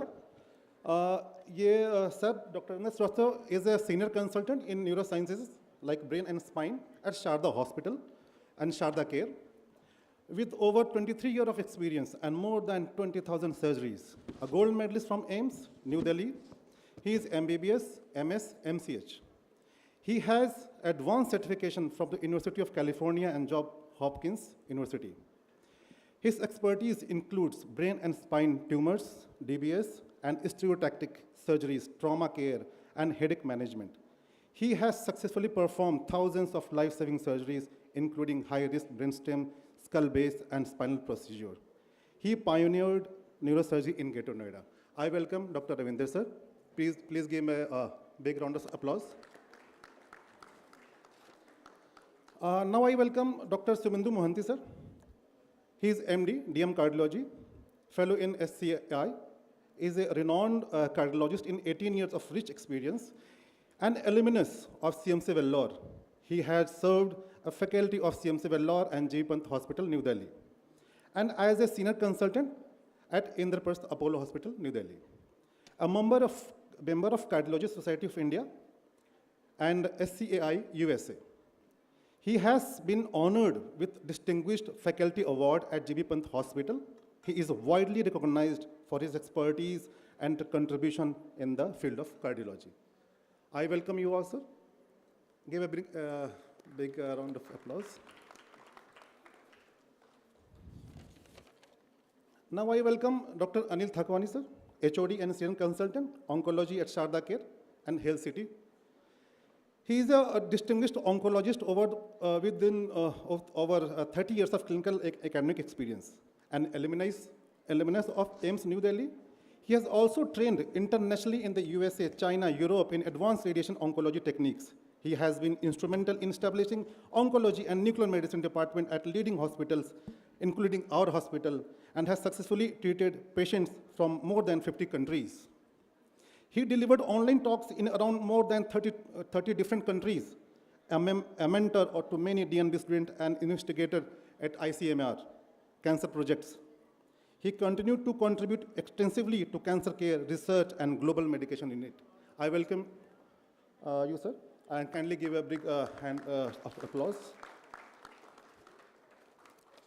Now, our fourth panelist, Dr. Vijay Kumar Gurjar, sir.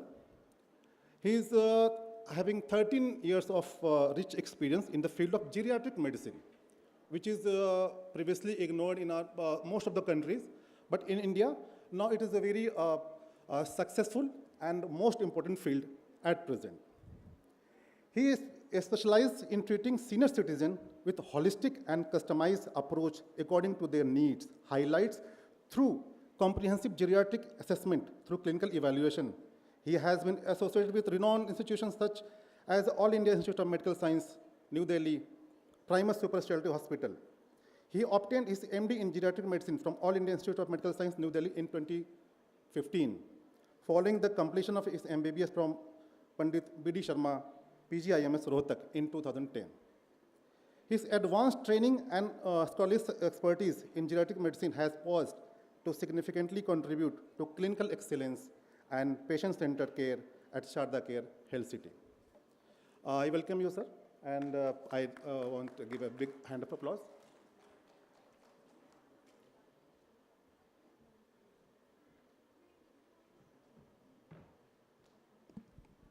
Hello. So, जैसा कि आपने देखा कि आज हमारा टॉपिक है ethical challenges in free health care under Ayushman Bharat.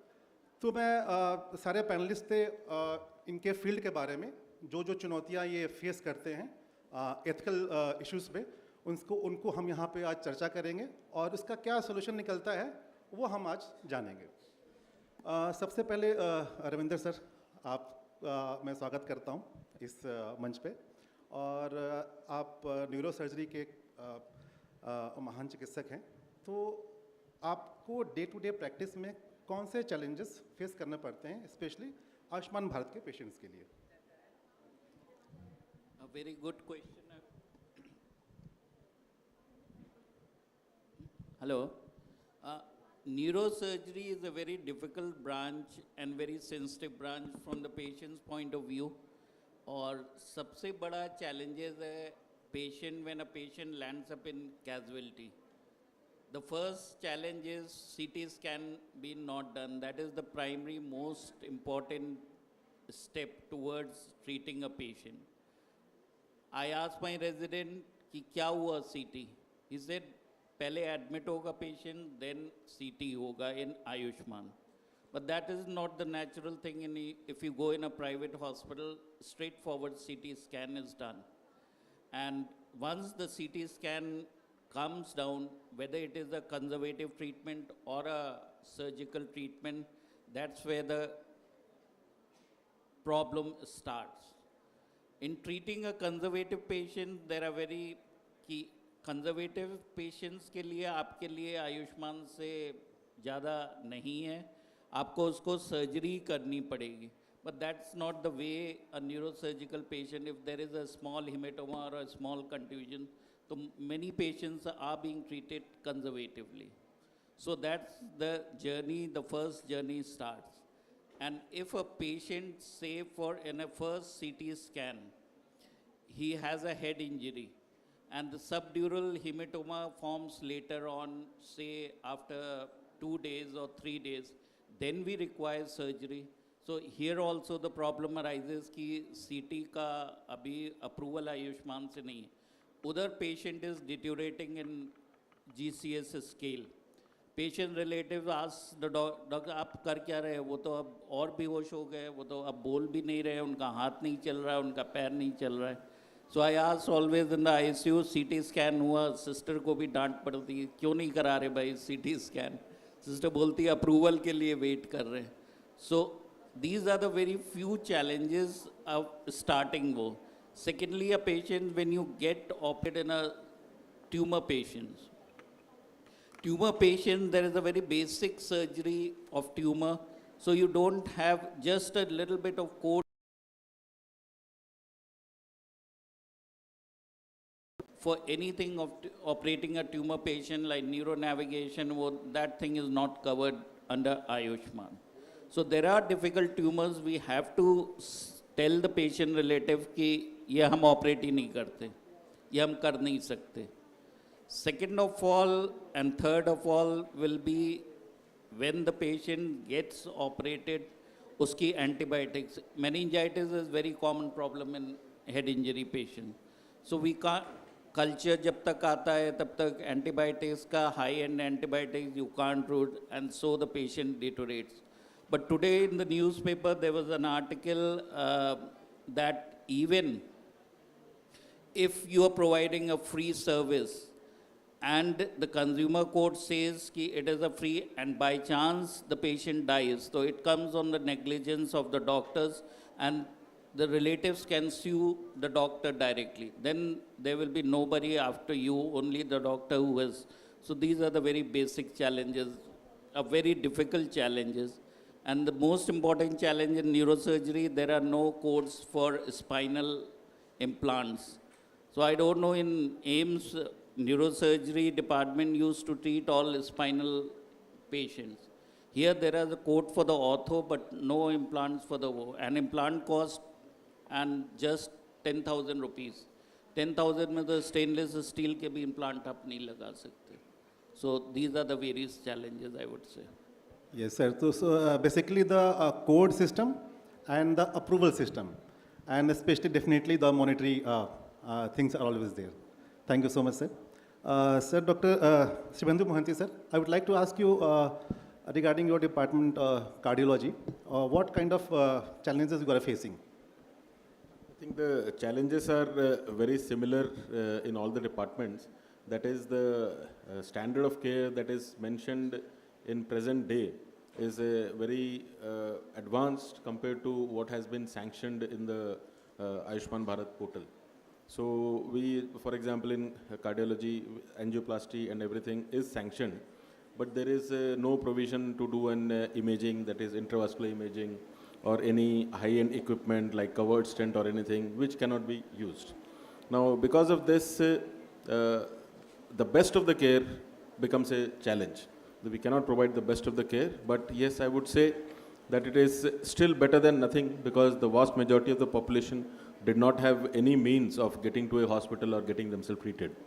So, to put in a simple term, it is like most of the people, they were on foot while people were going by taxi. And now probably they have been provided an auto, but it is still not the same. That is how it's working. Exactly, sir. Exactly, sir. Yeah. Thank you. Thank you, sir. Thank you, sir. Dr. Anil Thakwani, sir, you are a senior consultant and HOD in oncology department. And as far as you all know, Sharda Healthcare as a city is providing with all kind of facilities in oncology, onco-radiation. So what kind of challenges you are facing, sir? So basically, as you all know, the challenges, they are common in all the specialities and super specialities. The same thing comes, we have to face, the same thing we have also to face. But there are some challenges which are different from other branches. Like whenever patient comes to us, we plan the treatment. We have a tumor board. We plan the treatment in the tumor board. And we plan the treatment as per the international and national guidelines. Okay. But the problem is, if we are going with the international and national guidelines, so there are certain medications, certain radiation treatments which are not mentioned in the code. So that is a major problem. So we have to change our treatment plan and we have to go away from the standard guidelines sometimes. Okay, just like in a case of like in CA breast, like breast cancer comes to us. Sometimes when it is a triple negative cancer, so we have to give chemotherapy as a frontline treatment in those type of patients. But unfortunately, when we send for the permission, it takes some time. We send the permission for all the three, like for chemotherapy, surgery, and the radiation therapy. Sometimes standard guidelines say like we have to start chemotherapy first, but we get the permission for delayed permission. So ultimately, we divert ourselves from the standard guidelines, and we give we do surgery first, or we give first stage to last stage if we delay the treatment. So these are some challenges which are coming oncology point of view in the treatment plans.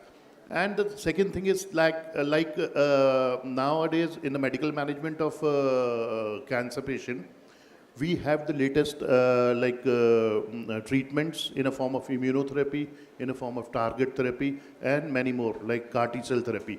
So if we talk about the latest techniques, 90% of them are not mentioned in the Ayushman portal code. So we are not giving that type of treatment to the patient because codes are not there. So we give the treatment whatever is mentioned in the Ayushman code. So these are the few challenges which are there. And sometimes, sometimes the patient comes to us, we need to get endoscopic biopsies and all. So permission are not been granted very easily. So these are the challenges which ultimately lead to the progression of the disease, and ultimately if the patient comes in a curable stage, he lands up in a non-incurable one. We have to give from the radical treatment to the palliative treatment in those type of patients. Thank you, sir. Thank you, sir. It means that there is something, some documentation part is different, and when you are treating, dealing with some patient, is a different procedure. So definitely you are facing ethical issues, but not at the real morality of, as such. So see, basically, it's not like that if we are not getting the particular relevant permission, like as per the guidelines. But sometimes if we are not being permitted to treat the patient with the standard guidelines, so ultimately we treat the patient. We treat, suppose if the guideline says the patient has to be treated with the frontline immunotherapy. But we all know that there is not only one treatment. So we have to divert from the guidelines and we treat the patient with the previous drug or second line drug. So we don't let the patient... Sir, Dr. Vijay Kumar Gurja sir is a senior consultant in geriatric medicine. This branch is a very important and a very new kind of thing. And as you all know, ki, more than 70 people in India, irrespective of caste, religion or social status, they are getting Ayushman Bharat card. So how important is this, sir? And how in the future we will going to face some ethical challenges dealing with those patients? Thank you sir and सबसे important जो basically सुबह से हम देख रहे हैं कि जो सीनियर सिटीजन्स 70+ को जो आयुष्मान भारत में इंक्लूड किया गया है, so it's leading to a huge burden also on the health system, existing health system. And previously all these patients were using government services or like their health their insurance system, but this is master stroke that senior citizens, every 70+ who are not getting treatment because of lack of finances and because of the lack of health coverage.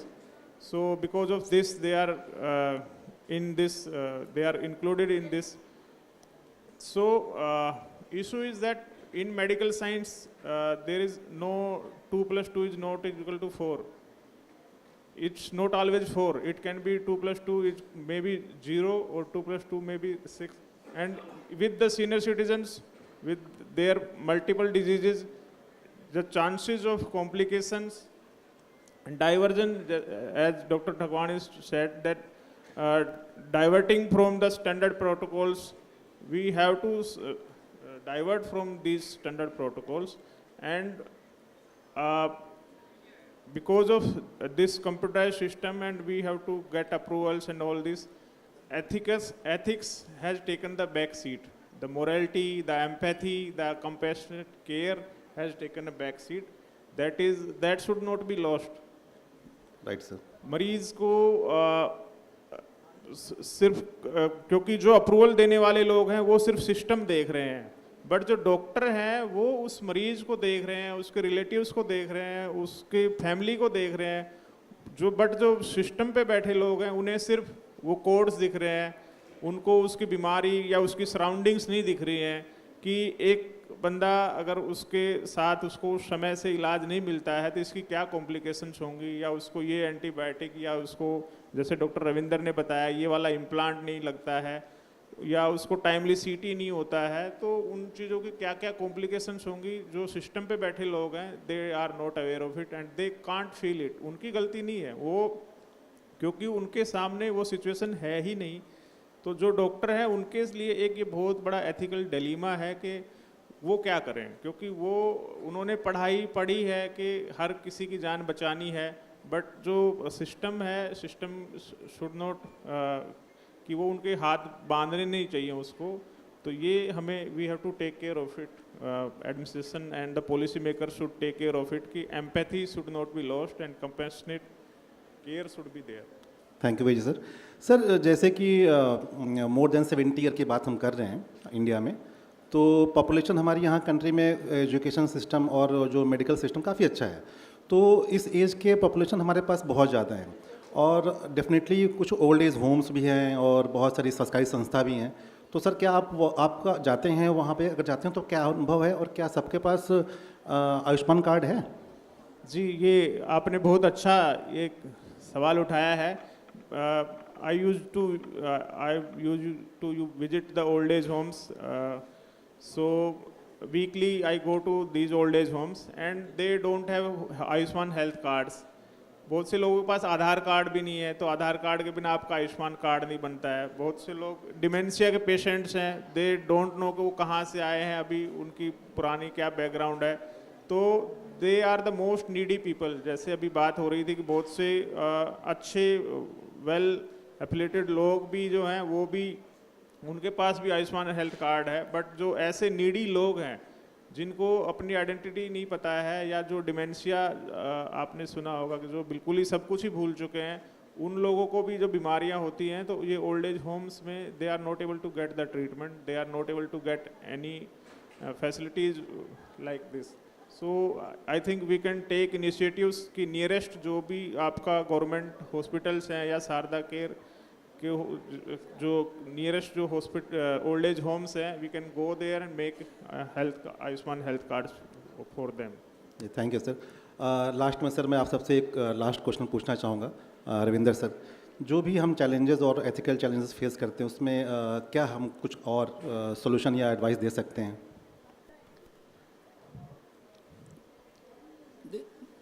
Different branches की different challenges हैं। Neuro surgery की अपनी difficult challenges हैं, doctor Mohanty cardiologist की different branches हैं।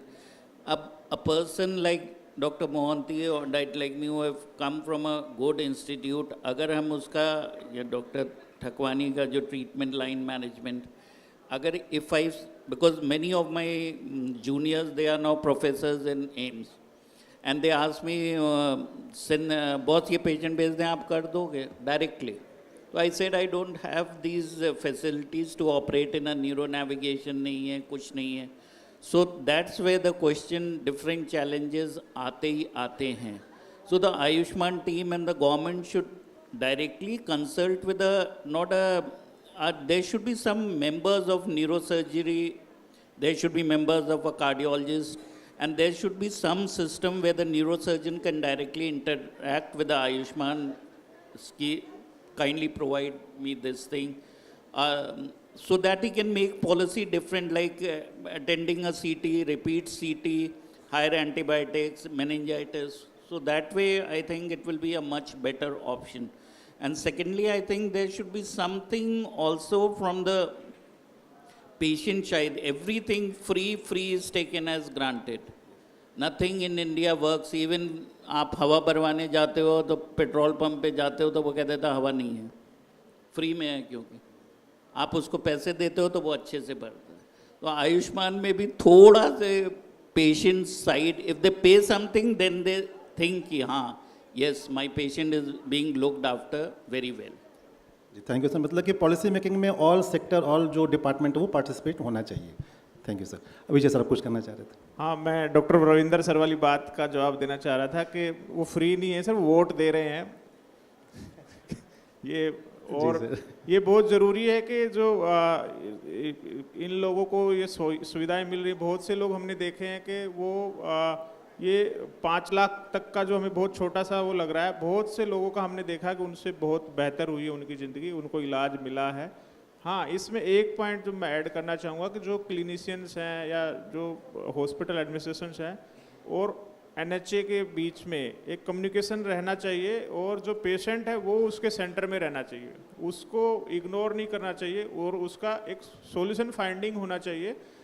बहुत बार ऐसा होता है कि आयुष्मान भारत की उसमें 5 लाख तक की स्कीम में अगर नहीं हो रहा है, there are different ways available कि आप उनके थ्रू उस पेशेंट का इलाज आप कर पाएँ. ये एक फैसिलिटी और ये एक ऑप्शन होना चाहिए. और हॉस्पिटल्स को उन जैसे एम्स में हम देखते थे कि 15-15 लाख का भी 20-20 लाख का भी लोगों का इलाज होता था फ्री में, और there are agencies, there are multiple other schemes कि वो अवेलेबल होते हैं और उनके थ्रू उन लोगों का इलाज होता है. इससे पहले इफ यू हैव सम बिल्कुल सर, श्योर सर. सो बोन मैरो ट्रांसप्लांट, डॉक्टर ठकवानी को पता होगा इस चीज़ का कि bone marrow transplant around AIIMS में भी 15 लाख रुपए का होता है. तो जब भी आयुष्मान भारत स्कीम आई थी तो इसमें 5 लाख का लिमिटेशन था. तो इसमें साथ में क्लॉज ये भी था कि अगर आपको आयुष्मान भारत के आप बेनिफिशियरी हैं तो आप दूसरी स्कीम्स का फ़ायदा नहीं उठा सकते हैं.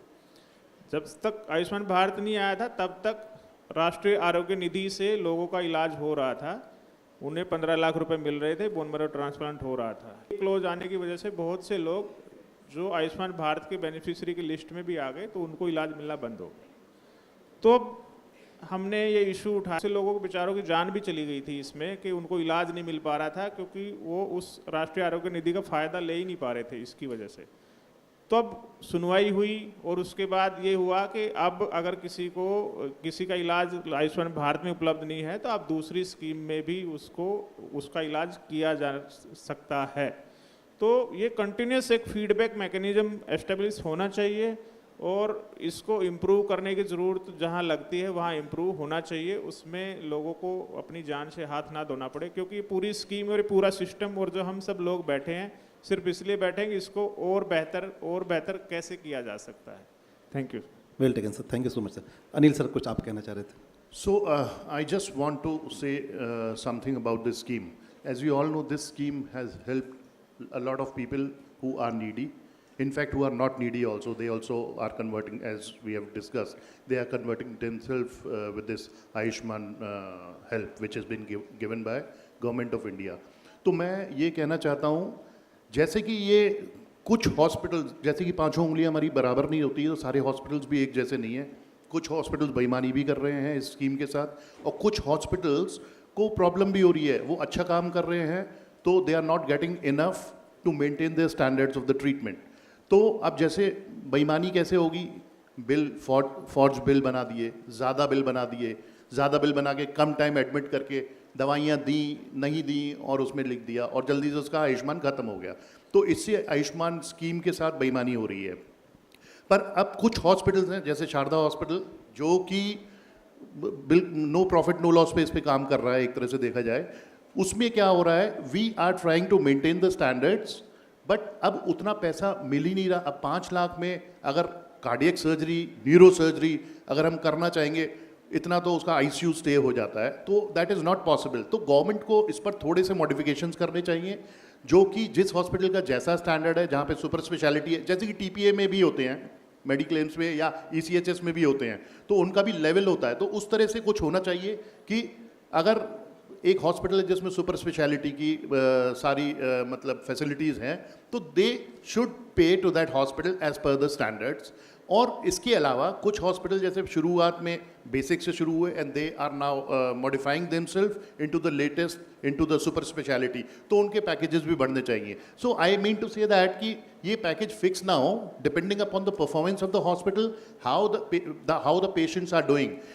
एक बैकअप लें, पेशेंट से फीडबैक्स लें कि भाई ट्रीटमेंट कैसा है, रिजल्ट्स देखें, and depending upon that results ये कैटेगराइज होने चाहिए hospital, so that better hospital should get better returns. So उनको भी एक बूस्टअप मिलता है कि कुछ बेटर करने का।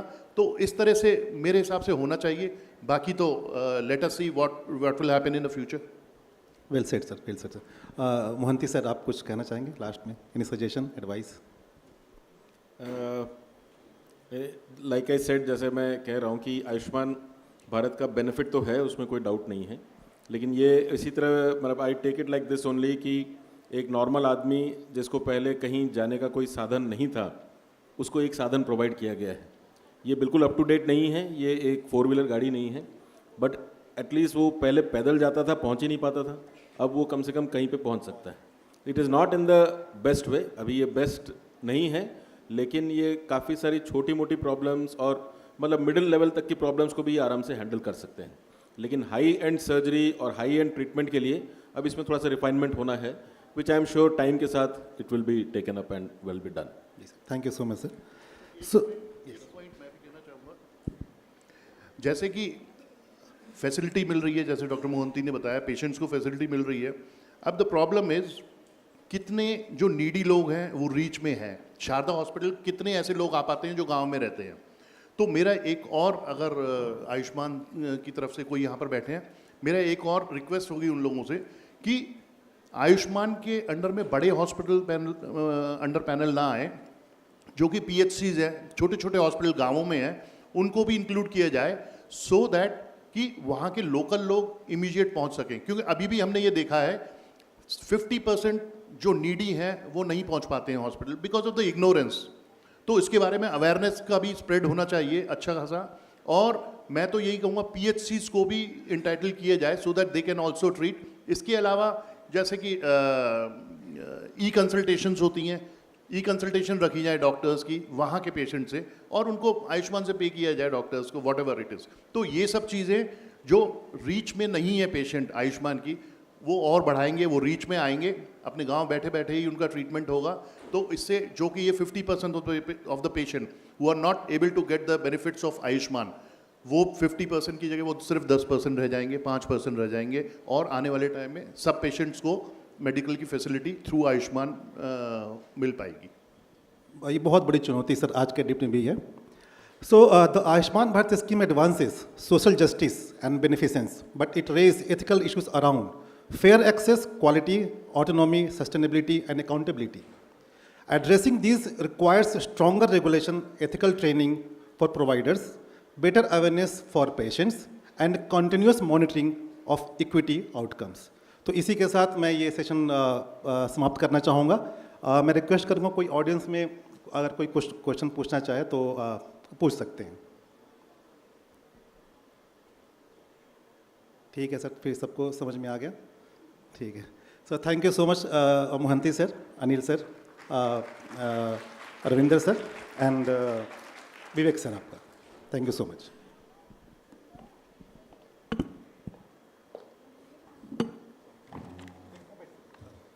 एक मिनट बैठिए सर.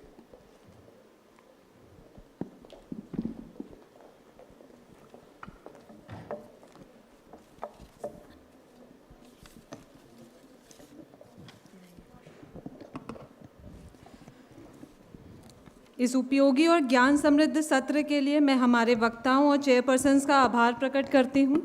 मैं उम्मीद करती हूँ कि यहाँ उपस्थित प्रत्येक व्यक्ति आपके मार्गदर्शन से लाभान्वित हुआ होगा. I now request respected Dr. Brigadier Ramamurthy Sharma sir and Dr. Colonel S.K. Ghai, additional MS Sharda Hospital, to please come on the stage and felicitate our moderators and panelists for the session.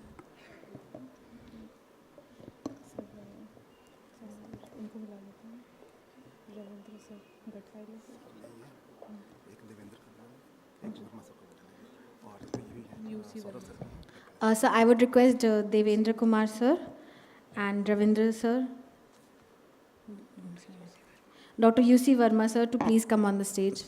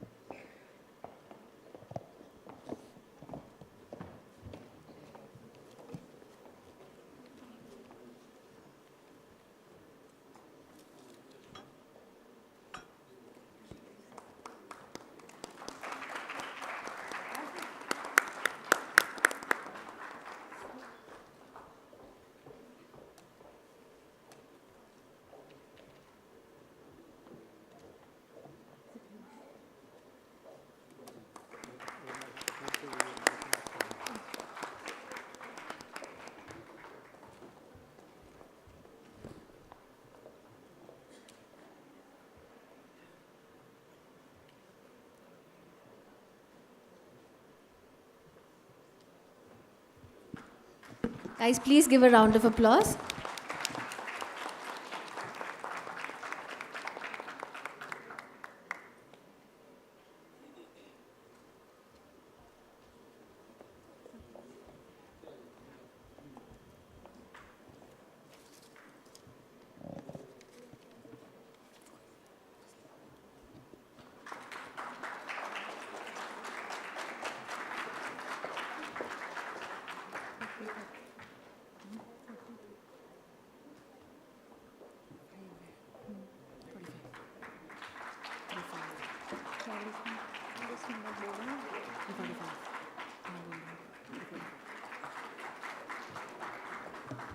I would request all to please stay back for the group photograph. So please join for the group photograph.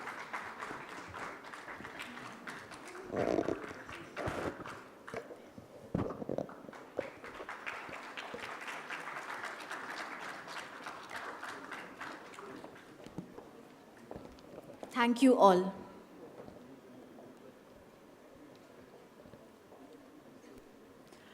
यथा अन्नम तथा मना. इसी के साथ अब चलिए दोपहर के भोजन के लिए विदा लेते हैं. दोपहर के भोजन के बाद आयुष्मान भारत पर हमारे पास बहुत ही उपयोगी और ज्ञानवर्धक सत्र होंगे. मैं सभी से अनुरोध करती हूँ कि कृपया दोपहर के भोजन के लिए प्रथम तल की ओर प्रस्थान करें एवं भोजन के बाद 3:45 तक हॉल में वापस एकत्रित हो जाएं, ताकि हम और जानकारीपूर्ण सत्रों को समय पर आरंभ कर सकें. धन्यवाद.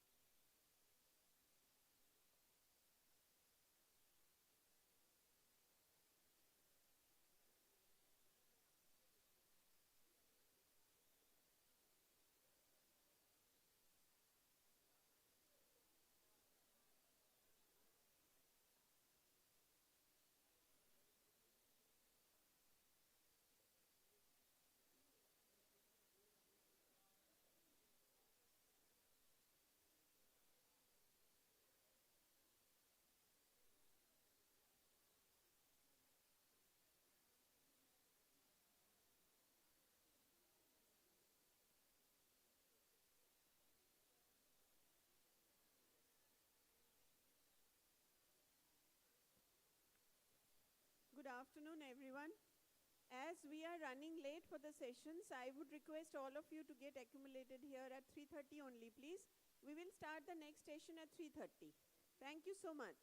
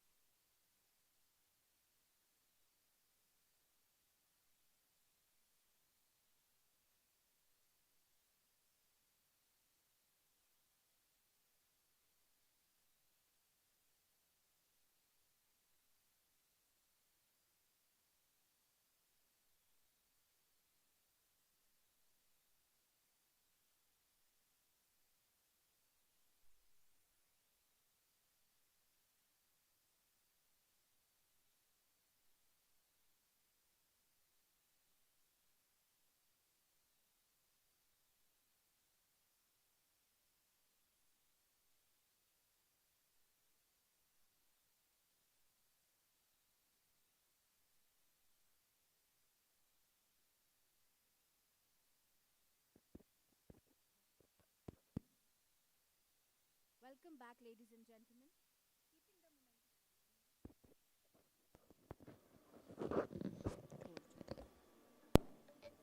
Welcome back, ladies and gentlemen.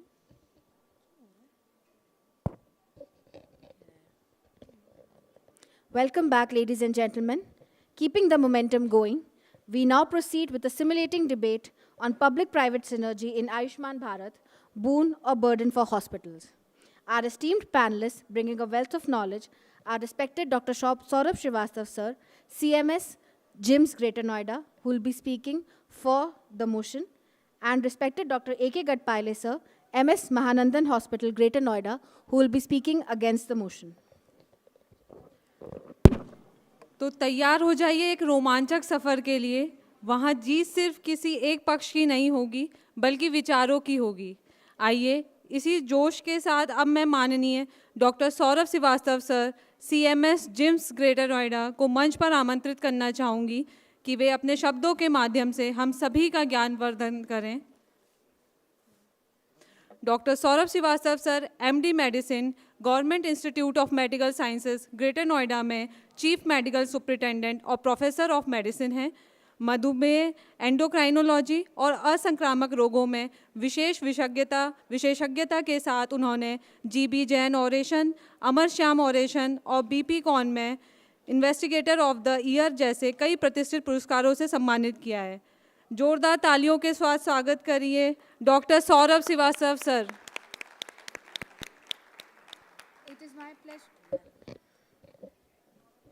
It is my pleasure to invite the respected Dr. 𝐂𝐸𝐺 𝐈𝐴 sir, MS Mahanandan Hospital, Greater Noida, on the stage for the debate.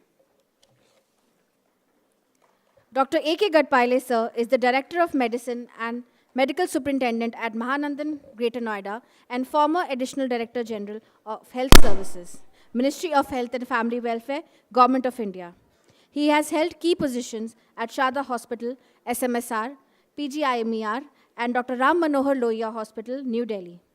A contributor to national and international health guidelines, including COVID-19 and H1N1. He is an author of several treatment guidelines and research publications. He has been recognized with the GB Jain Oration Award, IMA Delhi's Best Physician Award, and the Health Innovation Award, along with the Atal Bihari Vajpayee Award for Health. A big round of applause for Dr. 𝐂𝐸𝐺 𝐈𝐴 sir.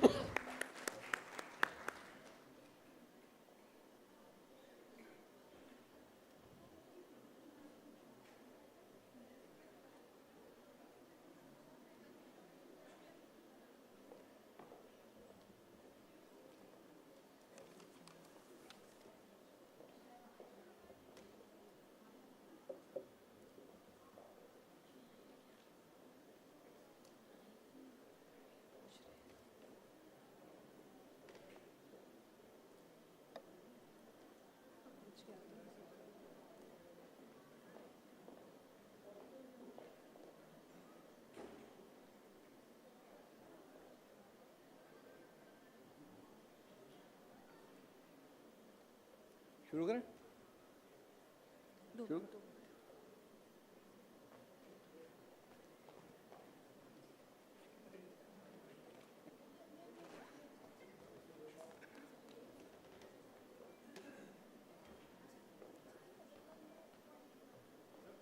Please, sir, carry forward. आज का debate है आयुष्मान भारत योजना जो है इसकी private public synergy is a boon or burden to the hospital.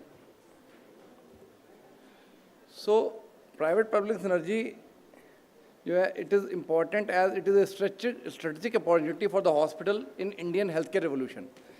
This Ayushman Bharat Yojana is an ambitious project of our Prime Minister Shri Narendra Modi ji, in which he has ascertained that at least the person should get a respectable health and respectable treatment for his illness. So why we are having this debate? Because the private-public partnership expands the access, it improves the financial sustainability and leverage private sector efficiency in healthcare delivery. It is launched in 2018 by Honorable PM Shri Narendra Modi ji. It targets 50 plus crore beneficiaries nationwide.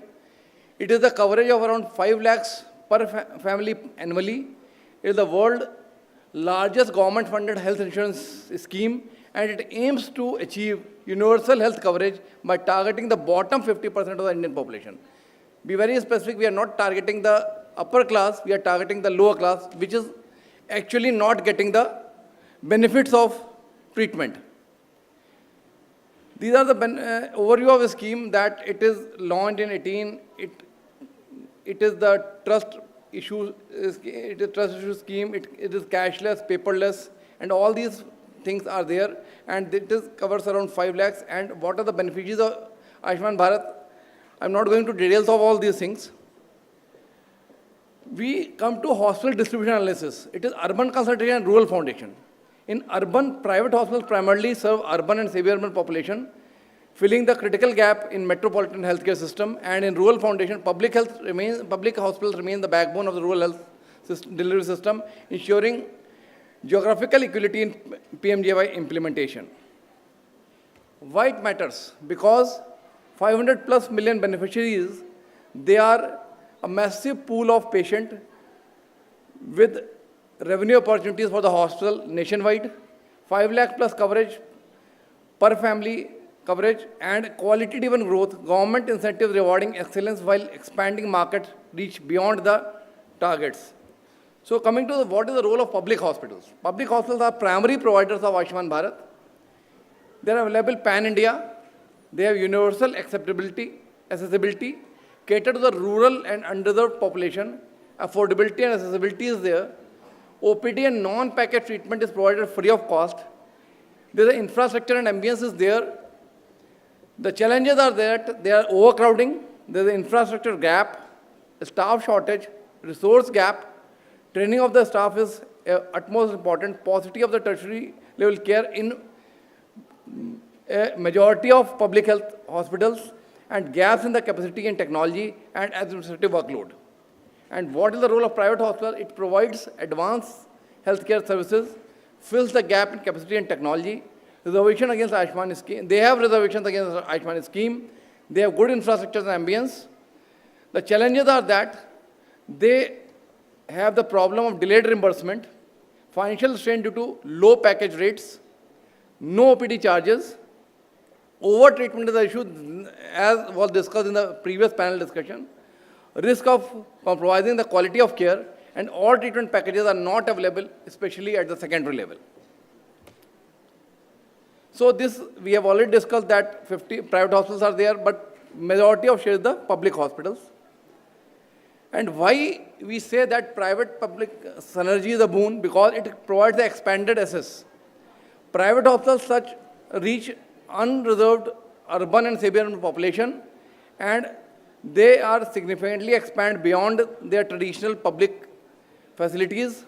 There is financial viabilities. Many of the private hospitals, they get a break-even. If they are smaller private hospitals, they get break-even after 4 years under PMJAY. So they demonstrate a sustainable business, and public revenue boost is there if the patient and the public hospitals are under the PMJAY. This you can see that many of the private hospitals, they are underutilized. The current occupancy is there less. However, if the available beneficiaries, they come into picture, the target utilization of those private hospitals can be taken care of. And if we go for quality enhancement incentives, the PMJAY bronze, NABH accreditation and 𝐂𝐨𝐧 accreditation, the beneficiary, the amount of financial status is being given, it is boosted up. The market expansion opportunities are there. There is a broad geographic reach, and the patient demographic is that the patient-sponsored patients are there. They are previously unafforded private, and they are having previously unaffordable private care. Recent expansion is up to for the well-to-do persons also who are 70 plus and seniors, and Tier 2 and Tier 3 growth markets are there. So what private-public synergy will help? They are complementary to each other. The patients are benefited. OPD and non-packaged treatments are available if we are serving the public status. Patients can visit private hospitals for treatment not available in the public hospitals. The optimal care can be given, and both private and public hospitals are benefited. There is an increased access to the quality health care. There is a shared burden between public and private sectors, better utilization of resources. There is innovation and efficiency of service delivery and good clientele satisfaction. So, how we can say that it is a boon? There is an expanded patient base because it brings millions of people into the healthcare system, and there is a steady inflow of the patient. Thus, utilization of the hospital infrastructure is there. The capacity building and infrastructure growth can be there because as the hospital gets more revenue, then it encourages the hospital to expand the facilities. There are incentives, investment in modern equipment, technology, and specialty services can be taken care of with this, and similar hospitals can become financially viable. The public-private collaboration improves the trust. Hospitals become partners in the national health mission, enhancing their credibility, builds long-term trust between communities, government, and private health providers, improves the reputation of the hospital as socially responsible institutions. So, the verdict is that there should be a balancing between innovation and sustainability. There should be a strategic balance maintaining, because the success depends on the finding of equilibrium between the public healthcare system and private healthcare viability. There should be continuous evolution, that is regular policy refinement and stakeholders feedback loop to ensure the scheme adaptation on the ground level and future potentials. With proper reforms, private-public synergy can transform India's healthcare landscape sustainably. The debate continues, but the evidence suggests that thoughtful public-private collaboration supported by appropriate policy frameworks represents India's best path towards the universal healthcare coverage. It is a strategic business backed on the revenue growth, quality improvement, infrastructure support, capacity validation, market expansion, and credibility in positioning. The empanelment creates predictable reimbursement schedules, enabling better financial planning while contributing to the healthcare equality and community impact. In the local perspective of Gautam Budh Nagar, we can see that there is a rapid growth of population due to industrialization. There is rapidly growing healthcare demand in the urban and semi-urban areas. The presence of both government and corporate hospitals are there. So balanced energy is the key to sustainability. To conclude, together we can ensure quality healthcare because private-public synergy is essential for Ayushman Bharat's success. Boon if challenges are addressed effectively and requires balanced policy and mutual trust. Thank you.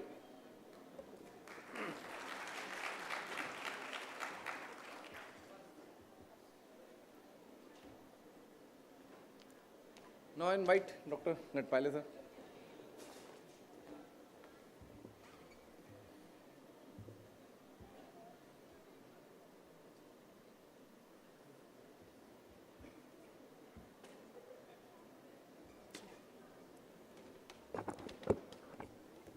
Good evening, good afternoon to all my faculties,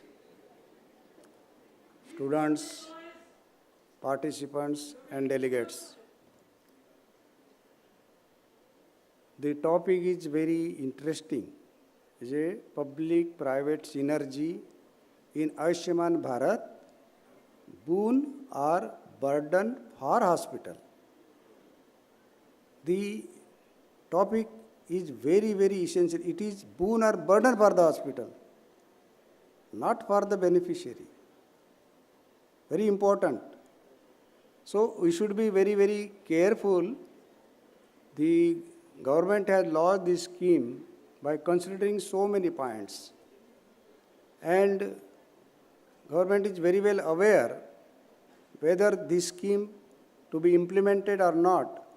What will be benefit, what will be the consequences, what will be the outcome, and what will be the burden on the government, burden on the public, and burden on the private persons.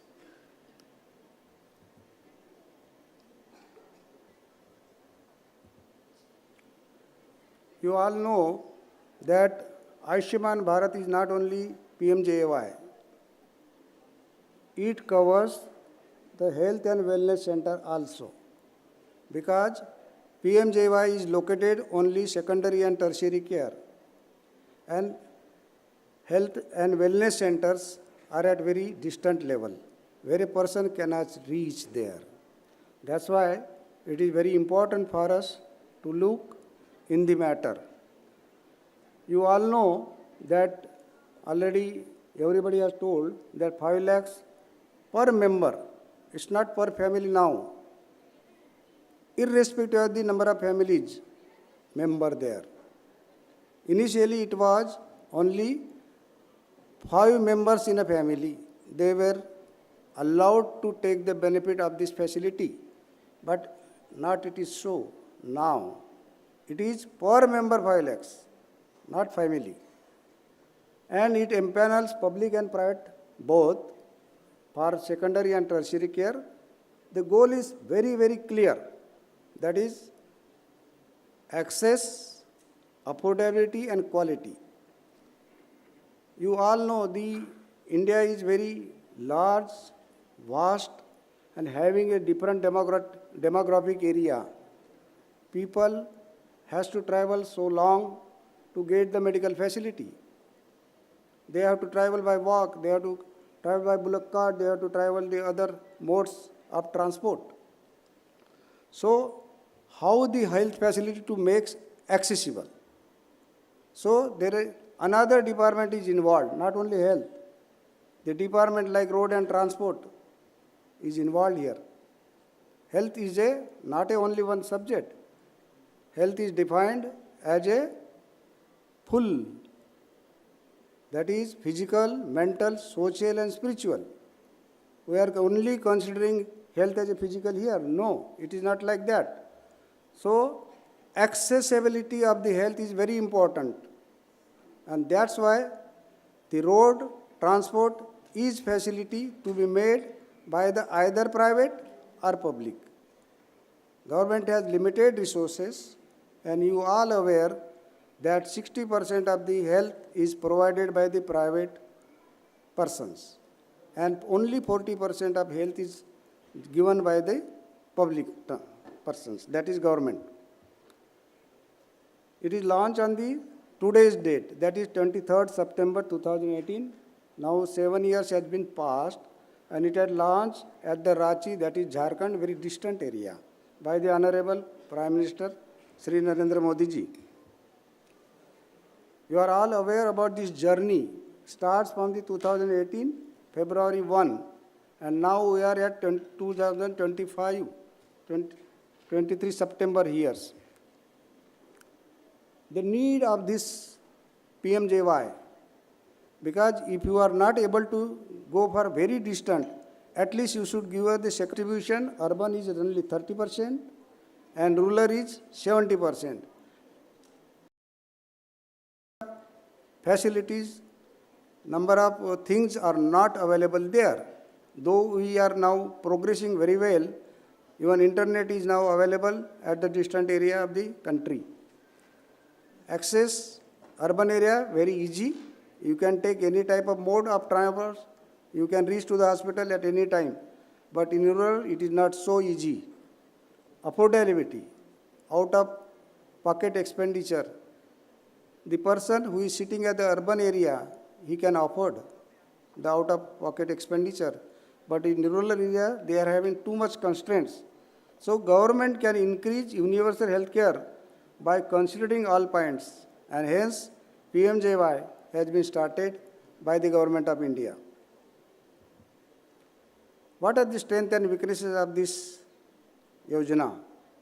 Strength is synergy, which is to be achieved by merging the efforts.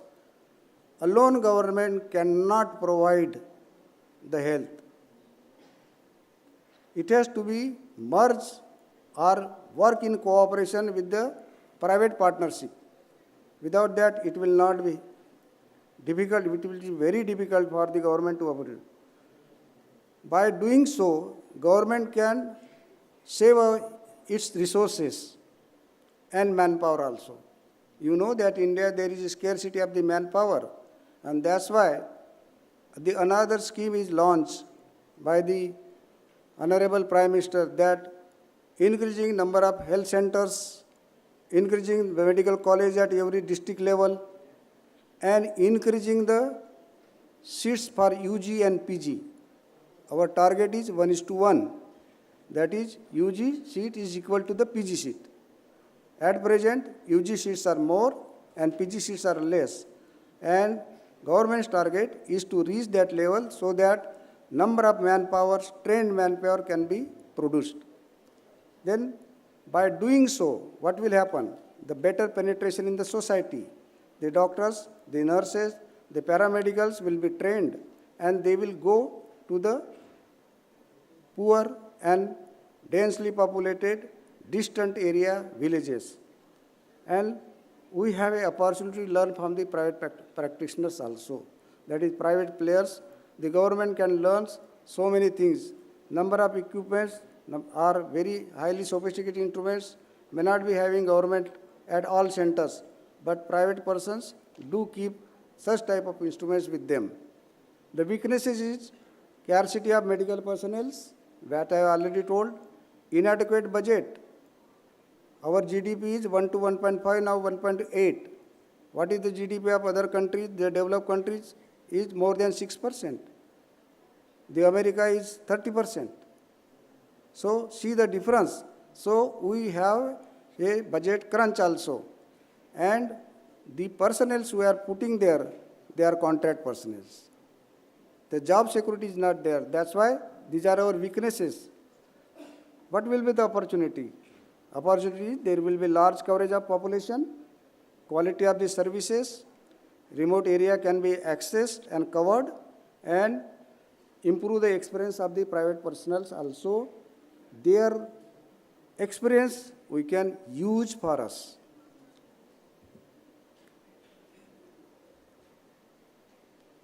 This I have already covered. So potential arguments for PPP as a boon. Increase access and quality. PPP can expand their accesses to the healthcare services, which my colleagues have already told you that it is definitely boon to the user. The potential arguments for PPPs as a burden. Commercialization. There is a risk that a greater reliance on the private partners could lead to commercialization of essential health services, potentially increasing cost for the patient.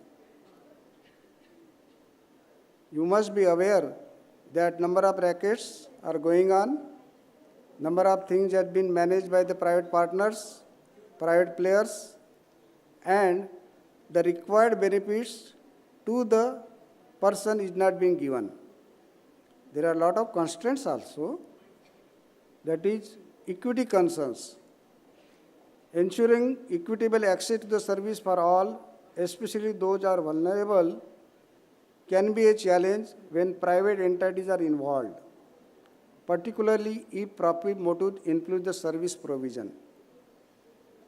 I can give one example of CGHS. There are a number of private hospitals are being empaneled on the CGHS, and if a CGHS beneficiary goes there, they say that no bed vacant. Because they know that if they treat the CGHS person, their payment will be delayed, their payment may not be released at proper time. That's why, to avoid this headache, they simply say there is bed is vacant. So this type of equity of the services is not being provided there. Sometimes they refuse also. Sometimes the government is also on the part that they point out so many things, this is lacking, and they don't release the fund. So it adds burden to the private hospital also. That's why I'm telling the burden only of the services, not for the Yojana. Because there are a lot of agencies involved. In the first, today's first presentation, you must have seen by Vinita Srivastava, how the payment is released. Number of channels has been involved. Number of documentation has been there to upload.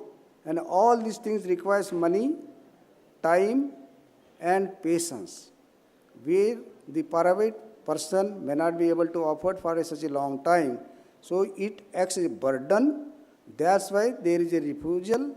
That's why there is a non-equitable, non-giving the proper service, early discharges to the patient. Even after operation, if you know, the average length of stay for the Ayushman is 7 days.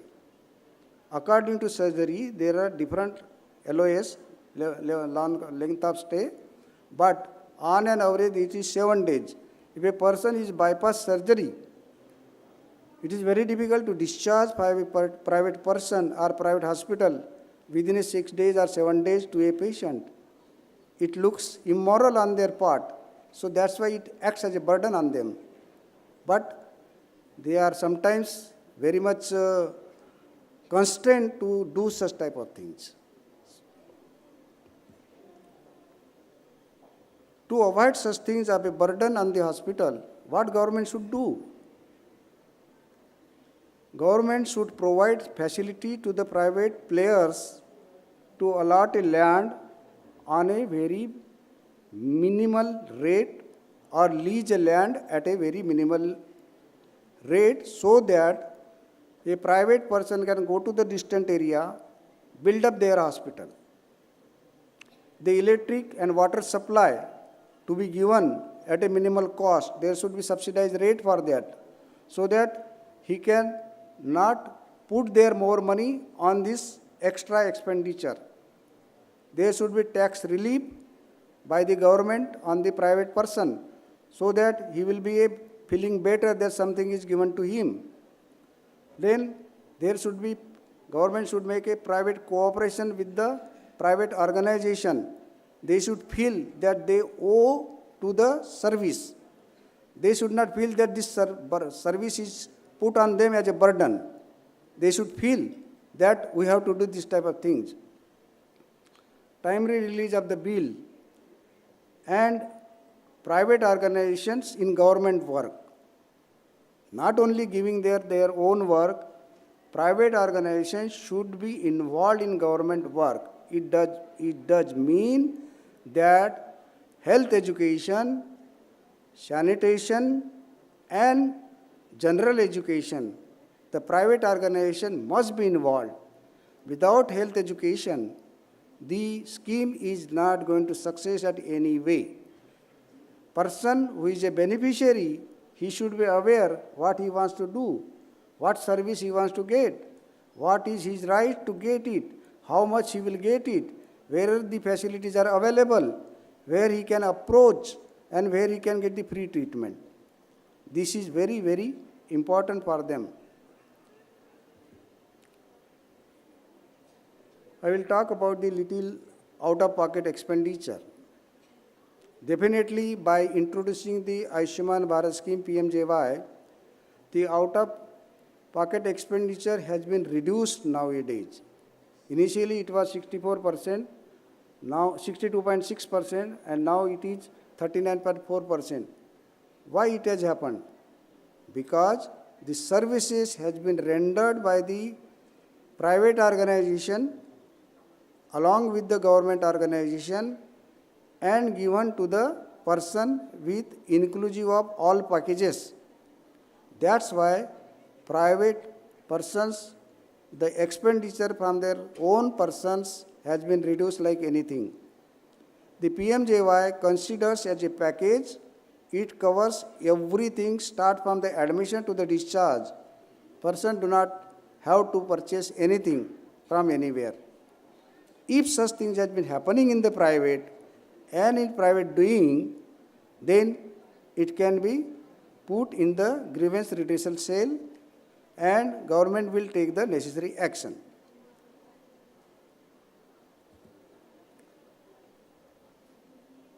This I have already told you that there are a number of things in UK, USA, Brazil. India has adopted the same, putting on this same model, that is insurance model. This is an insurance scheme. PMJY is not a different scheme, it is an insurance scheme.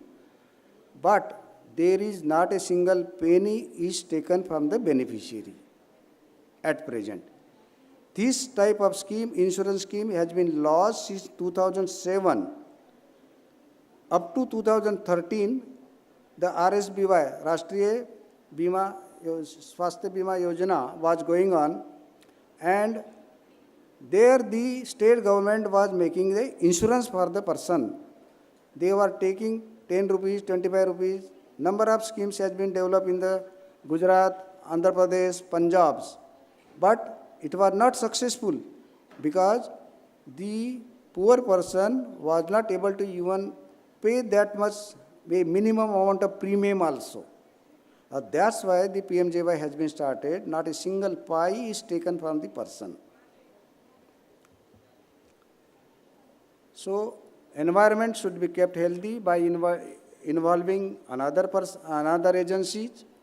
Education should be taken. Then road transport has to be supplied, transport mechanism, then infrastructures, trainings of the manpowers has to be done. This is the way forward for PPP applicable to the hospital, a path of success. So, in order to address the challenges related to healthcare, there is need for better healthcare infrastructure in India, and government is on the way to create an infrastructure. Our population is very huge. We are not yet achieved the population, that is doctor population ratio. But if you go to the literature nowadays, it is 1:834. The WHO criteria is 1:1000. We are now achieved. But how we have achieved? We have achieved by merging allopathic, Ayurvedic, and other doctors, DHMS, and MBBS doctors. And that's why our health professional has been increased. But we have not succeeded in nurses. Our nurses is still lower side. Our nurses is 1.9 to 1000. The standard is 3. Still we have not achieved. The paramedicals we have not achieved, and other supportive staff also we have not achieved. So, increasing the manpower is also an important thing. Now, I will talk a little about why there is a burden. It is burden on the hospital, not because of the scheme, because of the fallacy of the program, implementation of the program, process of the program. Process, you know that ICU, what is the normal cost of ICU? More than 10,000, including medication, it gets more. How much PMJY is giving? Less? Very less. So if a person having head injury comes to ICU, you cannot discharge the patient so early. The length of stay is 5 days. So it is a burden. He will try to shift the patient as early as possible, though the patient may not be able to do these things, not able to sustain, not able to go.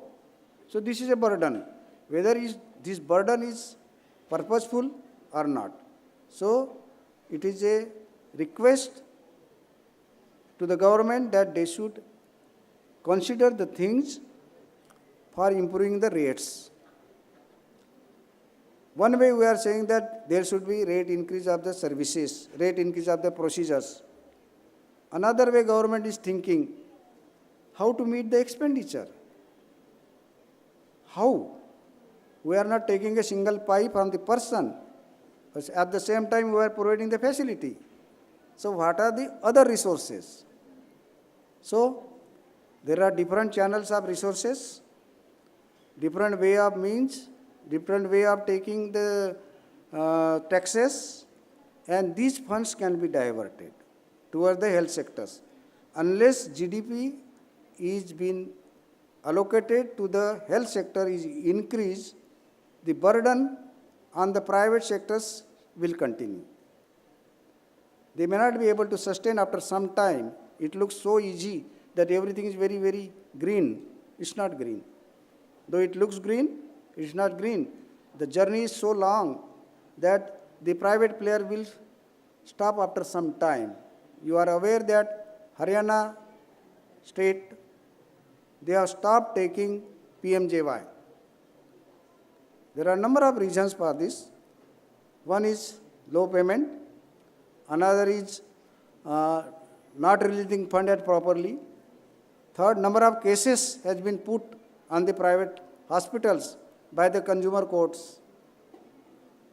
And the electricity bill, the salaries of the persons which they are employed, the infrastructure they are providing, air conditions, they are not being made with the available, the resources which the government is giving by PMJY. So they think that it is a burden on them. They stop taking the person.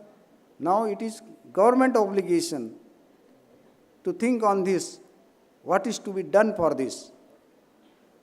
Whether they should be compelled or they should be supported, which I have told you that private persons may not be compelled for a long way. There will be revolt. So they should be given a compensation. Not this way, another way also.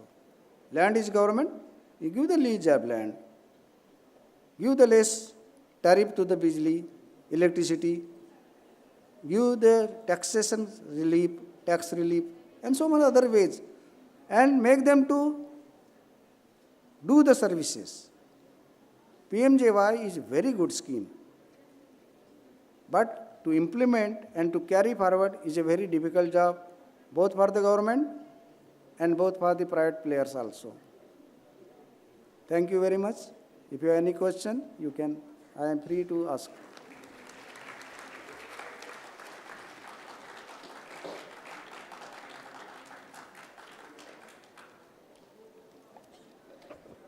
हमारे माननीय panelist का हार्दिक धन्यवाद, जिन्होंने अपने विचारों और अनुभवों से इस सत्र को अत्यंत ज्ञानवर्धक और प्रेरणादायी बनाया है।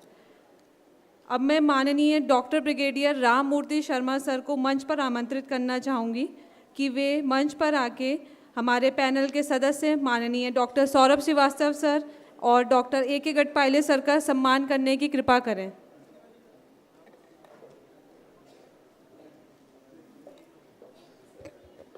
I request all to please stay back for the group photograph.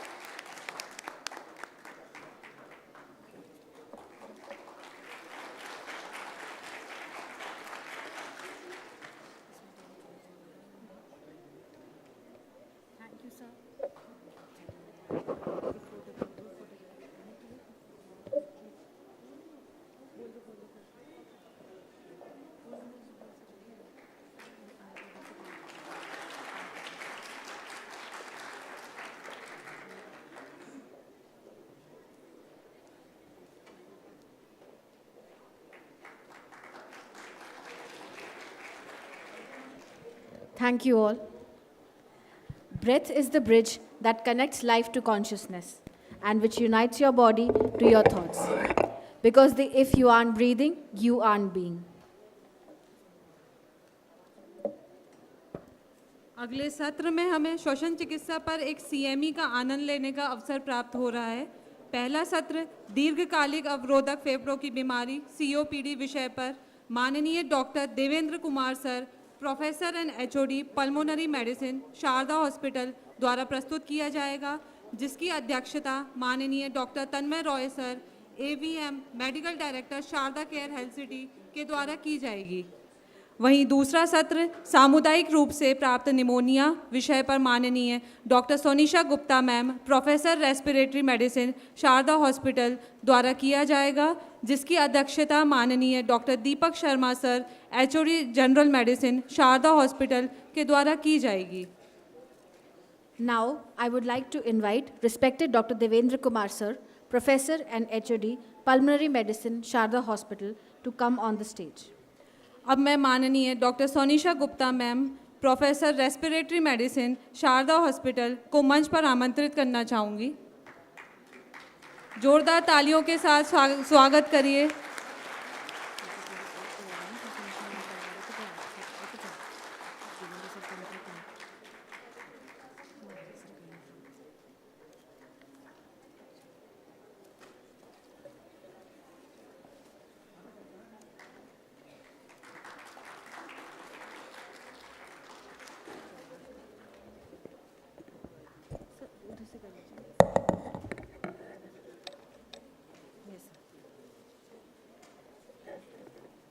Now, I would like to invite respected Dr. Tanmay Roy sir, AVM Medical Director, Sharda Care Health City, to come up on the stage.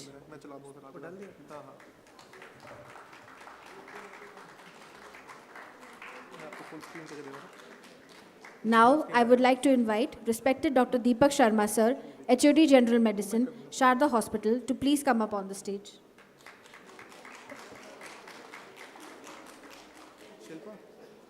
जब sir बोलेंगे ना slide को switch कर दियो इस पे तो वहाँ से करेंगे नहीं आप यहीं से करो तो हम इस पीछे ले आएंगे उसका स्विच कर दे तो कर दे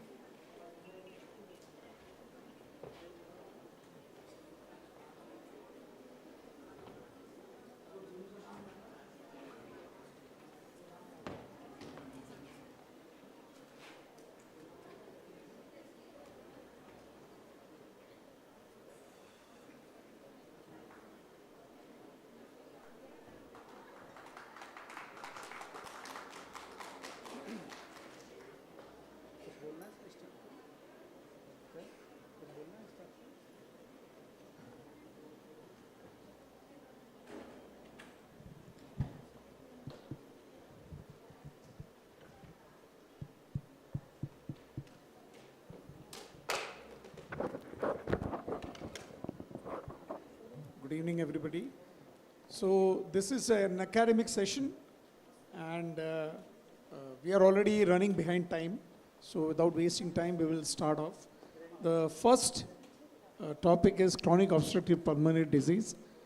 And we know in our territory also, these areas, we see it very common. So you are a very learned person, professor in chest medicine, and he'll be speaking on chronic obstructive pulmonary disease. Sir, please.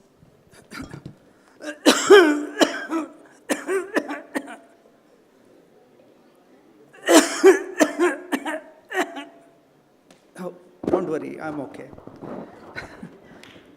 Basically, I am trying to demonstrate how a patient of COPD have cough.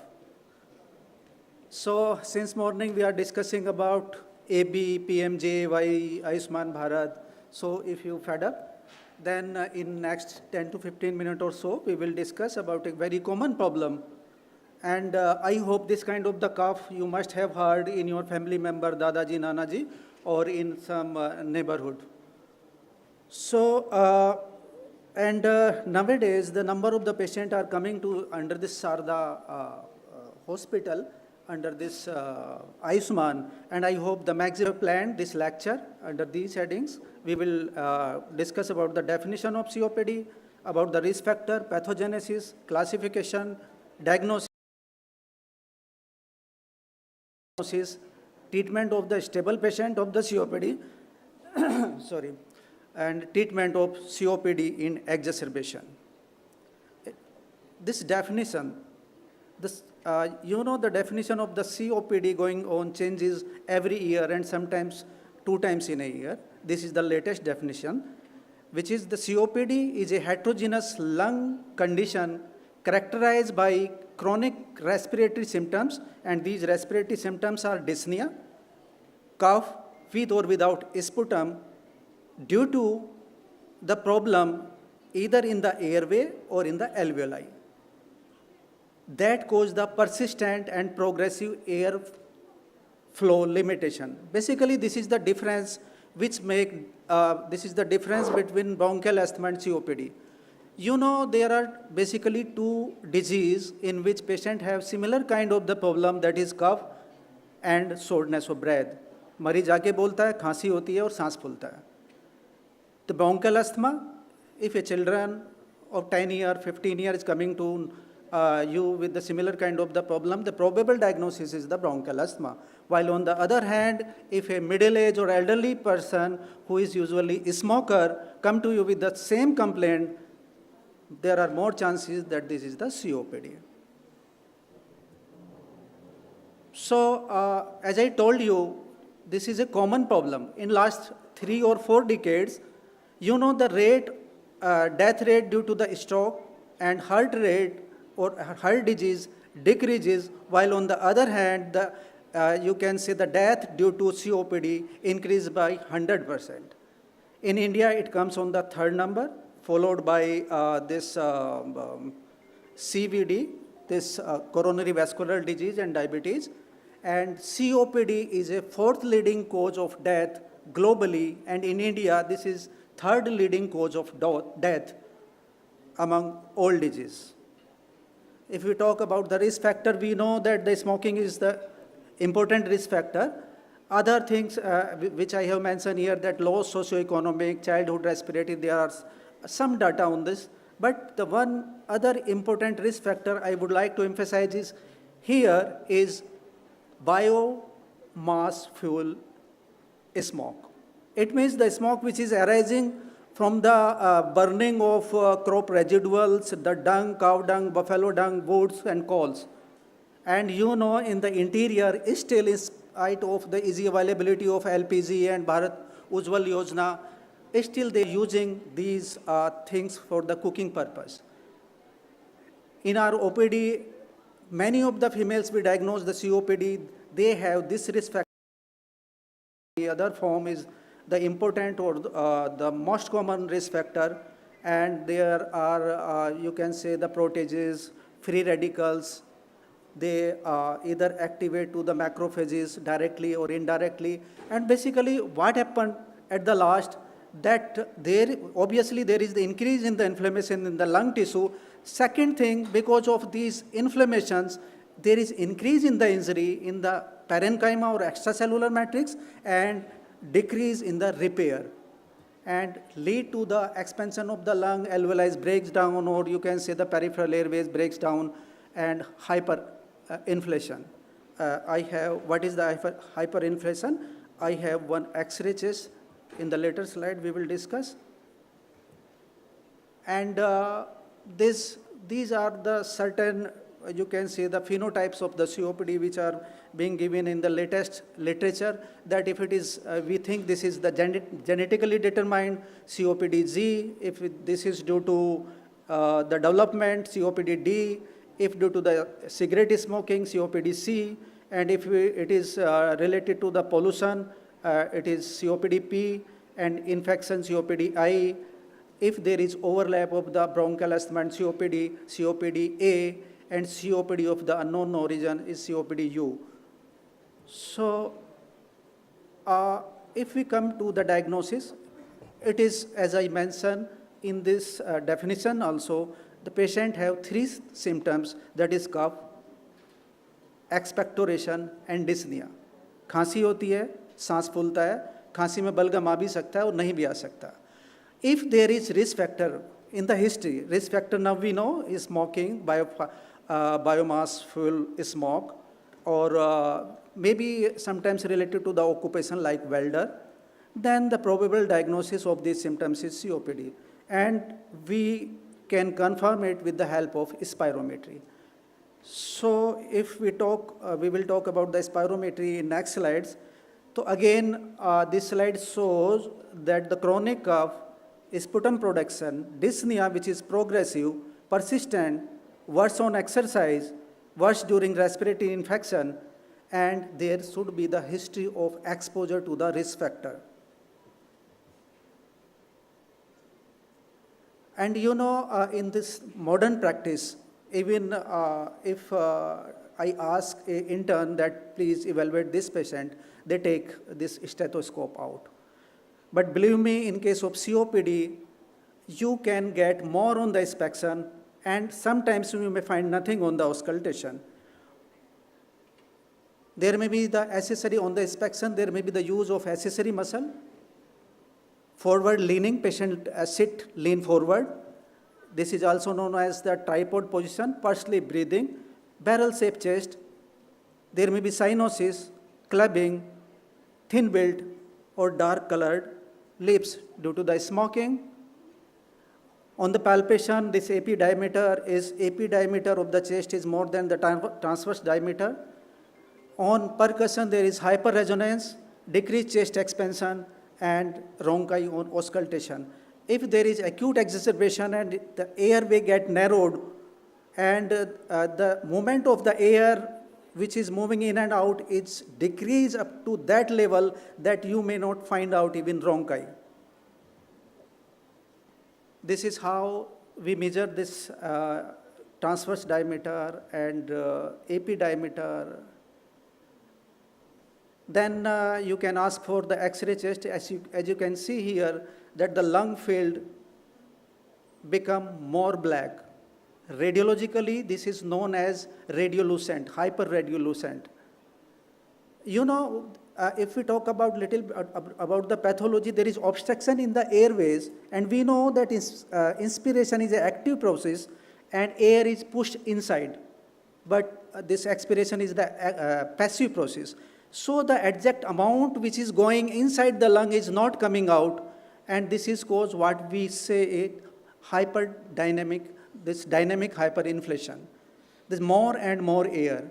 And because of this, you can see here that dome of the diaphragm become flat. They are pushed down, heart become tubular because it is pushed from either side due to hyperinflated lung.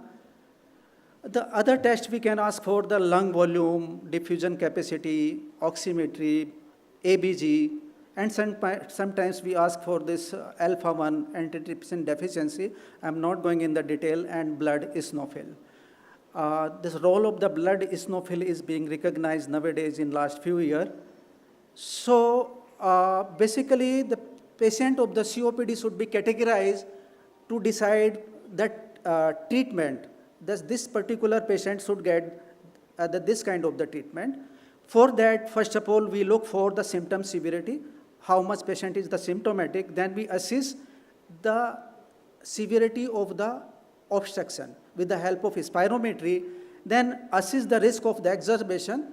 Exacerbation risk, just we ask the history whether the symptoms of the COPD will increase in last 1 year, whether these symptoms were managed on the OPD basis or patient had to hospitalize.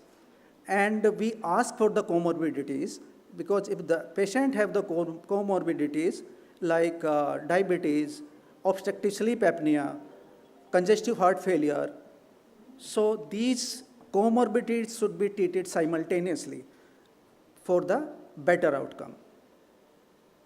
So first of all, if we talk about the symptom severity, we have the different questionnaire like the CAT COPD assessment test and MMRC dyspnea scale starting from 0 to 4. 0 means this patient become dyspneic on external exercise, and you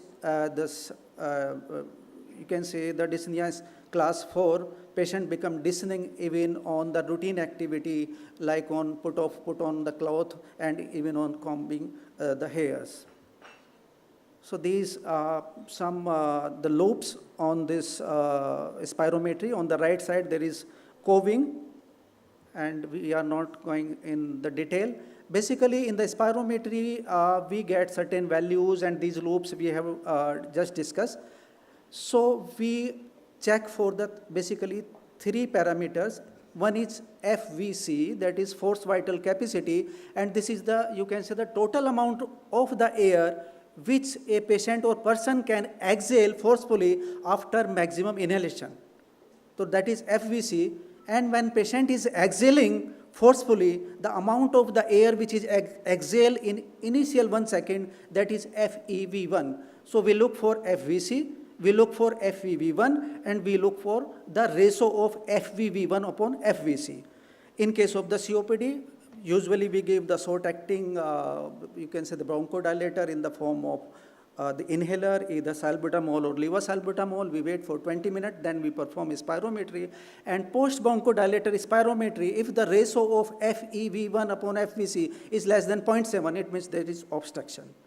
But if you want to know that how severe is the obstruction, we have to look for the value of FEV1. You know, in the setting of ratio less than 0.7, if your FEV1 is more than 80%, it means there is mild obstruction, also known as gold class 1. And if this value of FEV1 is somewhere between 50% to the 80% of the predicted value, then there is moderate obstruction and gold class 2. And if this FEV1 is somewhere between 30% to 50%, it means there is severe obstruction or gold class 3. And if there is FEV1 is less than 30%, it means there is very severe obstruction, gold class 4. So now we have discussed about the severity of the symptoms. We have discussed about the severity of the obstruction. The last parameter, now we will check whether this particular patient is on risk for the exacerbation in the near future or not. We just ask the question that whether your symptoms get aggravated in the past, or whether this, and if these symptoms were treated on the OPD basis or you had to hospitalize. Now, we have this information about the symptom severity. We have the information about the degree of airflow limitation. We have idea about the exacerbation. Now we combine this all three parameters or information to categorize these patients into three classes, A, B, and E. This seems to be quite complicated, but this is not. Let me explain this, that on x-axis, we take the symptom severity. If we're taking MMRC, if patient have the class 0 or 1, we keep this patient on the left. And if patient is more dyspneic, have the dyspnea grade 2 to 4, 2 or more than 2, we keep this patient on the right side. And if patient have the exacerbation, we keep this patient on the top. If do not have the exacerbation, on the bottom side, and we classified into A, B, and E category. Because in each class, patient should be treated differently. This is one slide about the COPD and bronchial asthma. As I have mentioned earlier, that COPD usually onset in the middle age or in the elderly patient who are usually smoker. Symptoms get progressive. Usually there is history of smoking. Post-bronchodilator reversibility test is usually negative. I have one slide about the BDR, this bronchodilator reversibility test also. While in case of the bronchial asthma onset early in the childhood, symptoms vary. Patient of the bronchial asthma may be asymptomatic without medication in between, but not a case of COPD. And this bronchial asthma usually associated with the allergy, rhinitis. Sometimes patients have the itching in the eyes, redness of the eyes, have the history that symptoms get aggravated when goes in the smoky environment or the dusty environment. This is about the bronchodilator reversibility, that you perform the spirometry, then you give the bronchodilator with the help of the inhaler, either salbutamol or levosalbutamol, then you again perform the spirometry after 25 minutes or 30 minutes, and you check the improvement in the FEV1. FEV1 means the amount of the air which patient is able to exhale forcefully during initial 1 second. If there is improvement by 200 cc or 200 ml, and 12%, it means the bronchodilator reversibility is positive, which is usually seen in case of bronchial asthma and not in case of COPD. This is one slide of the COPD. There is one condition, COPD asthma overlap. It means in this kind of the scenario, initially patient have the history that symptoms get aggravated during changing season, but later on they become persistent. And there may or may not be the history of the smoking or little bit history of the smoking. If we talk about the treatment, again, I would like to emphasize here that some non-pharmacological treatment as well as pharmacological treatment, both are the important. If we talk about the non-pharmacological treatment, means the avoidance to the risk factor, patient should be counseled to quit the smoking. And to reduce the indoor pollution, as we discussed, the LPG should be used. Reduction to the occupation exposure. If patient is welder, for example, you can ask to change the occupation also. Vaccination is the important, and the evidence is going on increasing. Now the influenza vaccine, pneumococcal vaccine, RSV, and COVID-19, Tdap, that is tetanus and diphtheria, should be given routinely to this patient. So basically, if we talk about the treatment, we have divided these patients into A, B, and E, 3 category. Patient group 1 means these patients are less symptomatic and have the least risk of the exacerbation, can be treated with the single pharmacological agent, either LABA, that is long-acting muscarinic antagonist, or long-acting beta agonist. Single, you can say the pharmacological agent. The patient who fall in the group B, both should be combined, LABA as well as LAMA. While in case of the group E, inhaled corticosteroid should be added. Remember that patient of the bronchial asthma, the primary treatment is inhaled corticosteroid, while in case of the COPD, inhaled corticosteroid is added at the last. Then if we talk about the exacerbation, then in case of the exacerbation, as we know that LABA or LAMA should be given, then the combination of LABA and LAMA, ICS should be added in group E if the patient have the exacerbation. Some other medicine like roflumilast, azithromycin can be added. We give the injectable, in certain condition, the injectable glucocorticosteroids also. Here, these are the some options like short-acting beta agonist, long-acting beta agonist, SAMA, that is short-acting muscarinic antagonist like LAMA, ICS, and this thing. Basically, here, the one thing I would like to explain or you discuss here, that the mainstay of the treatment is inhaled medications. And most of time, the patient of the COPD, they are reluctant to use this inhaler. There may be the myth, and some, you can say the neighbor, they explain them, once you start to take this inhaler, then nothing of the medicine will be effective, and you will be the addiction. You will develop the addiction. Believe me, there is no addiction. This is the safest drug in case of COPD. You can understand by this way that if we are giving a medicine, or you can say a tablet, which is 500 milligram or 600 milligram or 650 milligram, it will go into the stomach and will be absorbed in the bloodstream. And it will be distributed to your whole of the body up to the toe. And there is, you can say, the no action is required over there. It will cause the side effect. While in case of the inhaled medication, we used in microgram. And you know there are 1,000 microgram in 1 milligram. And here we are using 200 microgram, 250 microgram, means 1/5 or 1/4 part of 1 milligram, which is going directly over there where the action is required. There is no significant systemic absorption and there is no side effect. So patient of the COPD or bronchial asthma should be treated with the inhaled medication also. Like this is, if it is being played, this is known as DPI, dry powder inhalation. You take a capsule, and this is the machine. Open it, put, this capsule is transparent, having some medication in the powder form, then press from the side. It pins this capsule, put into the mouth, and inhale forcefully. Keep this for some times so that medication remain for the sometimes in the alveoli, and then you can exhale. In the next slide, this is the inhaler. This is inhaler. We call it the meter dose inhaler. Just it should be shake before each use, then take this cap out.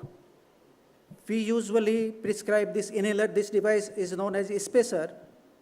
There is wall towards the mouthpiece. You press, medicine is released into this chamber, then patient take this easily in 1, 2, 3, or 4, 5 breaths. Take breath, hold for some time, then exhale. You can exhale. Patient can exhale into it because there is unidirectional valve in this device. or a patient is unable to use both of these devices, maybe that you can say the very sick, then we used this nebulizer. We puncture this raspule, we put into this nebulizer machine, which is connected to this electric circuit. And here you can say patient breathe in and breathe out in this mask. So alpha-1 antitrypsin, we are not going into the detail. Mucolytic sometimes helpful when patients say, Doctor Sahab, balgam chipakta nikalta nahi, main khasta rehta hu. In that case, you can use the mucolytic. It will, you can say, make the secretion less viscous and make your cough less tiring. Antitussive are usually contraindicated, should not be given. Pulmonary rehabilitation, a patient is very sick, unable to walk here and there, then to prevent the muscle atrophy, some active or passive movements should be advised, which is known as pulmonary rehabilitation. Sometimes patients need the long-term oxygen therapy at home, and in terminal stage or severe or very severe NIV, that is non-invasive ventilator and sometimes ventilator. So this last or second last slide, where we use the inhaled corticosteroid in case of COPD, there are only 3 indications as of now. One is category E, we have discussed. When patient have the history of the exacerbation, if patient is symptomatic and eosinophil count is more than 100, the second indication. Third is if patient have asthma COPD overlap syndrome. So as I mentioned, a patient have the comorbidities which are common with the COPD patient, maybe due to some, you know that COPD is a disease of elderly patient, and the comorbidity may be developed because of the smoking. These are common with the COPD patient, like cardiovascular morbidity, lung cancer, muscle wasting, osteoporosis, metabolic syndrome, diabetes, depression, anxiety, obstructive sleep apnea should be treated simultaneously for the better outcome. This is all about from my side. Thank you very much. At last, you can watch. Anyone here to help me?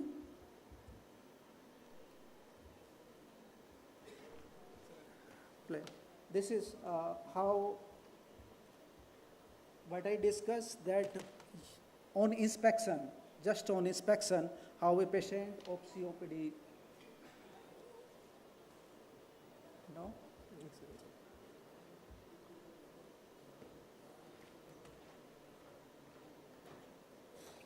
हाँ switch कर उसको वापस switch कर इस पे laptop पे switch कर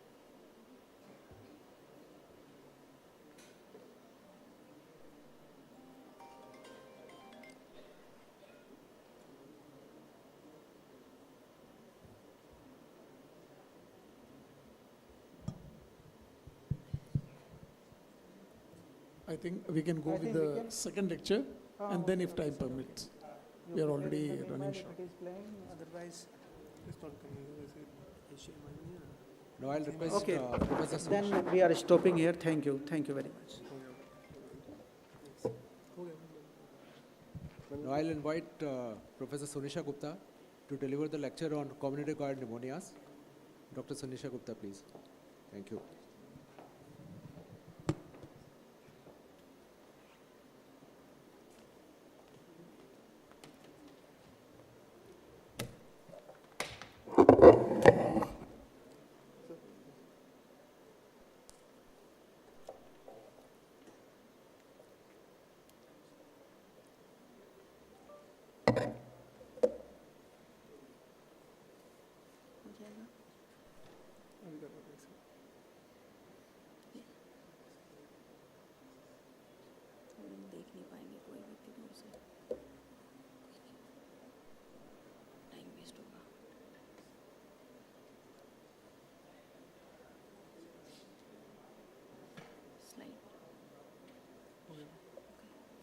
Excuse me. Right ही करना है ना? ठीक है. Yeah. Good evening, all. I hope you are all tired. We will finish this topic very fast. Now my topic is community-acquired pneumonia. What is pneumonia and why it is needed? As we know, all the infection like COVID and other comorbidity, elderly age group, pregnancy, HIV, immunocompromised patients, so they are prone to develop pneumonia. And definitely it's a very important topic, as the COPD is also one of the important topics. Now, pneumonia is an umbrella term regarding the variety of syndrome with the different etiology and refers to the infection of the lung parenchyma, a common acute respiratory infection that affects the alveoli and the distal airways. The major health problem and the associated with the high morbidity and the short-term and the long-term mortality is seen in all the age group. And it is caused by not only the bacteria, but also fungi, virus. Now, global burden is 2.5 million death has been seen with the pneumonia. And it has been reported in 2019 by the global burden of disease. Types of pneumonia, it's community-acquired pneumonia, hospital-acquired pneumonia, and VAP, that is ventilator-associated pneumonia. A community-acquired pneumonia, it is acquired in the community, and it is caused by both atypical and the typical pathogens. Or hospital-acquired pneumonia, it has been pneumonia which is acquired after 48 hours of admission but without intubation. And ventilator-associated pneumonia, it is only after when the patient is already been admitted and under the intubation period over of more than 48 hours. Community-acquired pneumonia, it is most of the mortality and morbidity has been seen in the adults and in the children's. It is characterized by the what are the symptoms consist of. It's having a chest pain, high-grade fever, patient is unable to breathe, it is dyspneic, tachypneic, and X-ray we see different variations, different presentations. It can involve any of the lobes. Now, risk factors, less than 5 years, more than 65, male gender, immunocompromised, already spoken, definitely. Smokers, COPD patients, they are more prone to have pneumonia. Prematurity and air pollution is that promotes the pneumonia. Diabetic, CVD, and chronic liver disease. Now, what is the prevalence of microbiological etiology in community-acquired pneumonia in India? It is seen that maximum about 65% is the bacteria which is involving which is the cause, which is the etiology of causing the community-acquired pneumonia. Now, why it is happening so? Because it is seen that because of the so much of antibiotic use or misuse, and it has not been, stewardship has not been followed religiously, hence the antibiotic resistance develops, and it is very difficult and becomes difficult to control this community-acquired pneumonia. Now, what is the pathology? The gastric content aspiration and the entry of the bacteria into the lungs, there is an inflammatory process. Cavitations can occur.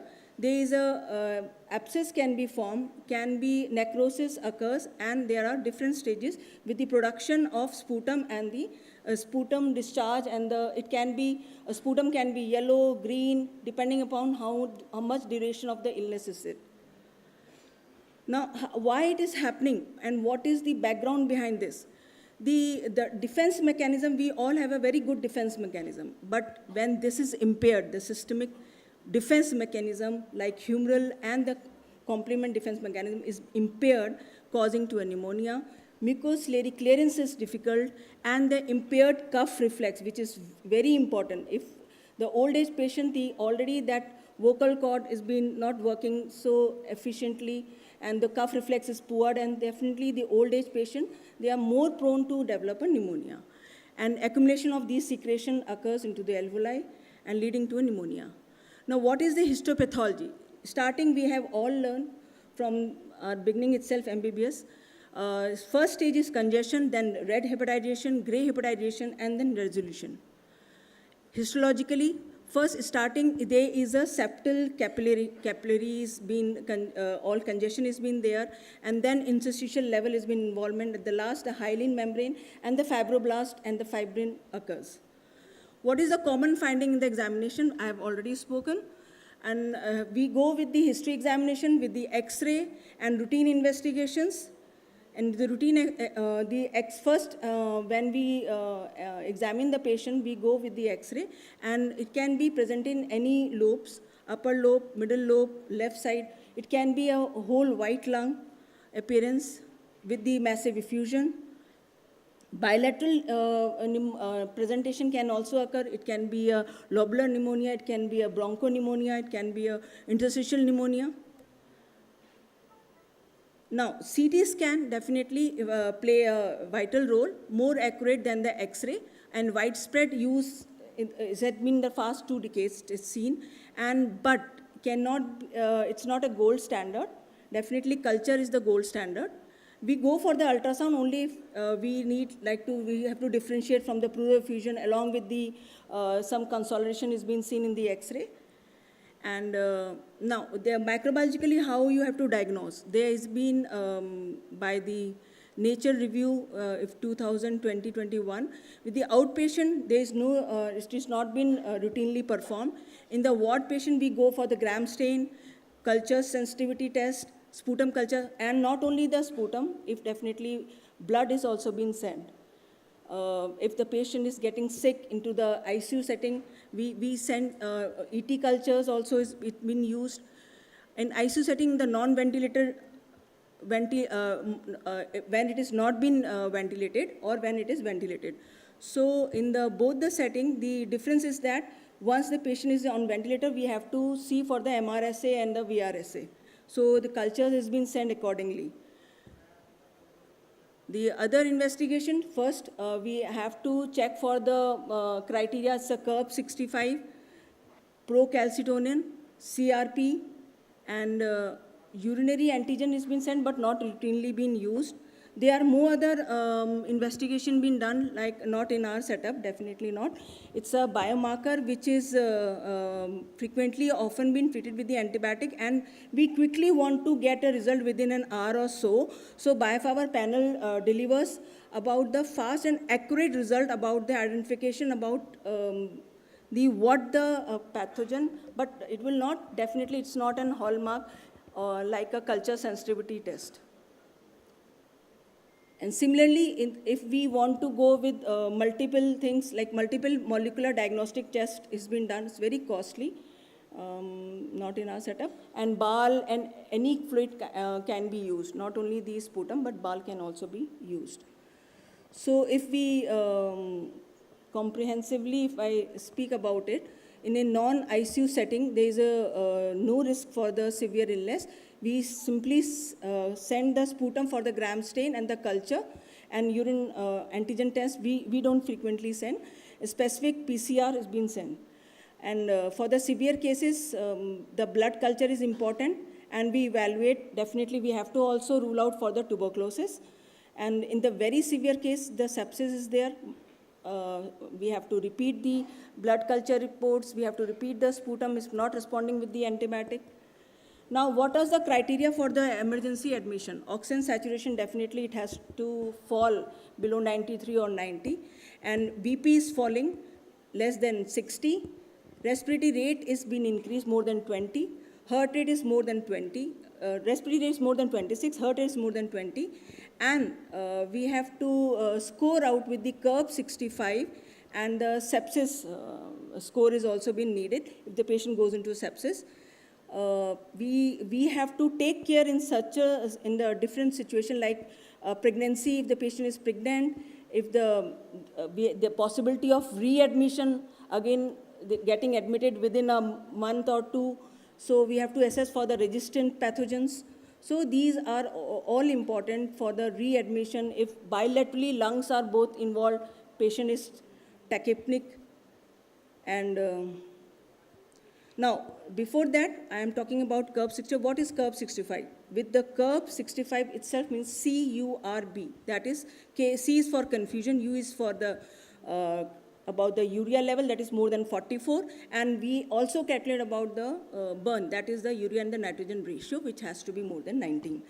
And respiratory rate more than 30, blood pressure less than 90, diastolic blood pressure less than 60, and the age more than 65. This all criteria that define scores from 1 to 5. So as the score increases, the mortality increases. And the hospital admission starts from the second. We have to observe on the second score, and the hospital admission starts from the third score. Similarly, we have a pneumonia sensitivity index, which also scores from 1 to 5 based on these criteria from the age, man, woman, neoplastic, liver disease, cardiovascular, cerebral, renal, and all that. Even ABG analysis has also been encountered, and accordingly that score has been given when we add all these scores, and then the final score has been made into 5 groups. As the score increases, the mortality is being increased, and it lies from less than 50 is the score 1, score 2 is 51 to 70, score 3 is 71 to 90, score 5 is 91 to 130, and more than 130 is 5 score. Now, confusion does occur in the emergency, definitely, with all those, if the X-ray is not resolving within 72 hours, we are thinking we have to see so many things. We can think for the pulmonary embolism, aspiration, vasculitis, atelectasis, foreign bodies, septic emboli, and CHF. If bilaterally involved, we have to see for the CHF as well. And complication, definitely patient goes into a sepsis, patient goes into an ARDS, sepsis, metastatic infections, empyema, lung abscess, when the patient presents with the very severe symptoms, with the high-grade fever, with the yellowish and the greenish sputum, we have to think for the other things. And at the last, multiple organ dysfunction. Now, these are the guidelines for the antimicrobial uses with the ICMR. I will go with the fast. Now, if the patient, starting with the outpatient, we go with the preferred drug, that is the cephalosporin group or the 𝐂𝐸, and beta-lactam groups is been added, and doxycycline monotherapy is not recommended. Outpatient with comorbidity and outpatient,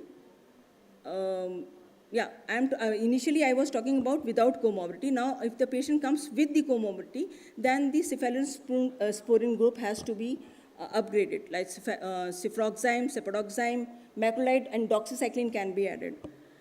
If the patient is an inpatient, then we have to shift the patient to the doxycycline macrolides group. We have to initiate with that, and we can add along with the macrolide. Initially, we can or we may, that is a choice, but here we have to add the macrolide and the doxycycline. Now, there are many more alternatives. If we don't have preferred drugs, we can go for the piperacillin and tazobactam combination. In the inpatient with the high risk, if there is a chance of getting a pseudomonas, we have to cover that pseudomonas with the imipenem groups, that is, and the carbapenem groups, imipenem, cefepime, and the, but we have to religiously use, as we are getting frequently that carbapenem resistant bugs are also being seen. Now, duration of treatment has to be in the OPD basis 5 days, depending upon the symptoms, depending upon the clearance of the radiological clearance. And in the IPD patient, we have to get at least for the 7 day, and it changes according to the what the response we are getting. So, longer duration of the treatment is required in the patient if we have a Legionella, lung abscess, and definitely if we have a pseudomonas or any bacterial pneumococcal pneumonia. Empyema, Klebsiella, these are especially when the patient is on having a gram-negative bacilli. So, this is the algorithm which we usually follow in the emergency. If the patient is coming with radiological picture, and we go for the curve score. If it is curve score is increasing, then we have to admit, saturation is falling or BP is falling, then we have to proceed further. Treatment I have already spoken, but this is a different guidelines, ATS speaking the same thing. Now, the vaccination is also important. Definitely now also we have PCV 13 and PPSV 23. And now we also have a Peviner 20. which is a single dose is required. If the patient, if below the 15 months, the 4 doses are required at the month of 2 months, 4 months, 6 months, and the 12th. And if the patient is above 17 months, then or 17 months above, or you can say 17 months above 17 years age or 18 above, the dose is 1, single dose is required. Now there is newer antibiotic also been seen, is also available in the market. Ceftobiprole, combination of meropenem and Vaprobact, imipenem and telibactam, cefiderocol, and ceftolozane with combination of tazobactam, and ceftazidime and avibactam. So these are newer drugs. Many more drugs. Telivactin, we don't have any experience with this. Solithromycin, that's all. And now, future direction definitely we have for the pneumonia treatment. We should look for the antimicrobial peptides and nucleic acid agents, and definitely bacteriophage. The research is going on. And already the more important thing which I want to summarize is that we have to use our antibiotic diligently, not using unnecessary with the higher group. We have to use it. We have to keep it in the mind that we have to take into the scenario about the history with the presentation and with how it's responding. And then we can start with presuming the patient is sick before we get the culture report, but we should be very cautious in using the antibiotic. Thank you. Thank you.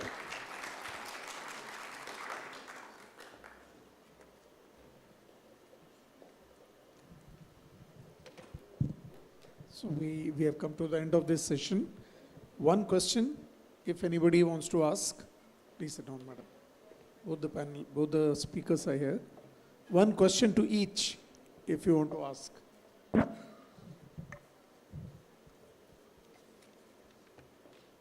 So if there are no questions, I'll hand over. Okay.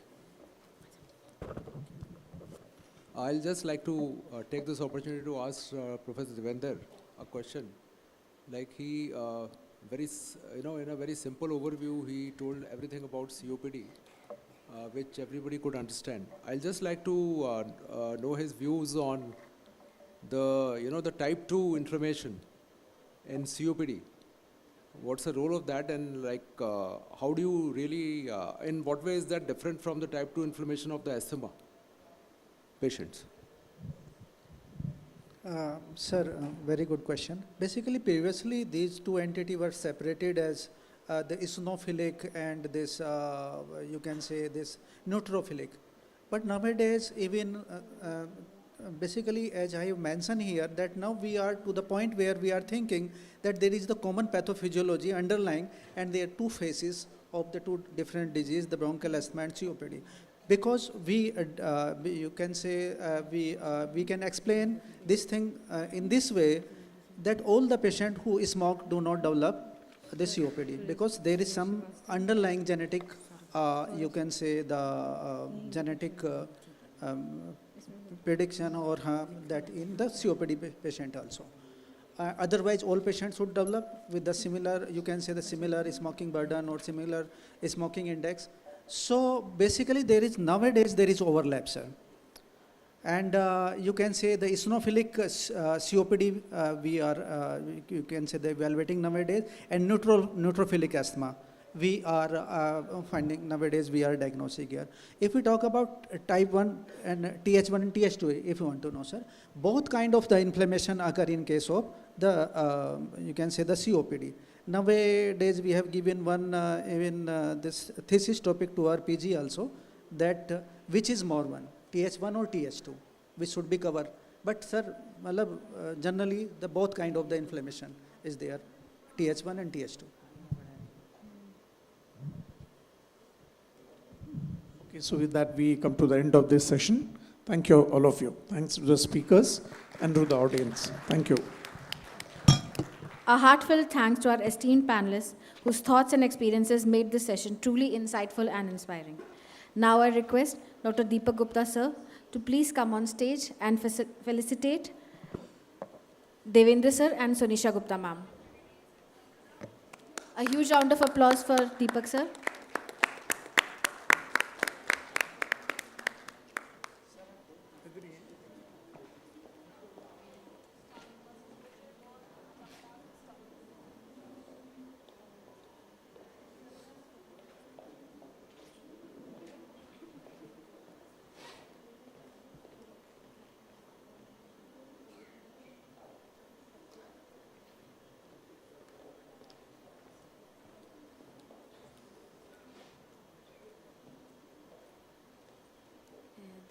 Sir को देना है।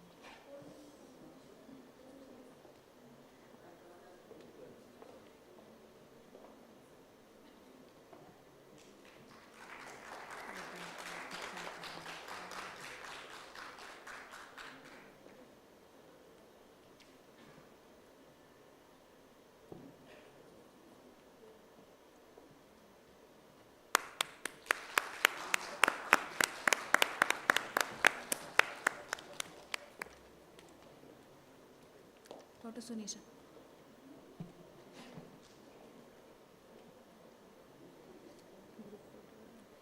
I request all to please remain on the stage for the group photograph.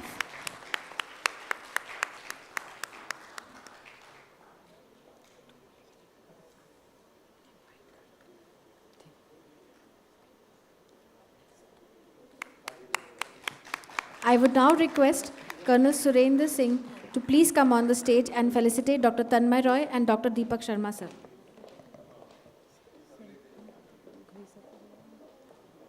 Sir, I would request S.K. Ghai sir to please come on the stage and do the felicitation.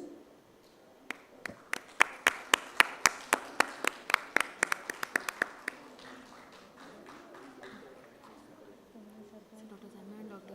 Deepak Sharma sir. Thank you.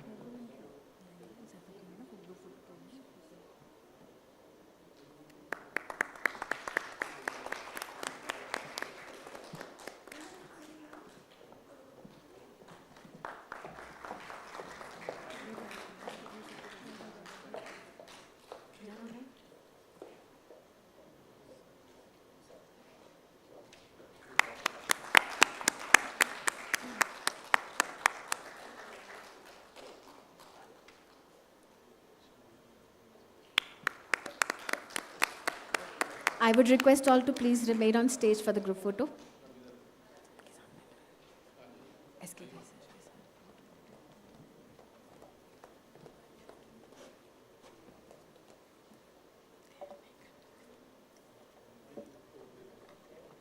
Thank you all. Ladies and gentlemen, what a tremendous day one it has been. From the auspicious lamp lighting and Saraswati Vandana to expert insights on digital health and data integration in Ayushman Bharat, thought-provoking discussions on ethical challenges in free healthcare, CME on respiratory medicine, and the engaging public-private synergy debate, today has been nothing short of enlightening and inspiring. निश्चित रूप से आज का पहला दिन ज्ञानवर्धक और अविस्मरणीय रहा है, लेकिन यह तो सिर्फ शुरुआत है। कल दूसरे दिन और भी महत्वपूर्ण सत्र आपकी प्रतीक्षा कर रहे हैं। इसमें शामिल हैं local voices, national impact, role of community engagement in Ayushman outreach activity, operational workflow of AB-PMJAY and TMS, implementation of Ayushman Bharat PMJAY और एक विशेष लाइव वर्चुअल हॉस्पिटल टूर जहां आयुष्मान भारत योजना के अंतर्गत रोगियों को दाखिल किया जाता है। हमें पूरा विश्वास है कि कल का दिन भी उतना ही ज्ञानवर्धक और प्रेरणादायक रहेगा। जैसा कि कहा गया है, ज्ञान ही वह प्रकाश है जो अंधकार को मिटा देता है।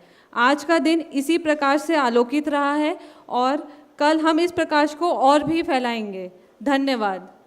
As we conclude day one, we now invite you all for the cultural program at 6 p.m. in Anand Swaroop Auditorium, featuring the world-renowned Sabri brothers, whose soulful music has sure to captivate us all. Following that, we have dinner at 8 p.m. on the first floor. Thank you all for being such a wonderful audience. See you tomorrow with the same energy and enthusiasm. Tea for